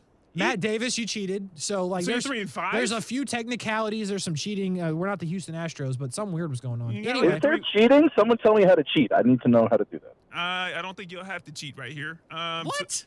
Since when are you not on my side? I'm on your side. You don't have to cheat either, man. Apparently, I need to start because this isn't going well for me. Well, you know what? Let me get into the actual Just rules play real the quick. music bed. Let's do this Aaron thing. Schachter, these are the rules, all right? You get 1 point per correct answer, 1 guess per question. You do not have to wait for the question to be completed to answer. And if your opponent gets their guess wrong, I will finish and or repeat the question before you have to answer. Do you understand, sir? Yes, sir. All right, first up. As of week 1 of the NFL season, 3 of the top 4 schools with the most players in the league come from the SEC. Alabama, Georgia, and what other school? LSU. Ah, there you go, Casey. Okay. All right, Casey. Okay. All right, next up. This American sports drama television series that is currently in its 5th season premiered October of 2018. This series is inspired by the life of professional American football player Spencer Paysinger, with Daniel Ezra in the lead role. Aaron? That's a hard one. Oh, yeah, okay. Someone? All right. I don't know. Last chance to you? I have no idea. That's a good guess. Aaron always brags about watching TV. Schachter, what do you got? Nothing on this one. Oh! All right, that's your guess. All right, it's All-American. All-American. Where do they show this All-American program? Can I say that over the airwaves? With us being with Cox Media? It's on CW. All right, you can find I've it on never Netflix. heard of that TV show. I've never once whatsoever. heard of it, nor watched the CW. It's a great show. You should watch Hey, it. real quick, Yeah. do I have to wait for my turn, or can I shout out an answer? I forget. Yeah, you can shout out. You can shout Got out, it. okay? Next up. As of week 1 of the NFL season, one of the top 4 schools with the most players in the league. When did we just do this? LSU. Do I get points for that? One of the top 4 schools with the most players in the league isn't from the SEC. What school is it? Letting Casey get you banned, Aaron. Casey? Ohio State. Wow. Casey's up 2-0. All right, next up. What is the oldest European-founded city in the United States? The oldest European-founded city in the United States. Yes. I'll go with St. Augustine. That's what. Okay, we got a little bit of a game here. Come on. Back in 1565. Next up. He's so old. Obviously, he got it. Yeah, I was living in St. Augustine back We're then. there. You're in the picture. Oh, man. This urban poet broke onto the scene as a teenager in the early 2010s with musical poems like Love Sosa and Don't Like. Chief Keef. There we go.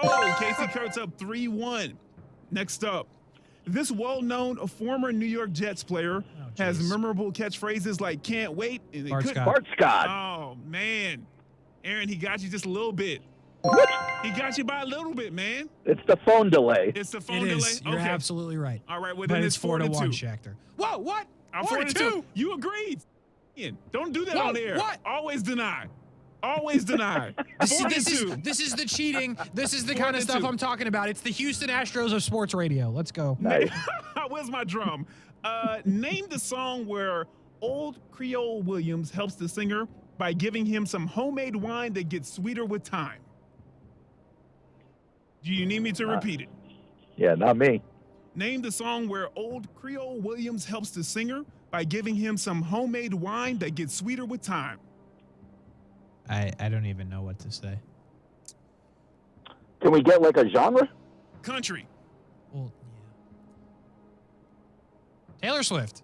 The song, not the singer. The song. Name the song. Taylor Swift song. Aaron Schechter. Anything. You need the song name? I don't got you. Okay.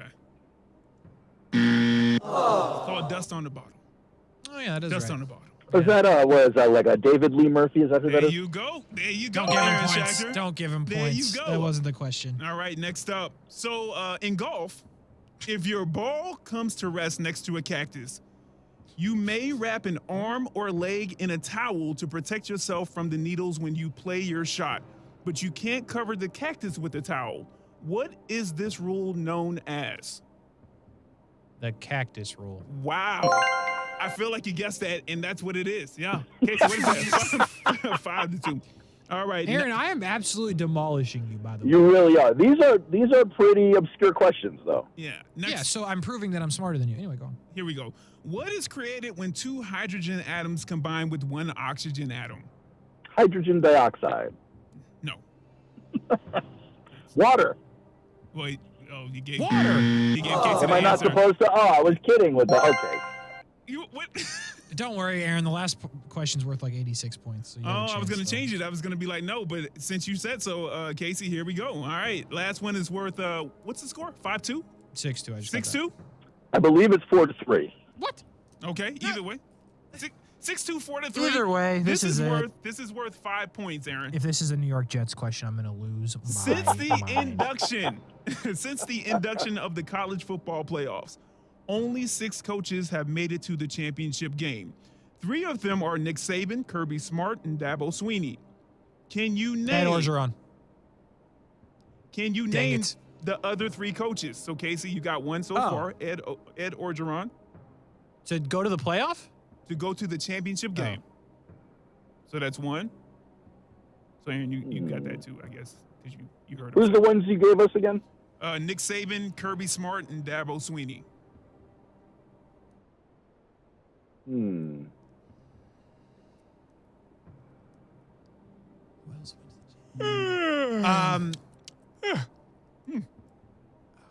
Wake me up. Email me when you get there, guys. Ryan Day and Brian Kelly.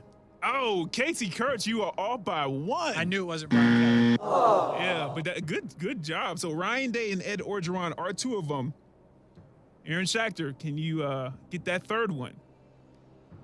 Who is it? For 5 points in the win. Can we start counting or something? Sure. Where's the countdown at? I gotta find the countdown first. Yeah, I'm drawing a blank on that 6th one. All right. Or 5th one. All right, Aaron. right, it's all good, man. We This was a waste of time for you guys, huh? No, it wasn't. You got some good ones in there, man. You got really disappointed. You lost. You are not smarter than Casey Kurtz. I gave you 2 of the 3. You couldn't even come up with the last one. We didn't even need a technicality. There was no cheating involved. I am smarter than Aaron Schechter, who you can hear on the Eagle, you can hear on this station, but it don't matter because he's not smarter than his younger, much younger counterpart, Casey Kurtz. Aaron Schechter, what do you have to say for yourself? Wow. Is he still there? Yeah, I'm still here. I'm just in shock at all of the smarts that are coming out of the phone right now. It's an amazing segment, guys. Look at that. Humble. That's the way that you handle it with sportsmanship, unlike somebody who just won the game. Well done, Aaron Schechter. Thank you for hopping on. Thanks, Aaron. You're a loser, but we'll see you tomorrow. Wow. All right. All right, bye, man. We're done with Aaron Schechter because I beat him. Who's the last one? Oregon's Mark Helfrich. I can never say his name. Yeah. What? In 2014. Really? Yeah. That's crazy. I didn't know that at all. I forgot about that. Anyway. I don't think I ever knew it. I don't think I paid attention to what he... to be honest. Well, I'm another winner, Brian Middleton. We take on all comers. And I'm ready for the next one. Whoever you got next Wednesday. I will continue to build on the winning streak because Aaron Schechter could not stop the streak because now it's a streak. You rolled him. rolled Tide. him. The same way you picked them over Tennessee. The Tennessee Volunteers will win. Anyway, not important. What do we got coming up next? For your defense? For your defense? Let's do it on the other side. Overtime with Kurtz and Middleton. We'll be right back.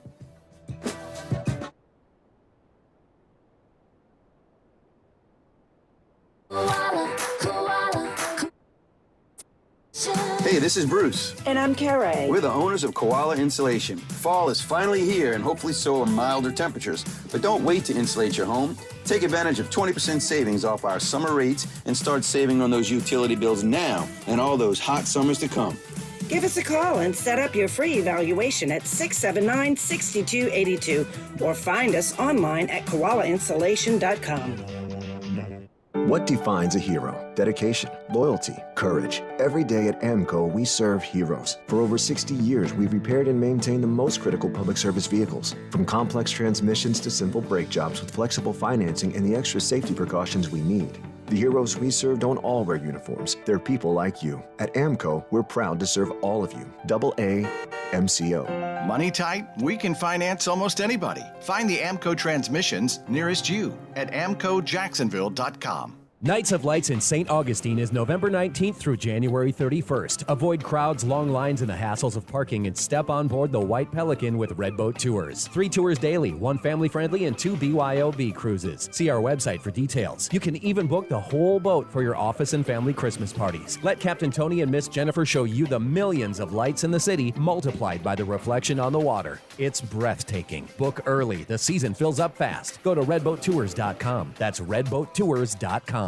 It is Trucktober at Nimnik Buick GMC, and now's the time to get into that new GMC Sierra. Hey, I've got one of those, or maybe it's a GMC Canyon, and you had your eyes on it. Now's the time to do it. Nimnik's best price guarantee, 0% APR for well-qualified buyers through the month of October is happening. Stop by the showroom. Visit online, nimnikbuickgmc.com. Also through the month of October, $1,000 bonus cash to all first responders on eligible new Buick and GMC vehicles. Visit nimnikbuickgmc.com for eligibility. GMC, we are professional grade. Finding great candidates to hire can be like, well, trying to find a needle in a haystack. But not with ZipRecruiter. Its powerful technology actively finds and invites qualified candidates to apply to your job. So while other companies might deliver a lot of hay, ZipRecruiter finds you the needle in the haystack. See why 4 out of 5 employers who post a job on ZipRecruiter get a quality candidate within the first day. Try ZipRecruiter for free at ZipRecruiter.com/free. That's ZipRecruiter.com/free. Do you make a purchase just because it's cheap?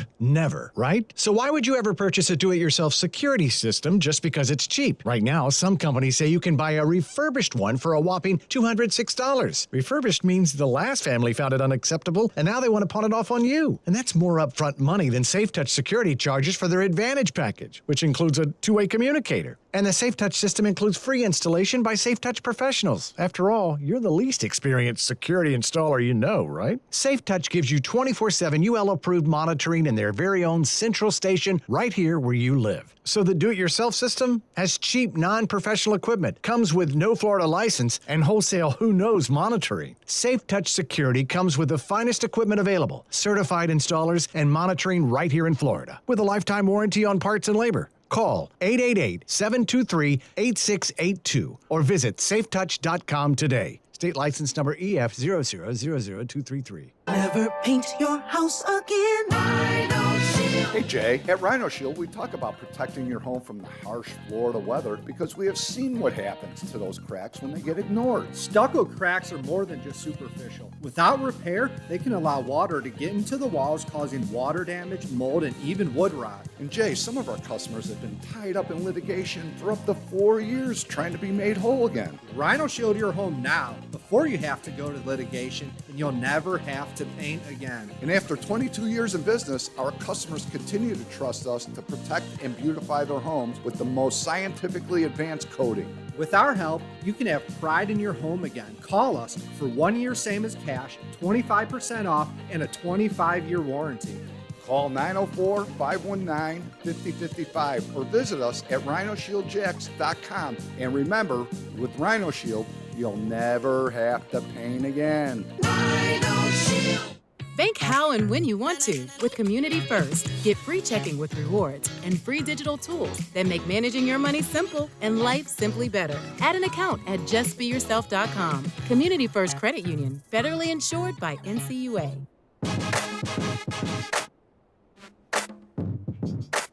I hear we have some complaining going on from Aaron Schachter. I've heard there's been messages received that he wants a rematch. You got to get that man a rematch now. I don't have to do That's anything. what true champs do, man. I take all comers unless you lose. Then you move to the back of the line. You know what I'm saying? We got plenty of people lined up in the building that need another go. I'm sorry. It just doesn't work out that way. When you lose and you're not smarter than Casey Kurtz, I don't know what to tell you.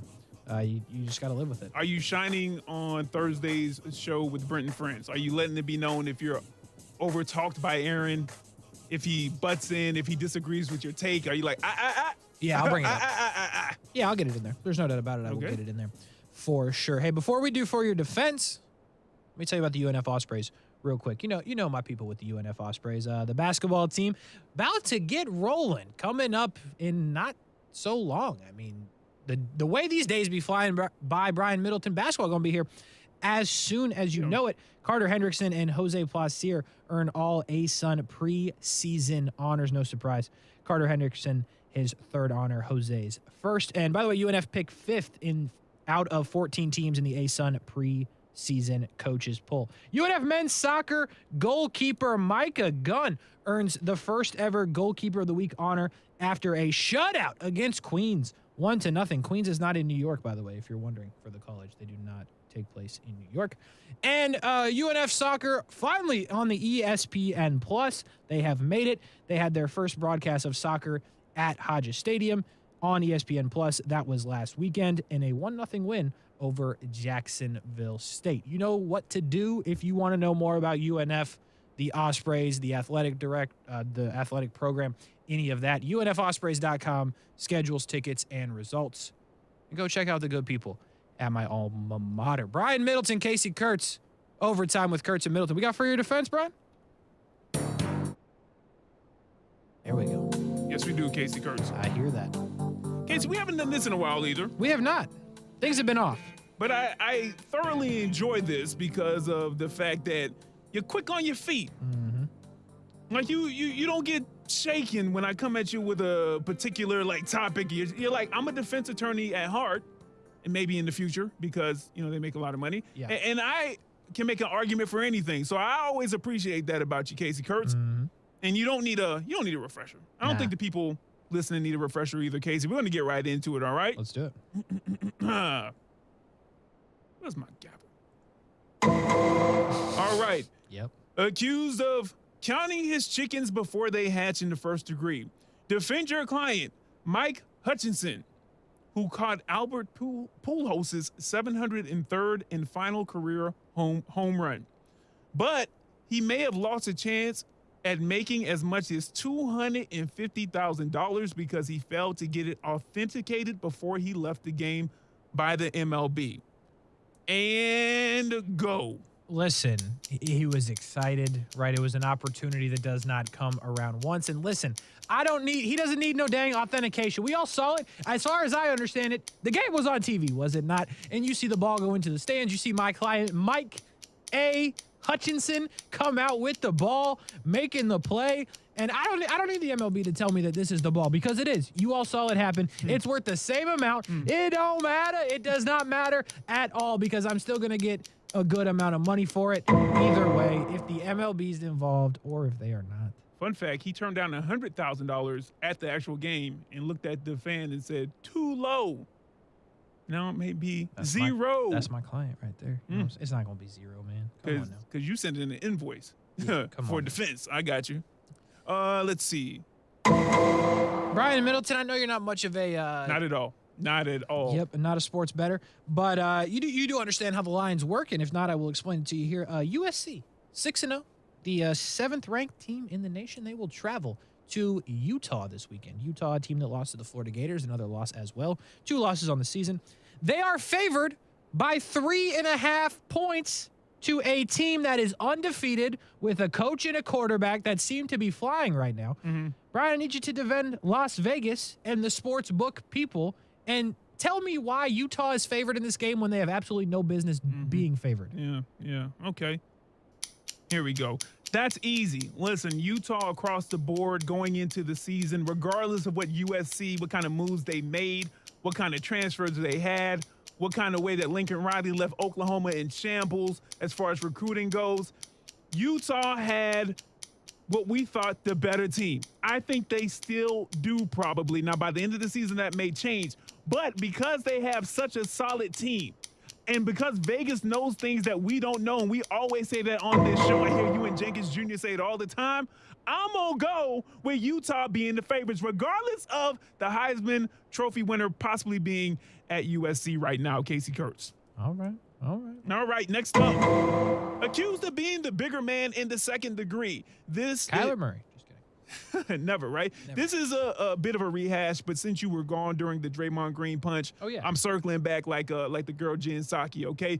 Defend your client, Golden State's Jordan Poole, for not making a huge public deal after getting his head basically knocked off by Draymond Green. Because I know that if this was Casey Lamont Kurtz, that video, that fight, and this whole story might have had an entirely different outcome. And go. Listen, my client, Jordan Poole, he's about the team. He's a team player. He understands what this team could be. One of the greatest to ever play basketball, as a matter of fact, and they've been that. You know what I'm saying? They could win another championship. He wants to keep the team together. This guy understands what it takes. And listen, in no way, shape, or form does my client not understand what Draymond Green has, and that's a lot of money. We will settle this outside of the public eye. Draymond go hand over a couple of stacks, cold hard cash. I don't need the government getting involved. I don't need no taxes taken out. Just hand over some cash. Things will sweep under the rug. It'll be fine, and we will go back to playing basketball and being one of the best teams in the league. Okay. It's about the team. File a police report. Anyway, hey, he's not the guy from the sidelines. All right, Brian, I got one for you. There's been some beef on Twitter between Odell Beckham Jr. and some random fans. Okay. But the point of the story is this, and I will tell you who you're defending in a second, but the most recent tweet from Odell Beckham Jr. LA knows where I wanted to be, but they didn't offer me ... anything. So I don't know what you people want me to do. So you're going to defend the Los Angeles Rams. You're going to defend the Rams, who have struggled on offense. They do have Cooper Kupp. There's no doubt about it. But other than that, it has not been good. The offensive line has been bad, and they've struggled to score points after scoring a ton last year. So go ahead and defend the Rams for not bringing back Odell Beckham Jr. and offering him, according to Odell, nothing. Okay. Yeah, it's tough when you watch the Rams being 2-3 right now, and it's a struggle across the board, and they can't quite seem to get it right. But I will say this, coming off of a Super Bowl run where they made decisions to make the team what it was to win that championship, I got to trust what the front office is doing. I think they got a very Florida Marlins, Miami Marlins feel to it, where the team gets good, wins the championship, tear it down, do it all over again. It's more fun that way. Interesting. Okay, next up, Going back to baseball. Okay. Accused of being a hothead in the first degree. Defend Houston Astros pitcher Phil Maton after he punched a locker last week after he gave up a hit to his little brother on the Phillies. And now he's out for the entirety of the playoffs, Casey Kurtz. Who am I defending? Phil Maton. I'm defending the pitcher. Great. Okay. Listen, my client, he's not in a good state of mind, right? He gave up a hit to his brother. Can you imagine how humiliating that's going to be at Thanksgiving and Christmas for the rest of the time? He plays for the Houston Astros. He already knew where he should have thrown the pitch. He just didn't execute, right? He's going through a lot. Very similar to Devonte Adams, right? He pushed the guy down. Okay. My client, he didn't punch nobody, which is a good thing. But, he did punch a locker. It's okay. Listen, they weren't going to use him in the postseason anyway. My client knows where he ranks. He wants out of Houston anyway. So it's not really that big of a deal. You know what I'm saying? We punch a locker. Okay, the locker's going to be fine. No damages. It's unfortunate, but it is what it is. Good stuff, Casey Kurtz. That's all I got for your defense. For your defense on a Wednesday. All of a sudden, that'll do it for us. Overtime. Kurtz in Middleton, the broadcast on. Casey Kurtz. We're back at it tomorrow, as far as I understand. Brent and friends from 3 to 6. Me and Brian Middleton from 6. Tomorrow Thursday until 7:30. I already talked to Justin Kuzar. We'll do some social games. I kind of have an idea of what we're doing, which is cool. It should be a good one. Oh, way to cheat. So he didn't tell me the full thing. But I hope you join us for it. He just told me the trend that it's going to be. Anyway, have a good night. We will talk to you tomorrow. Until then, peace out.